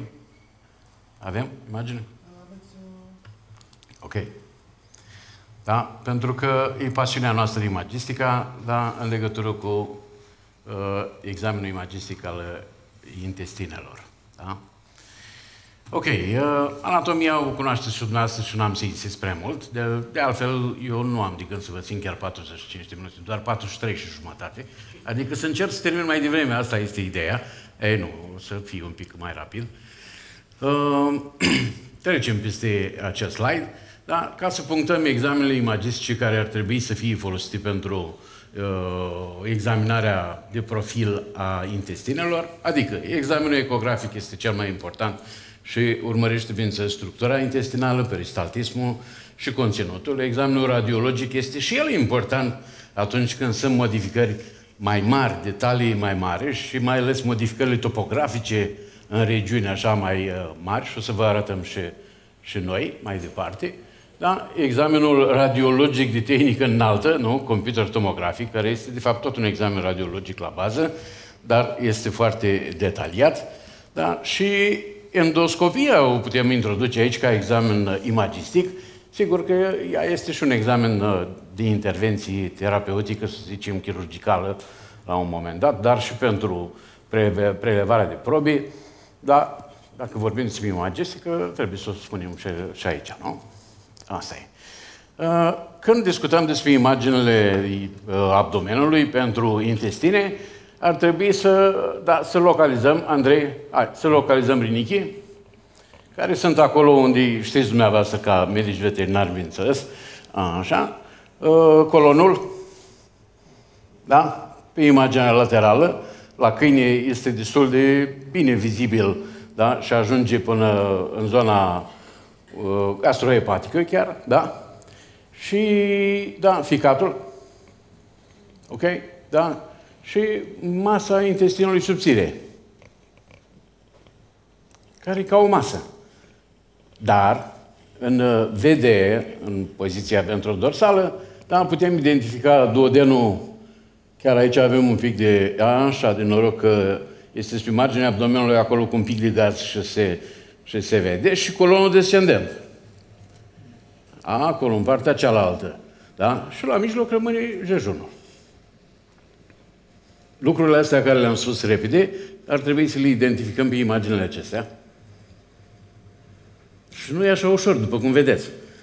Uneori sunt și ușor, poate un pic neclare, că animalul mai respiră, are dispnee, are durere. Da? Imaginea nu este ca în carte. Da? Poate o să trebuiască să o repetăm. Nu facem altceva și eu nici nu vă mai dau indicații. Știți ce facem? Ceea ce facem și noi. Revenim la cărți. Revenim la imagini, da? Când avem o nelămurire, da? Și iar ne uităm, și iar ne uităm, și așa o să faceți dumneavoastră și în mod sigur faceți și dumneavoastră, cine are și lucrează, bineînțeles, pe imagistică, cel puțin ecografie, trebuie să aibă toată lumea în cabinet, în clinică, da?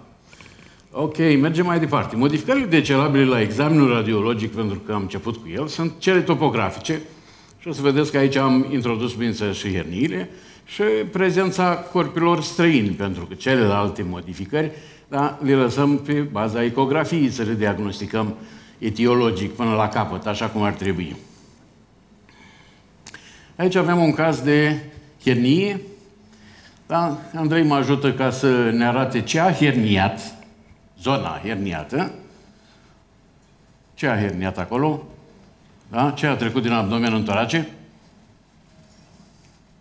Stomacul este o hernie hiatală, nu este o hernie diafragmatică, da? Așa ca denumire exactă. Da? Vedeți ficatul cu radiopacitate, da? Mare jos, da? Și intestinele care sunt urcate, vedeți, și ajung spre diafragmă pentru că au fost trase de stomacul care s-a deplasat. Și aici avem hernie, da? Deplasarea intestinelor, unde, în ce zonă? Aici. Hernia inghinală. Și mai avem o imagine în vedere, da? În care se observă anțele intestinale, care sunt sub piele, care sunt, da, pline cu gaze, da? Diagnosticul nu este greu de realizat.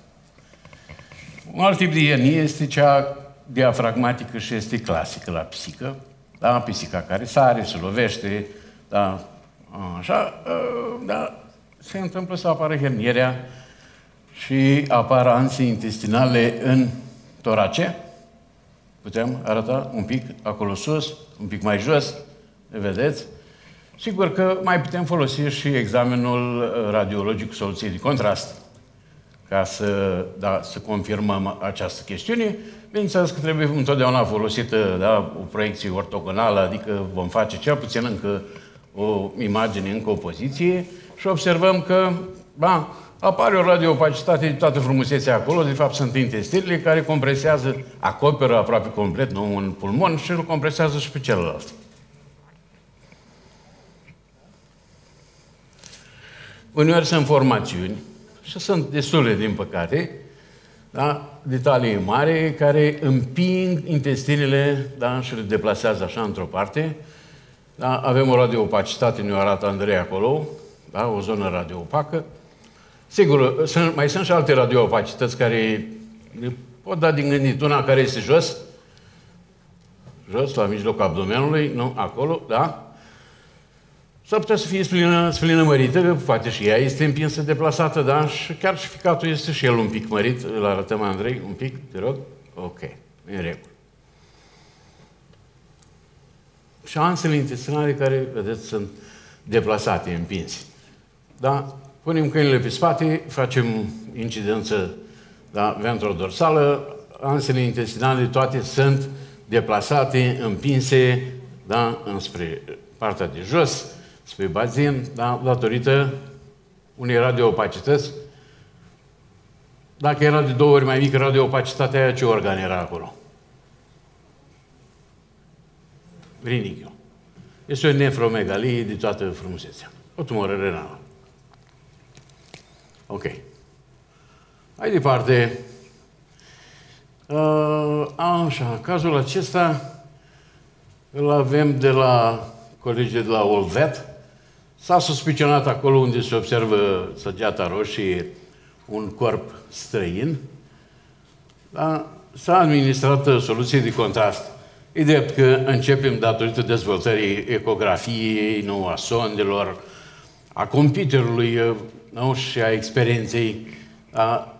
Folosim din ce în ce mai rară examinarea cu soluție de contrast, dar uneori este bună pentru că ne arată Andrei cum se așează soluția, cum se oprește o parte din ea și se așează pe ceva. Se mulează acolo, nu? Și în partea cealaltă, da, la imaginea cealaltă. Asta este un timp de 15 minute. Da? Dacă dăm și imaginile la 30 de minute, lucrurile devin un pic mai complicate, pentru că atunci când folosim mai multe soluții de contrast, deja acoperim zona. Și numai un ochi mai experimentat mai vede ceva. Deci era acolo un sâmbure de piersică. Da? Și Șase este un animal de talie, da, un cățel de talie mică. Da, ok.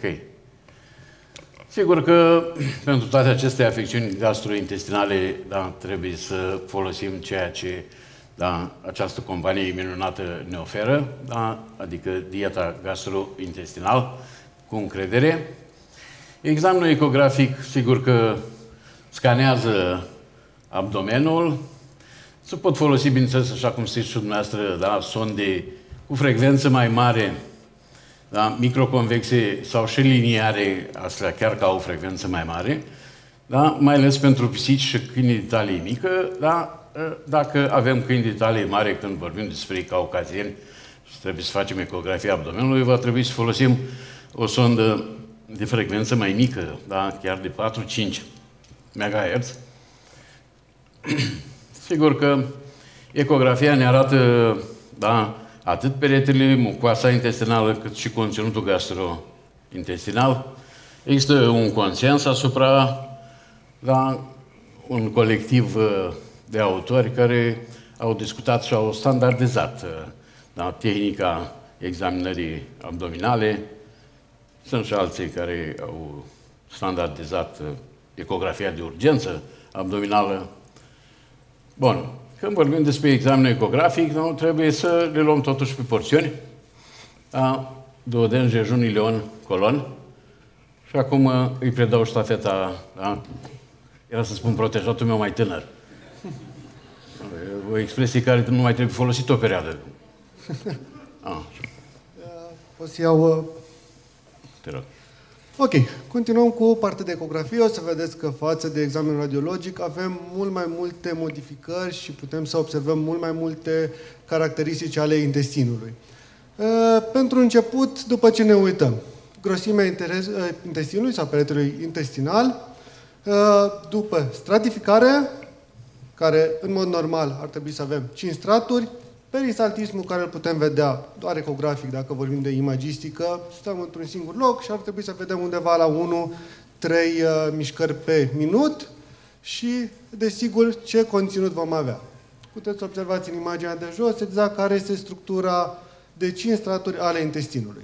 O să începem cu duodenul. În mod normal, acesta ajunge la un câine de talie medie mare până la 0,5 cm. La pisică, având în vedere că talia este asemănătoare, este undeva între 0,2 și 0,4 cm. În unele cazuri putem să observăm chiar și plăcile paier, mai ales în prima porțiune a duodenului, acestea având o structură hiperecogenă la nivelul mucoasei. Papila duodenală, de cele mai multe ori se poate vedea și ne va identifica locul unde găsim și canalul comun biliar. Ileonul și jejunul, în mod normal, avem cele 5 straturi despre care vorbeam, ambele au un diametru între 0,3 și 0,38, atât la câine cât și la pisică, iar la pisică ileonul are o grosime mult mai mare față de jejun. Trecerea se va face, desigur, prin valvula ileocolică. Dacă vorbim de colon, o să observați că diametrul este mult mai redus față de celelalte intestine, deși avem această stratificare, și ajunge până la 0,1-0,2 cm. Trecem la diferitele modificări imagistice, intestinele corugate, dilatație, corpul străin, invaginație, enterite, modificări difuze și ileusul. Termenul de corugare este preluat din engleză, că trebuie să mai englezificăm. Dar cum este în românește? Sincer, nu am găsit. Că spun eu, da, plisat. Da? Intestin plisat. Ok. Ca și modificări difuze, putem să vedem în prima imagine o mucoasă mult îngroșată. Dacă este să o măsurăm la o pisică 0,45 cm, clar este modificat, este mărit. În a doua imagine, de data aceasta avem colonul. Putem observa modificarea mucoasei, îngroșarea până la 0,8 cm, clar, este o îngroșare, putem să vorbim chiar de o colită în acest caz. Intestinele corugate... Plisat. Sau cel plisat, exact. Putem să observăm forma pe care o regăsim de obicei în această modificare și poate fi întâlnită atât în pancreatite, în corp străin liniar, precum și în diferite enterite. În toate aceste probleme, desigur, mâncarea gastrointestinală ne va veni în ajutor pentru că veți observa de cele mai multe ori, semnele sunt gastrointestinale cu vomă și diaree. Ileusul, de fapt, constă în absența mișcărilor peristaltice, poate fi de mai multe tipuri, cel paralitic, cel mecanic. În prima imagine era vorba despre un ileus paralitic. De ce? Pentru că deja am ajuns la nivelul colonului, unde vedem că avem o cantitate destul de mărită de lichid. În a doua imagine este o parte a duodenului, sunt două săgeți, nu știu dacă se ved foarte bine, unde era și un corp străin aciuat, ceea ce bloca în întregime acest intestin. Trecem mai departe și vom vorbi despre corpii străini intestinali. Ecografia, desigur, ne va ajuta de cele mai multe ori cu informații extra față de radiografie, dar este bine să le combinăm pe amândouă, când avem posibilitatea. În acest caz, ce putem observa? Intestinul cu conținut anecogen, lichid de cele mai multe ori. În filmuleț deja nu mai aveam perisaltism, iar în acest capăt este o structură cu o con de umbră acustică posterioară și cu o suprafață hiperecogenă. Puteți să vedeți și dimensiunea. Cel mai probabil este un corp străin obstruant. Mergem mai departe, zonă de duoden, iarăși anecogen în interiorul lumenului. Putem să ne gândim ce ar fi aici. Clar este ceva care blochează. Un corp străin, după formă. Încearcă cineva? E greu, că nici noi nu ne-am dat seama. E greu, exact. Pentru că în momentul în care a fost realizată chirurgia și scos, era vorba despre un dop de cauciuc. Deci putem să vedem și forma dopului ecografic. Proprietarul arătă ce dopul de la sticla de vin. Exact. Ok. Vom începe acum câteva cazuri unde vom vedea de ce este important să combinăm examenul ecografic cu cel radiologic și chiar imagistic avansată, endoscopie, când avem cazuri. În această imagine, am vorbit puțin mai devreme, am vorbit domnul profesor despre anatomie, avem masa intestinală. Ce este ciudat? Că masa intestinală este destul de strânsă, este destul de încrețită, am putea spune, radiologic, iar în zona ei netitatea este redusă. Ca și suspiciune radiologică, mergem spre un posibil corp străininiar. Am realizat ecografia, observăm acest intestin corugat, iar în mijloc o linie fină, hiperecogenă, care era de fapt o bucată de ață, iar intestinul, vedeți, această pliere ca într-un acordeon, deoarece perisaltismul va funcționa continuu, dar ața va rămâne în tensiune. Și asta este ceea ce obținem. S-a realizat și chirurgia, iar la acest nivel a fost găsită o ață, nu mai știu exact ce dimensiune avea, dar era destul de măricică. Ce mai putem observa de obicei în aceste cazuri? Pe lângă intestinul corugat, în jurul ei, mezenterul sau grăsimea poate să fie hiperecogenă. De fapt, este reacționată, de cele mai multe ori găsim chiar și lichid liber, dacă deja a ulcerat sau a trecut prin tot peretele intestinal, atunci o să avem clar o conexiune între lumenul intestinal și cavitatea peritoneală. Ok. Trecem la alte tipuri de corp străin. Ca să vă ajut puțin mai mult, aici vom avea duodenul, care este ușor dilatat, un cățel care știam de la proprietari că a înghițit un corp străin. Am mers spre partea de ecografie și deja putem observa o structură cu câteva zone cu con de umbră acustică. Da? În zona ei, mai mult lichid adunat. Aici este un artefact, nu? Cum se numește? Exact. Ăsta de, pare și de reverberație sau de inel? Da. V-ați putea gândi, după cum arată ce corp străin ar putea fi, e ceva care se găsește de obicei în casă, mai ales femeile folosesc. Puțin mai tare când...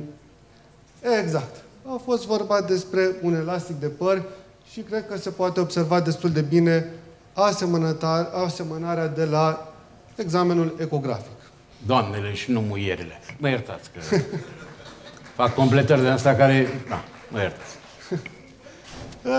Ca și curiozitate în cazul acestui cățel, proprietarii nu au dorit să opteze în acel moment pentru chirurgie, pentru că nu aveam încă vomă, nu aveam semne gastrointestinale.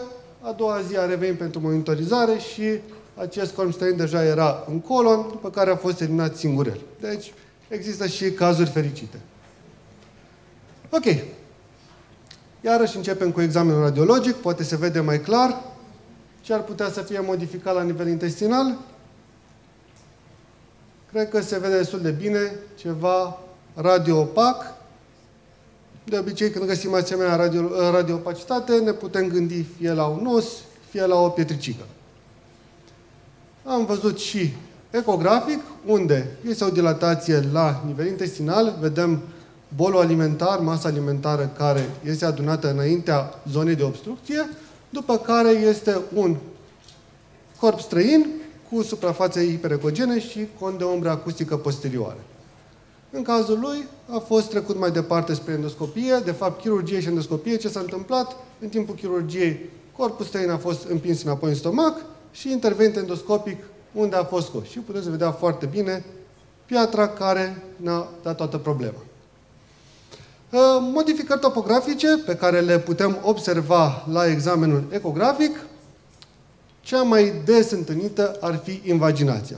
Cum ne dăm seama, în primul rând avem semnul de bullseye, pe care îl puteți observa în imaginea transversă, în timp ce longitudinal putem să observăm ca și un deget de mănușă care este în interior.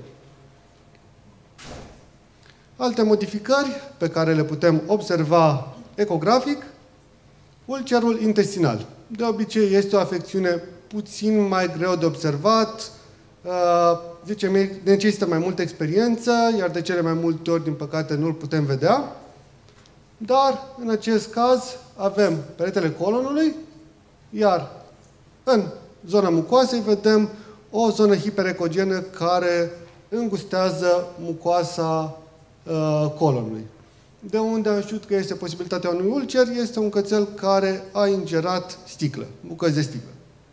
A fost făcută și endoscopia și o să vedem imediat cum arată endoscopic.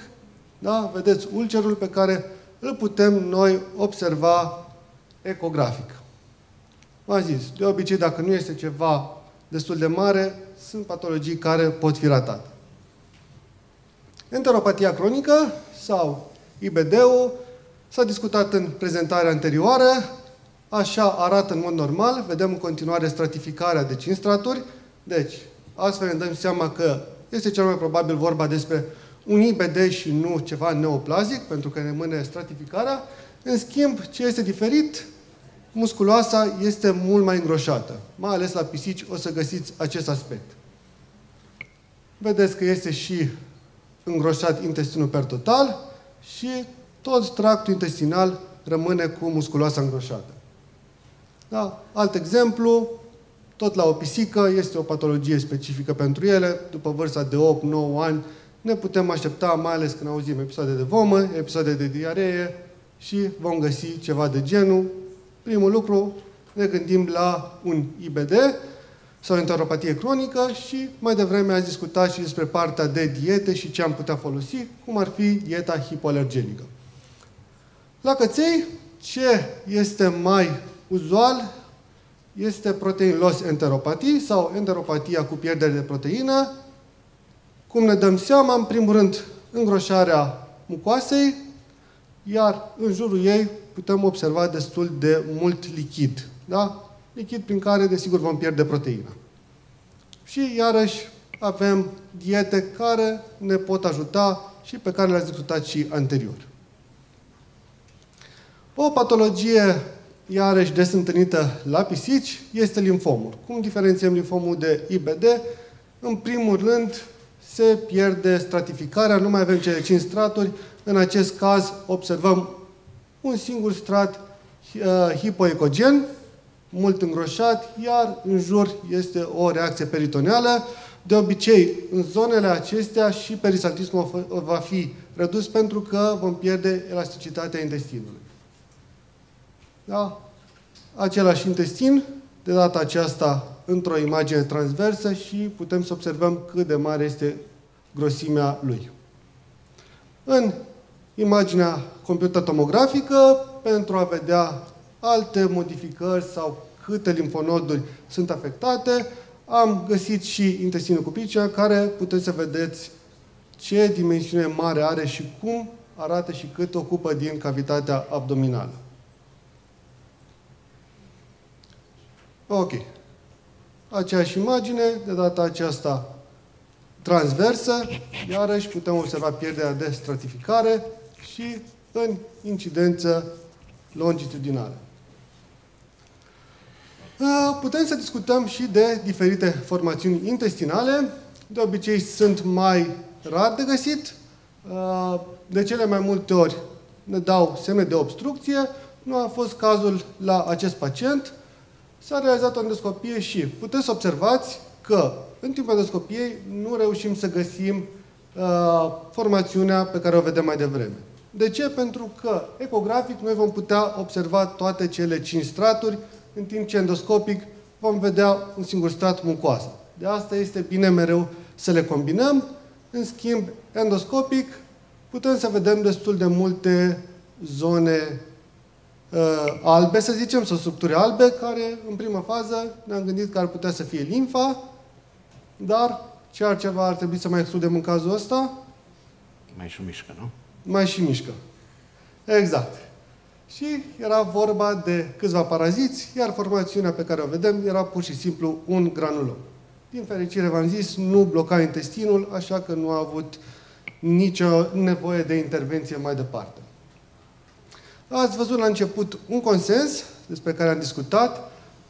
Am făcut un mic rezumat ce ar fi important. La ce ne ajută acest consens? În primul rând, să știm exact când facem o ecografie, ce imagini ar trebui să realizăm și ce videouri, atât pentru noi, cât și pentru o părere poate de la colegi. Să realizăm o imagine cât mai corectă pentru a avea un diagnostic corect. Și am făcut acest mic rezumat, acest mic tabel, pe care îl puteți observa aici. Puteți să faceți și o poză dacă aveți nevoie. Ok. Acesta e motanul, cred că studenții, foști studenții ai mei, cunosc pe Eric Scaff. Dar l-am pus aici pentru că se hrănește numai cu purina. Da? Numai cu alimente foarte bune și numai de la purina. Se-și vede în spatele lui că pozează mândru aici. Eu, de fapt, am vrut să subliniez din nou colaborarea care nu numai eu, facultatea, ci și animăluțele de acolo au cu firma Purina. Da? Andrei, mai ajută-mă un pic și aici e parte din asociația Ardiv, din membrii de bază, da? La diferite manifestări, da? Inclusiv în facultate, da? Se vede aici cadranul ăsta unde și studenții mai pun anunțuri acolo și au apărut și Vulpe Vasile, da, în cămașă de vară, da, mândru, nevoie mare, că tocmai mai făcut un workshop, așa, și colegul meu, da, mai tânăr, protejat, în sfârșit, da? Nu este protejatul, da, e colegul Andrei Baesan, la un workshop de cardiologie.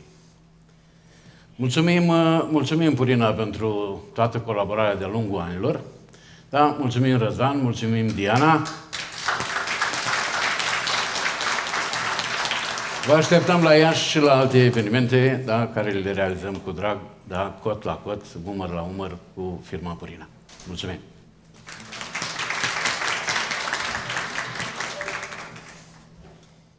So I think that the worst part of being the last one is that everyone is already so tired that you want to be home and there are some people leaving, but those that stay till the end, I hope that you will enjoy, okay? So usually, as I was mentioning, when Purina asked me to speak about friendly practices and everything about the animal perspective, I usually do this lecture that I'm going to do in between 45 and 60 minutes. I usually do in 2 days, or minimum 1 day training.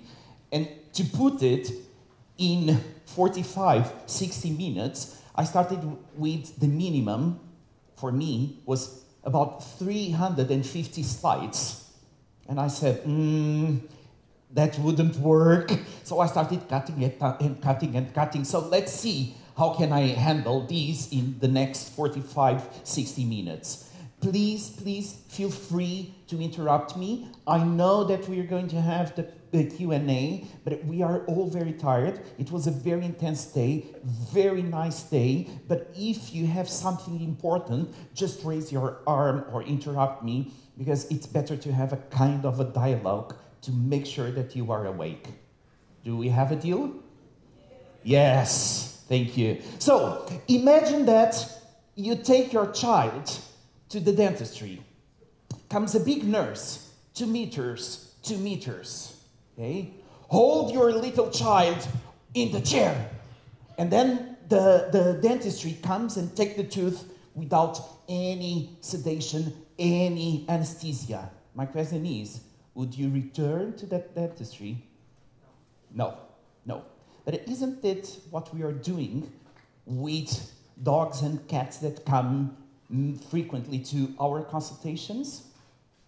Aren't we dealing with members of the family? Because we know that cats and dogs, they are members of the family of our caregivers, and we are taking care and forgetting about the mental part of the body, that we are creating lots of problems. So the main goal today is make sure that we are trying to create as much as possible positive interactions at the practice.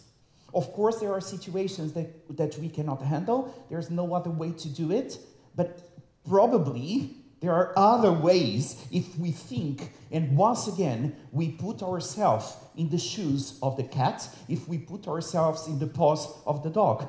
And this is something very important, because usually when we see them reacting, for instance, we say usually that they are aggressive, right? This is an aggressive dog, this is an aggressive cat, and we are not understanding why the dog or the cat is becoming aggressive, okay? So let's go deeper on these, because when we are speaking about handling, there are many important things, and the first one is a question of animal welfare. And all of us here in the room are working for the welfare of our patients, and the welfare includes the physical part of the body that we are very well trained in our universities, but when it comes to the emotional health, usually in our universities, we are not speaking that much about emotional health, which means that we are very good in treating the physical part of the body, and then we are creating other problems in terms of welfare. So it's our duty as veterinarians, as animal health professionals, to make sure that we are guaranteeing the animal welfare with quality of life of our patients. The second thing is about our diagnosis. If the animal is stressed, and last year we spoke about the impact of stress in the body, but it's easy for us to remind that glucose is going to increase because of cortisol. There will be hyperglycemia, there will be glycosuria, there are changes in the hemogram. Okay, so this is going to make our diagnosis even more difficult. Then we have the treatment.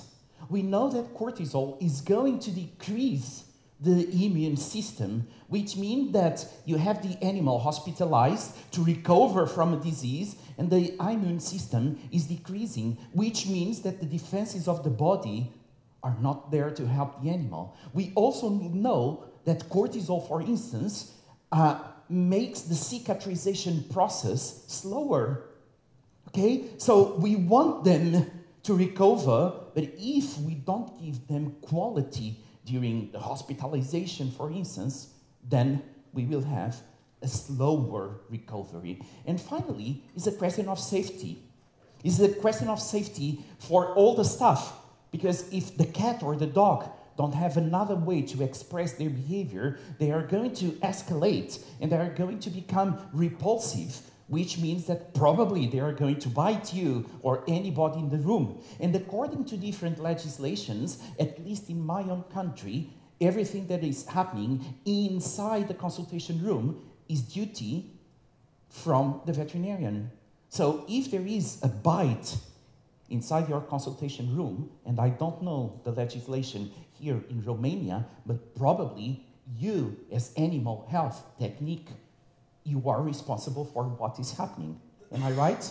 What does say the legislation here? Who is the responsible? You don't have legislation. So if the dog bites someone inside the room, the consultation room, there's no problem. You solve, you put some stitches. Okay. So far I found that the person that is handling the dog is responsible. So it's the caregiver, it's the owner. So far this is what I found. Okay. But I think that Okay. in the end,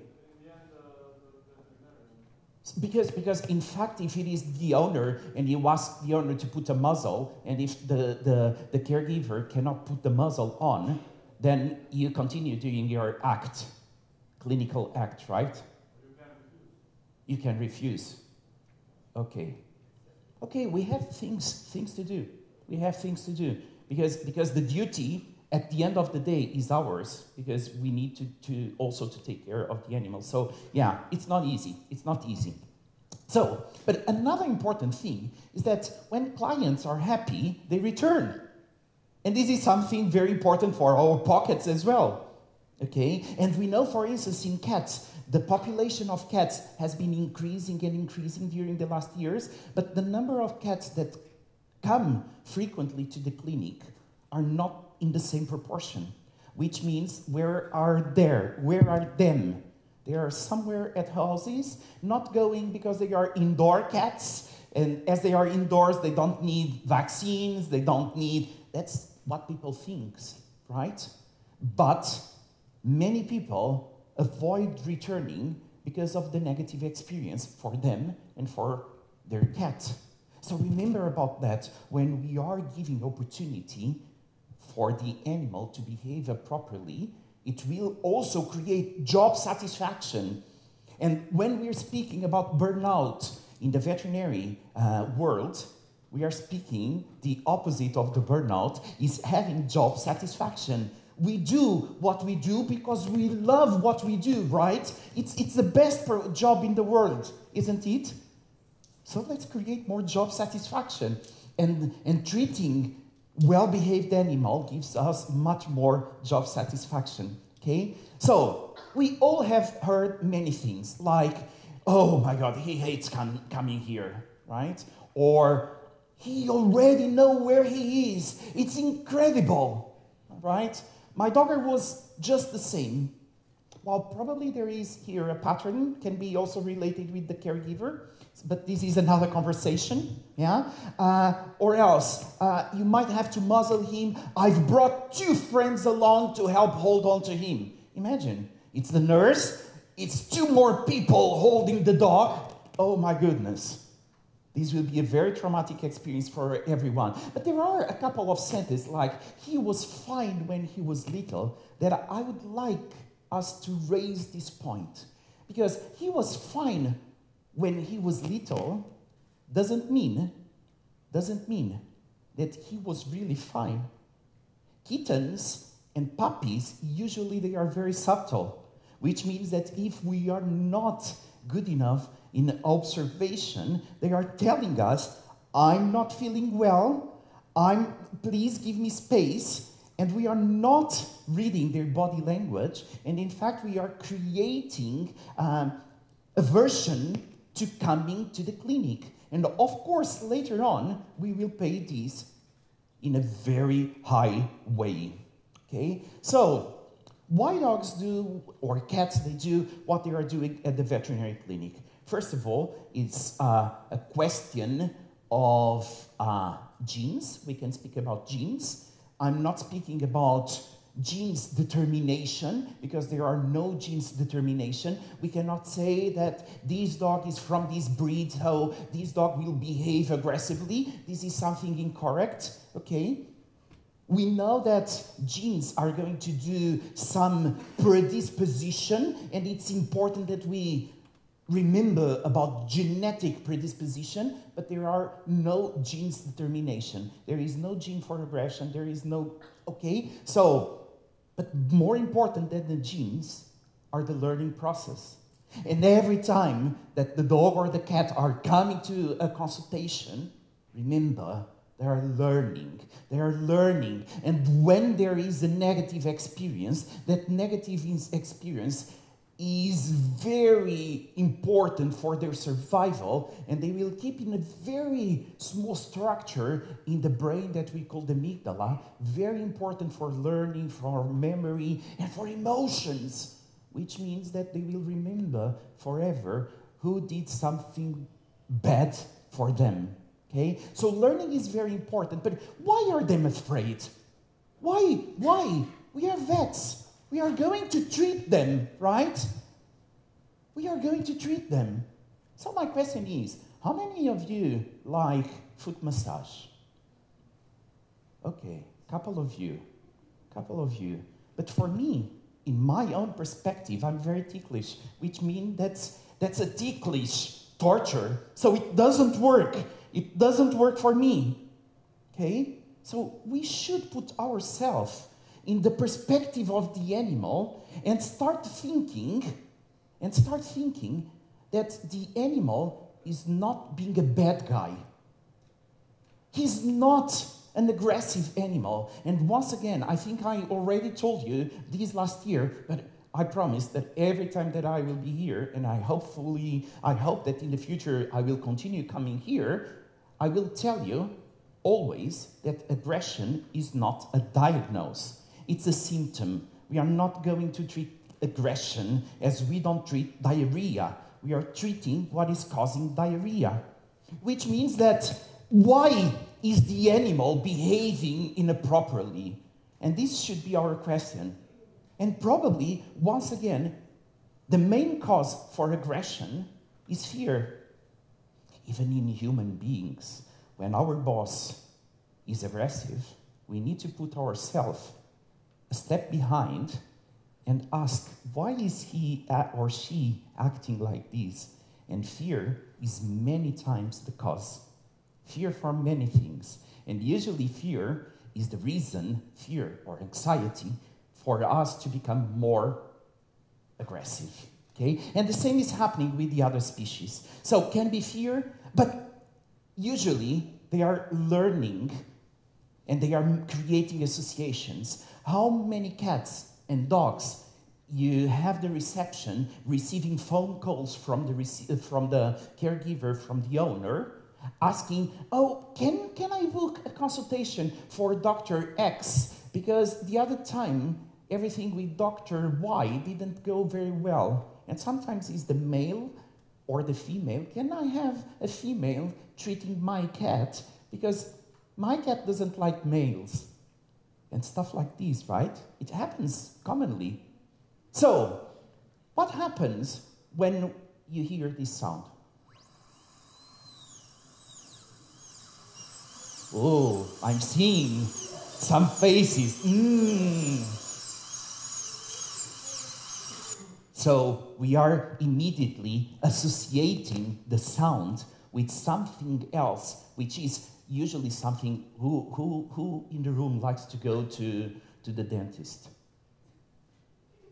Okay, one person, 2, 3, 4. But the majority of us, I hate going to the dentist. Okay? Yes, I hate. So we create associations, and can be the sound, can be the smell. When I arrive to the consultation room, the smell of the dentist is already a nightmare for me. Okay? So for them, it's more or less the same. Can be the entrance of the clinic, can be the car, can be the package sound. How many times the dog is completely okay until the moment that you open the syringe pack and immediately the dog looks at you? Everything was fine until that moment, right? What else? The clinic staff, could it be the color of the pajama? Could it be something else? Could it be the carrier for cats? And we're going to speak specifically on the carrier, because carrier for cats Usually, it's a very important association. So what's our difficult duty is our challenge is avoid negative perception, or, and this is worse, which is and more difficult, when there is already a perception of the situations, we need to change them, and that's not easy. Okay? That's not easy. And usually, in a 20, 30 minutes consultation, we cannot change when the animal has already a negative perception. This takes time. We need to do some specific behavior work, and that is not easy at all. Okay? So making the aversion and making the association is easy, and it can be done in 1-2 minutes or less. But then, when you want to treat and going back and do a desensitization and a counter-conditioning program, it takes time. It takes time, and probably we will need someone to deal exactly with those animals, okay? So, the first impression is the most important. The first, oh, he's just coming for a vaccine. It's not just. There will be a cold product being injected in my skin. So once again, put yourself in the paws of the cat or the dog. Oh, it's just an ultrasound. Oh my God. We spoke about imaging in the other lectures, but it's not just. The majority of time we need to clip the hair. Okay? It's the sound. And after clipping, many times we need to put alcohol. For those that are doing depilation, you know how much it hurts. If you shave your face and then you put alcohol, it hurts, right? So it's not just an ultrasound. And then you put the gel, and the gel is cold, right? And directly in the skin of the cat. And the cat loves warm things. Yeah? So how to create positive impressions? It's not easy. I'm not saying that we have an easy life, but we have techniques. We have ways to create better conditions for the animals. So for instance, when we are speaking of the first vaccination, there are some important steps. The first is, remember, you only have one chance. One chance to make a good association with you. I always tell everyone to have always the pockets full of treats and different treats, and start training the caregivers to bring the favorite treats from home. Because many times, especially with cats, you can have 1,000 different Purina treats. But when comes the moment to give them, they will tell you, I prefer the one that I have at home. Okay? Hopefully they are Purina as well. Hopefully. So we have some things, and the other things that sometimes veterinarians we are doing is rewarding after giving the injection. And this doesn't make sense. Probably with children after a certain age, this can make sense because you make a deal. If you behave, I'm going to give you a present.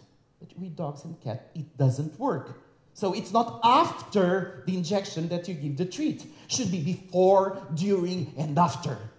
Always, always. So we're going to give treats for free, and then when the association is already created, then you start rewarding only the behaviors that you are willing the animal to do. Okay? What else we are going to do? Many times, my first, and we're going to speak about these in a couple of slides, but hands-free is the best thing we have to do. So usually what I do with kittens, with puppies, I put lots of treats in the examination table, okay? And they are up here, they are eating, and I must have enough quantity of treats for me to give the injection while the puppy or the kitten is eating. Okay? You can use wet food as well. I know we have a nutritionist here, but I'm a behaviorist, so I'm going to tell you one thing that Marta is not going to be very happy with me, but usually puppies and cats, they love cat food. So at that moment at the clinic, I give them what they like. Okay? And you agree? Yes, yes. So we're going to do a paper together. So absolutely, give them what they like. So if they like cat food, put it, the wet food, on the examination table, and then the puppy is leaking, and you do everything without any restraint. Because many times what is happening is that the restraint is coming. The word restraint is okay. How do you translate restraint to Romanian? Contența. In Portuguese is contenção. So it's quite similar. So the contența is already the sign that something bad is coming. So if you try to do everything hands-free, there is no signs that something bad is coming. Does it make sense? One important thing is the timing. Sometimes we are working, let's say, Madalena, you're the caregiver, I'm the veterinarian, I ask the caregiver to give food, or the nurse, or the technical staff that is working with you. But if Madalena is giving the food while I'm doing a bandage, for instance, and the food is finishing, Madalena needs to tell me the food is finishing because I need to stop what I'm doing. Because the food needs to be holded and being given while I'm doing the treatment. Because if the food ends before I finish the treatment, it's the moment that many dogs or cats, they look back and they can bite you. Okay? So we must always work in a team. And this team can be the caregiver, a nurse, another vet, 2 nurses. Okay? It depends. It depends, but teams are very important, okay? So create tolerance of future veterinary handling. So always use something to create this association. Then we need to prepare the visit. Prepare the visit. And the preparation of the visit starts before the clinic, much before the clinic, as we're going to see. But the first thing, when we're speaking about preparation, and the majority, I think after the pandemic, the majority of us are working, especially with bookings, right? The majority of clients are booking their own space in our schedule. Am I right? Yeah, I'm seeing faces saying yes. Of course, we will have always clients coming out of the schedule that we're going to accept because it can be an emergency, and we're going to accept them. However, if we try to have, for instance, a morning, I don't know, is there any only cat clinics? Only cat clinics? Yes, there are? But at least one. Okay, so it's not the most common, which means that probably we can organize our working, having, for instance, 1 morning, 2 mornings where I only book cats. Or a day for cats. We know that a dog will come in the middle of these. And I must say, I don't know how many of you already had a waiting room full of cats and a waiting room full of dogs, and which is much calmer. Isn't it? It's fantastic. Fantastic. So if you could organize something this way, it would be much better in cats' perspective, especially cats' perspective. Okay? And then the carrier. What does the carrier mean? Oh my God. For us, it's just the carrier, right? I'm bringing the carrier to the vet. But remember, in cat's perspective, the carrier was hidden somewhere in the garage, right? And then the carrier comes, and the cat is already turning on the alarms. I'm going to the slaughterhouse. I'm going to be killed. Okay? And their stress moments start when the carrier comes. So there are many things we can guide our caregivers. And the first is, if you book your consultation, of course there are emergencies, but if they book the consultation, the carrier can come from the garage 2 days before, 3 days before, in order that the cat starts getting used and habituated. If the caregiver can leave the carrier always as a hiding spot, and if they can leave it always in the environment, that would be perfect. Yeah? So, what do we need to do? The first thing, we need to habituate the cat to play inside the carrier, to have some pleasure inside the carrier. So if fear is already conditioned, means that we need to do a program of desensitization and counter-conditioning. And this takes time, okay? And probably there will be a need for a behaviorist to support the treatment of this cat that is already associating the carrier with something negative, okay? So we should start working with cats when they are kittens. I have many videos. I just select one from Jackie Nielsen from USA. And Jackie in this video is showing one technique. There are many of them. If you Google in the International Cat Care, they have lots of videos and flip charts explaining how to train cats to enjoy their cat carrier. Okay, but let's see this video. Okay, so now we're going to train him hopefully to get in a carrier. So this wouldn't be the carrier that I would use. Okay, I prefer. Let me just make a pause. I prefer the carriers that they are rigid. Okay, and you can take the top. And you will understand later that I try to do everything inside the carrier, okay? So this wouldn't be my favorite one. Oh, it starts. Okay, so now we're going to train him hopefully to get in a carrier. So this is a carrier, and I'm going to think that he's naturally probably somewhat inquisitive. She's using a clicker. I don't know how many of you are familiar with clicker training, but she's clicking and rewarding. I've got a little toy here to kind of encourage him. She's using something to get the kitten to get inside the carrier. And when the kitten at this phase just simply touch in the carrier, she clicks and reward. And now he's getting interested. There we go. Click. So he's clicked and rewarded. And reward.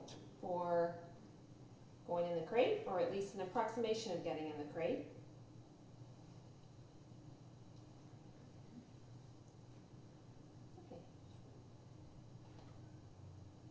So it continues step by step. This one is on day 3 days after starting, okay? So we're taking out the carrier for... And the kitten is already meowing.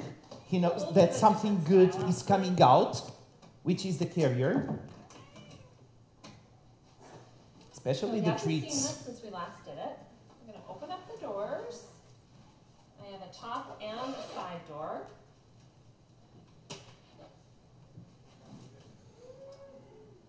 And the offer's going in. As you see, the kitten is offering behaviors. The kitten is sitting. It's trying to see what makes her give me treats. And now he's coming in. She clicks and rewards. They seem to get that association already. So there are many, many ways.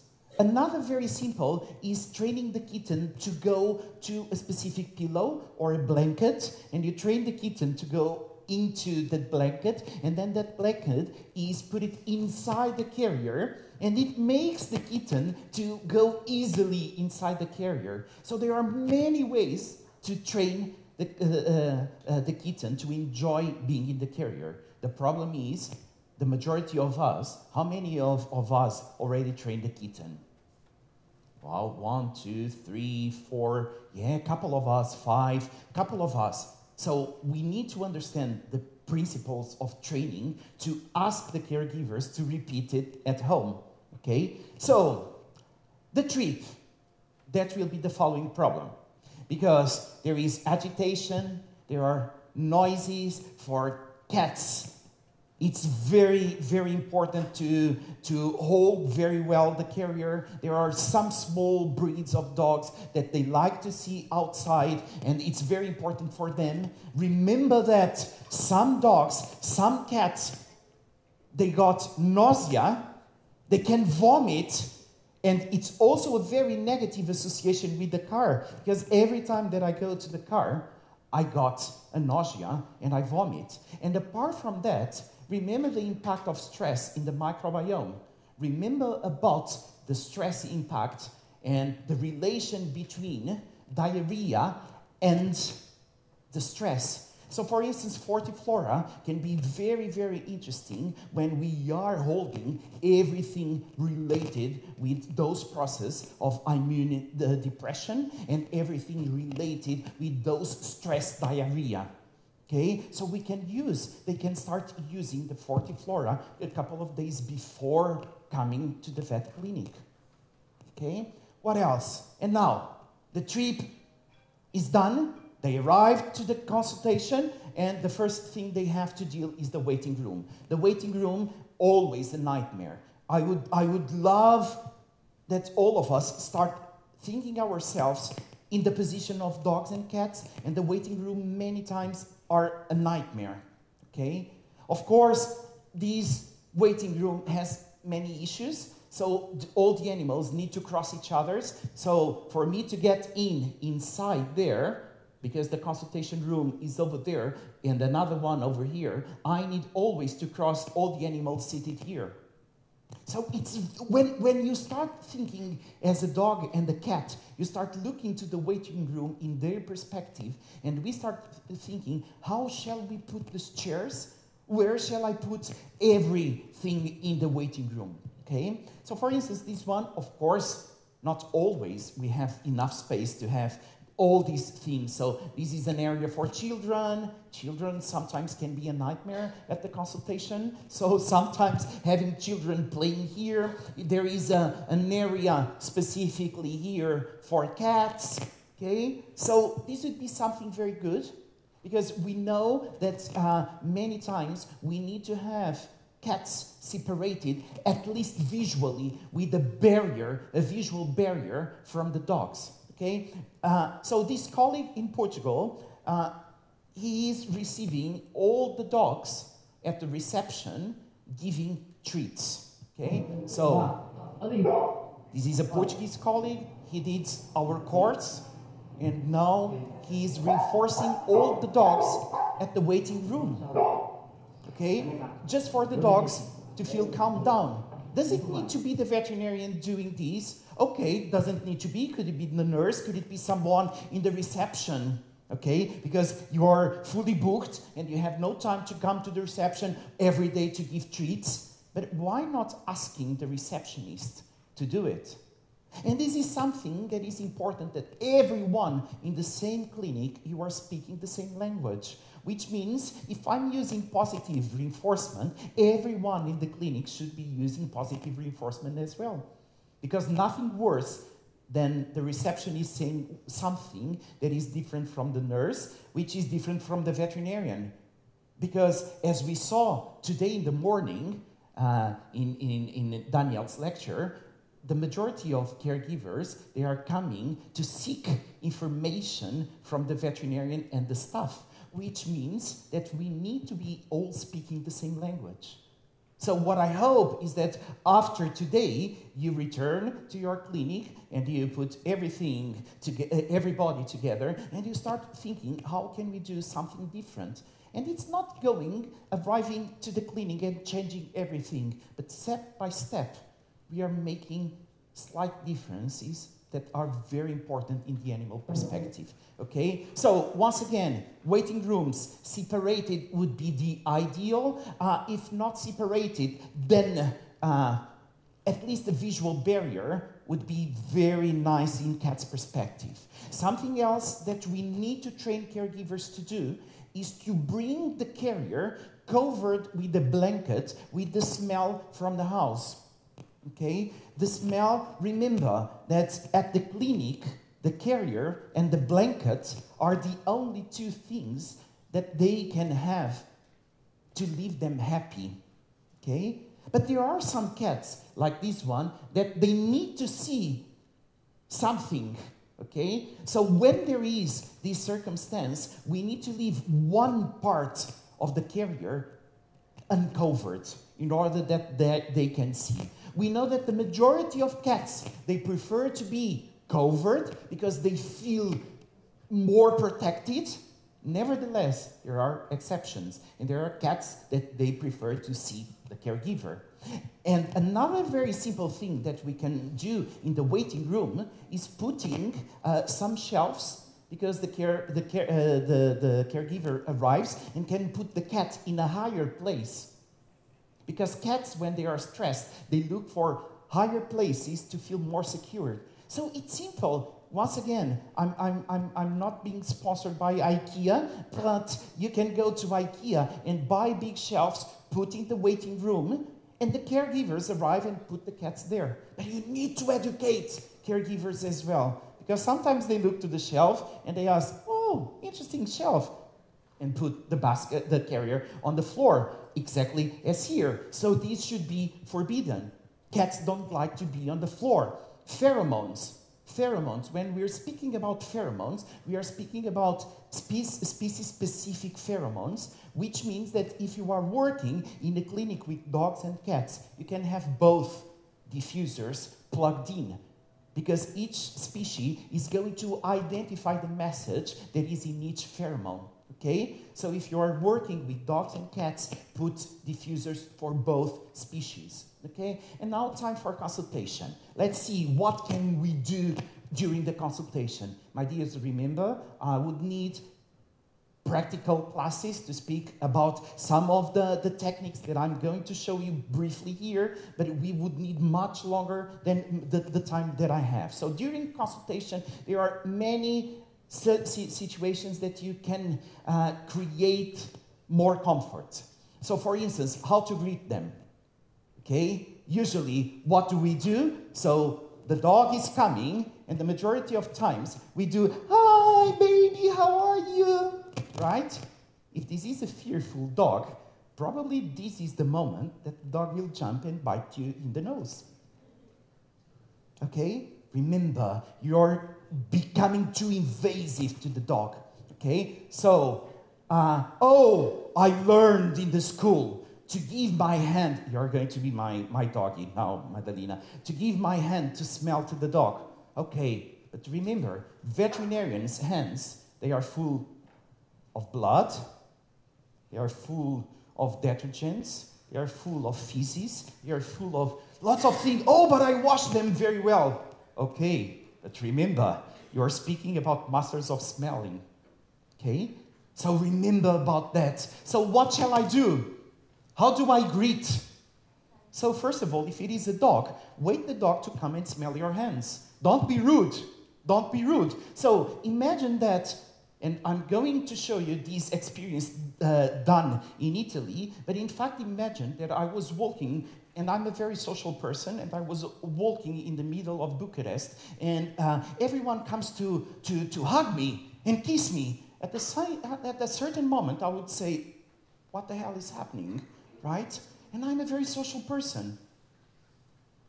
But we are doing this for dogs. Let's see how people behave. The show. Oh, che bello, posso carezzarlo? Certo. Ah, ok, grazie.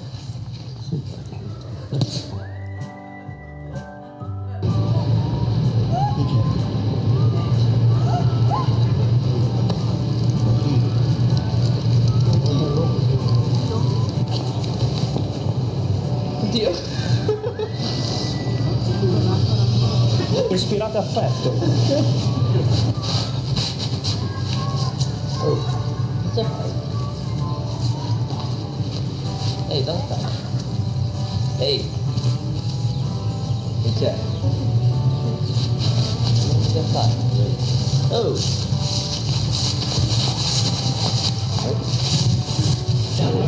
So, in fact, what is happening is, especially with dogs, we are taking for granted that every dog wants to be touched. And where are we going to touch a dog? In the head. Okay? That's very invasive, right?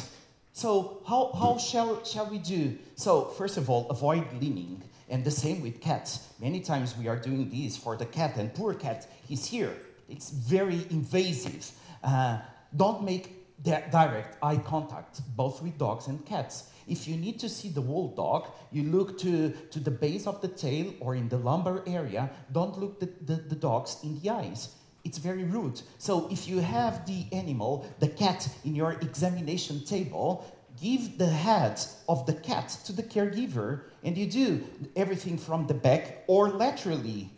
It's very polite in their language. If you're working with cats, for instance, something that works with many people, it doesn't work with me. I think it's my eye shape, it doesn't work. Probably with some of you already experiencing blinking to the cat, which is the cat's kisses. It doesn't work with me, but sometimes you blink the eyes slowly and then you avoid the contact. And these, with some cats, help them to feel more relaxed. Okay, it works with you. So Razvan. So everything is important. And remember, for instance, for cats, also the invisible curtain. Remember, cats, when I don't see you, you don't see me. So, when you have a cat in the consultation that you start seeing that the cat is getting aroused, hold the blanket, cover the cat.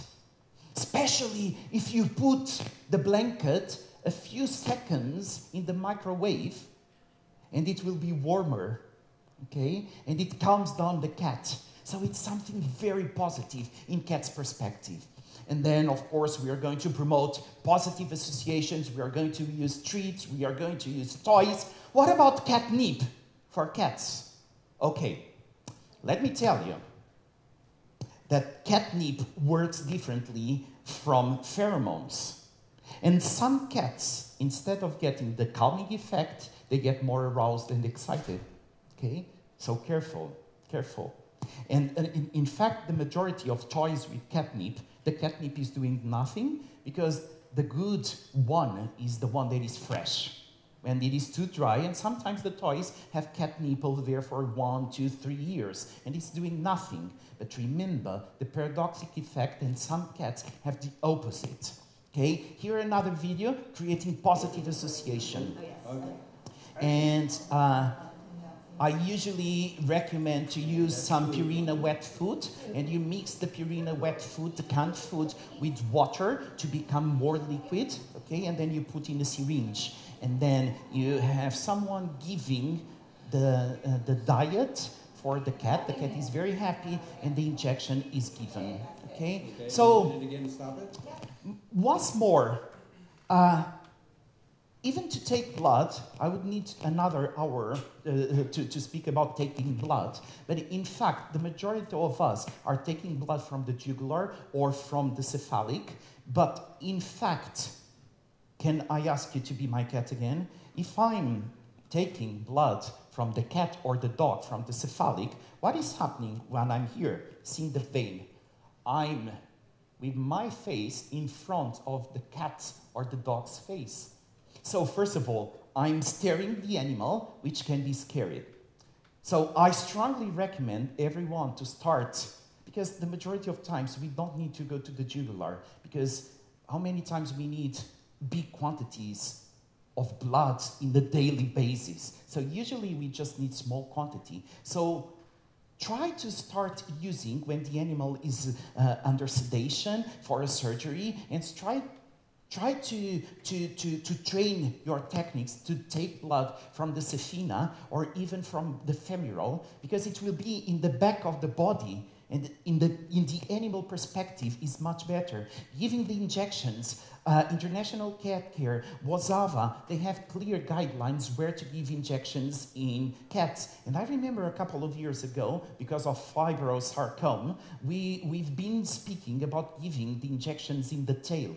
And it was awful. How many of you tried to give?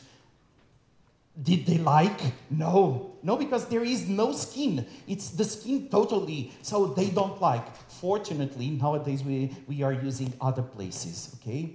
So, during consultation, something that I highlight, it's better to put the vaccination, the injection, 10 cents more expensive, but please make sure that you're changing the needle between the preparation and giving the injection, Okay? According to some studies, as soon as you use the first time the needle to get inside the bottle, the needle is getting round, which means that when you're going to give the injection, you need to make much more effort to get it in, and it hurts more.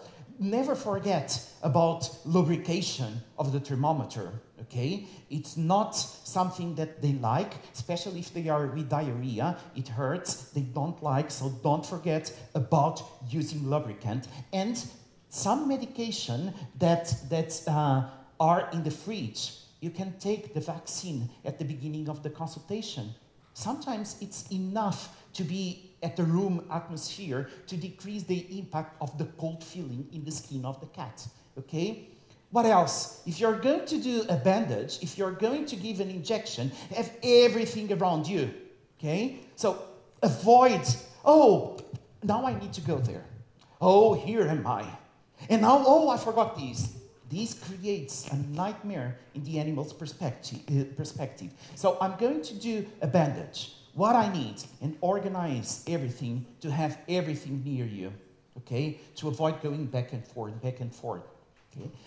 And I love this one, avoid metal. What are the majority of our examination tables made of? Stainless steel, yeah? And they are very cold. They don't like. So once again, if the caregiver is bringing a blanket, if the caregiver is bringing a towel with the smell from the house, then you put on the table, and then the animal is placed over the towel, okay? Pheromones, once again, we are going to use them in the waiting room, in the consultation room, and we can use both species pheromones, okay? And then something very important that we all should be trained in our universities, and I could spend another hour speaking about recognizing stress signs, which I don't have, okay? But it's very important to recognize the stress signs. And remember that the body posture is going to change according to the emotional state, which means that at the beginning, the cat can be in this position, and you can see something is coming in, and the ears are getting more lateralized, and you see that there is a progression, and here the cat, at the last moment, the cat is already telling you, if you continue, I have to bite you. But the cat is being very polite during a long time ago, and we are not paying any attention to the poor cat. So they are changing quickly the body posture. And remember that many times, a frozen cat, you know those cats that we love to treat because they are like this and they allow me to do everything, they are in a very negative or protective emotional state, which means that this cat suddenly can bite you, but it's not sudden. He was already telling you since the last consultation that I'm very scared with you. And we did nothing. We take this cat as an animal that allows me to do everything. So the same is happening in dogs. We have signs like yawning, blinking, nose licking, lying down, growling, and biting. Of course, this is a scale, and the only thing that I don't like in this scale is the fact that there is green, there is yellow, and red. But in fact, a dog, in a certain situation, he can yawn or do a nose or a lip licking and immediately go from a lip licking to bite, okay? So imagine, and now I'm going to move to Paula. Imagine that I'm here, oh, Paula, I love you so much, and Paula does a lip licking, and if I approach a bit more, it was already too invasive for Paula, and she bites me. From a lip licking moves directly to a bite. Don't bite me. Okay? So it's very important for us to know, and this is a very important recommendation that I always do. Never work all by yourself. Try to have always another member of your team together with you. I know that's not always possible. You are going to tell me, oh, but I'm only one over there. But ideally, we should be two people, because once again, if I'm treating the cat here, I'm finding the vein, so I'm not paying attention for the whole body, and there is a person that can tell me, please stop, make a break, let the cat breathe, let the dog breathe, let's make a pause.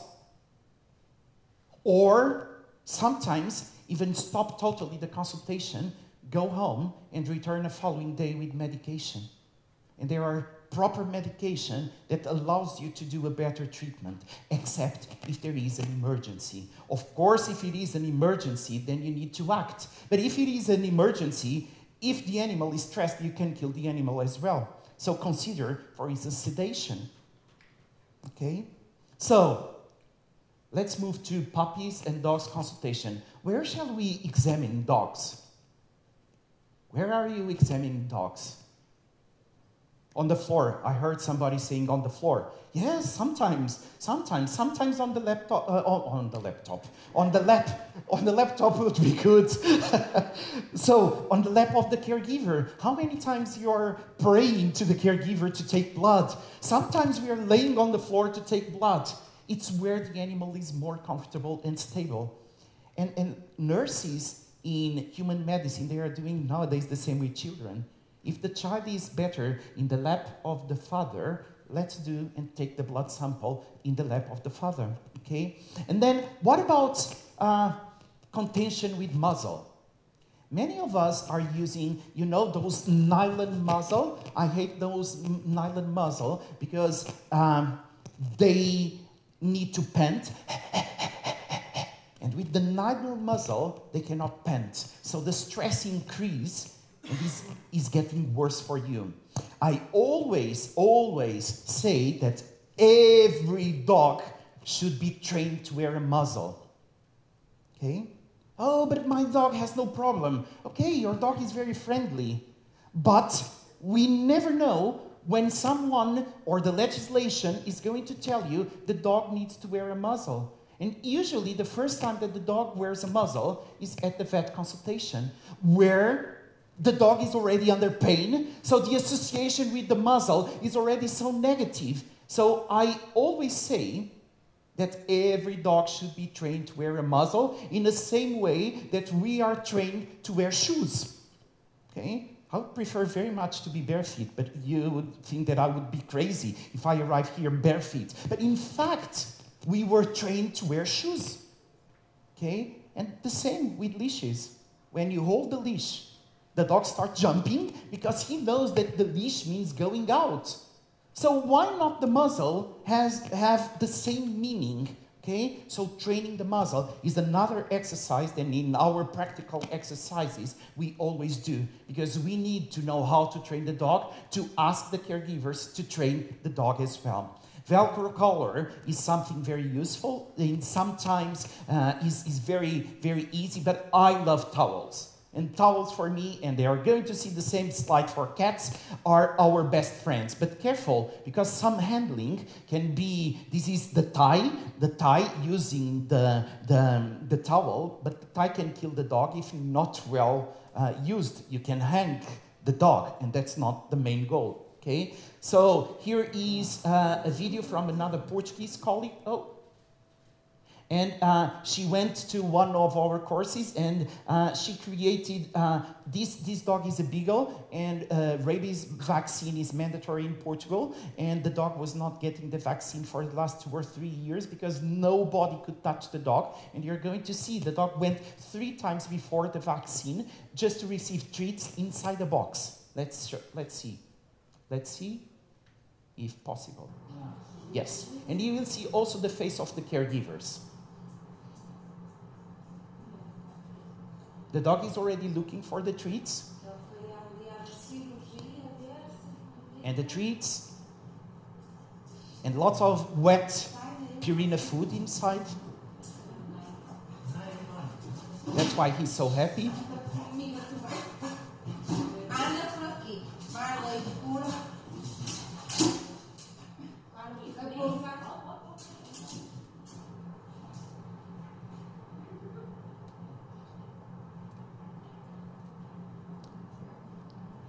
She was clever because she used the box also to avoid if the dog turns. The dog is eating inside, and you see the face of the caregivers. They are saying in Portuguese, how come? I cannot believe. Okay, so sometimes we need to be, proactive with our imagination. Let's move for cats and kittens. I usually recommend to take out the cat only when it's needed, okay? Usually caregiver arrives, here's the cat, and start taking off everything. Calm down, we have to speak. Give time to the cat to get habituated to the smells, to the light, everything. So it's important. Just take the cat out when really needed, and even if it is really needed. Remove the carrier. If you need to do an ultrasound and you cannot do the ultrasound inside the caregiver, inside the carrier, then remove the carrier underneath the examination table. Because remember, the carrier was the worst enemy at home, but now is the best friend at the clinic. And you know all cats want to go inside the carrier, right? Because it's the only thing that creates the connection to home. Some authors, they recommend the cats to explore. I have to tell you that I don't have the best experience with letting cats exploring, especially in mixed species consultations when there is dogs and cats. So I usually don't let them explore, and I prefer to keep them inside the carrier. I love the carrier because the carrier also acts as a platform. So the cat is inside, I cannot see you, you cannot see me, so it's much easier. And that's the reason why in hospitalization, for those of you that have cats hospitalized, many times they go inside the litter tray because they get inside and I'm hiding if they don't have any other place to hide. My dears, I would need another hour for hospitalization, so I'm not covering hospitalization this year, okay? So, that's the tip. That's the tip. So, how shall we evolve from hands-free, minimal restraint, loose towel, then we use tired towels, towel wraps, and puritos, okay? We have lots of things. Here, once again, it's another video from a colleague. It's a stray cat.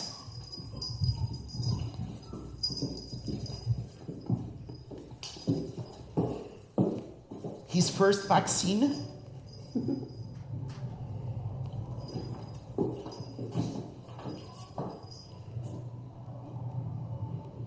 He's also tail amputated.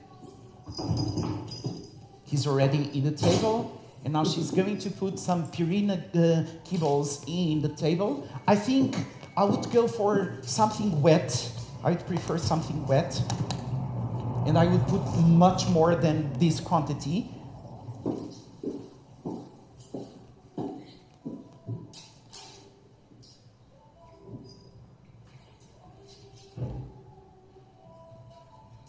And remember, feral cats in Portugal can be really nasty, okay? Very stressed, okay? So, handling difficult situations, how can we handle scruffing? Okay, no, we are going to stop using scruffing. Scruffing cats is something that we learn in our faculties. We learn to scruff the cat and hold the cat like a rabbit. It hurts, first of all. It's not very polite because it's also sexual behavior, okay? So this is very rude in cat's perspective, okay? And it hurts. I heard some colleagues, one colleague that knows another colleague that killed 2 cats doing a scruffing because the colleague broke the neck of the cat, okay? So it's really, really, really important to make sure that we are avoiding, and we have, once again, techniques with towels. And towels, once again, are our best friends. Once again, train caregivers to bring the towels from home. And then, for instance, here is a burrito that we are using, a technique when you are alone at the hospitalization and you need to do treatments in the eyes or in the ears. So you do a burrito, and it's very good to help the animal and help you as well. Elizabethan color with Velcro once again. And here in this photo, you see using inverted, so you know those cats that usually, they are quite friendly to receive the pills, but they are those cats that it's difficult to give them a pill. Then you put the collar inverted because you have no time to train the cat to receive the pill, because the ideally would be train the cat to accept the pill. Okay, but during the hospitalization, you have no time for that. So you can put the collar inverted in order that the cat allows you. Yeah, I notice. Calming cap is something that some authors are recommending, and I strongly recommend not to use calming caps because they are facing exactly where the pheromones are released. Gloves. I strongly do not recommend, but I admit that there can be sometimes with the towels that we can protect ourselves a bit more. But remember that the gloves are full of smells and it gives you the feeling of security, but they are not secure. You are getting bitten as well through the gloves. Is there anyone in the room that has already been bitten with the gloves? Yes, a couple of you. Yeah, a couple of us. So gloves don't protect us, and I don't feel the cat. And cats are very flexible, so I don't recommend. If there is something, then I would go for sedation. I'm not going to dominate dogs or cats. I need to work with my patients. And of course, there are homeworks, there are anxiolytics that can be given at home. And even if you need, you can do a chemical contention using sedation. In between consultations, remember about the alarm pheromones released by one animal to the other. Okay, so how many times you start the day with a cat that was very anxious, and all the other cats in that day, they are reacting in the same way. It's the role of the pheromones. And then, once again, I cannot speak about hospitalization. My time has gone. But many times, especially with cats, we must think twice if we should hospitalize or not this cat. I think we are hospitalizing cats that probably they would be much better at home with the caregivers under observation, and if the hospital is open 24 hours, they can return if there is something getting worse. So animal-friendly practice, everyone loves it, the animals, the staff and the job satisfaction, the clients return, and of course this means more money to come, okay? And before leaving, I would like to share with you, because in reality, I'm becoming half Romanian, okay?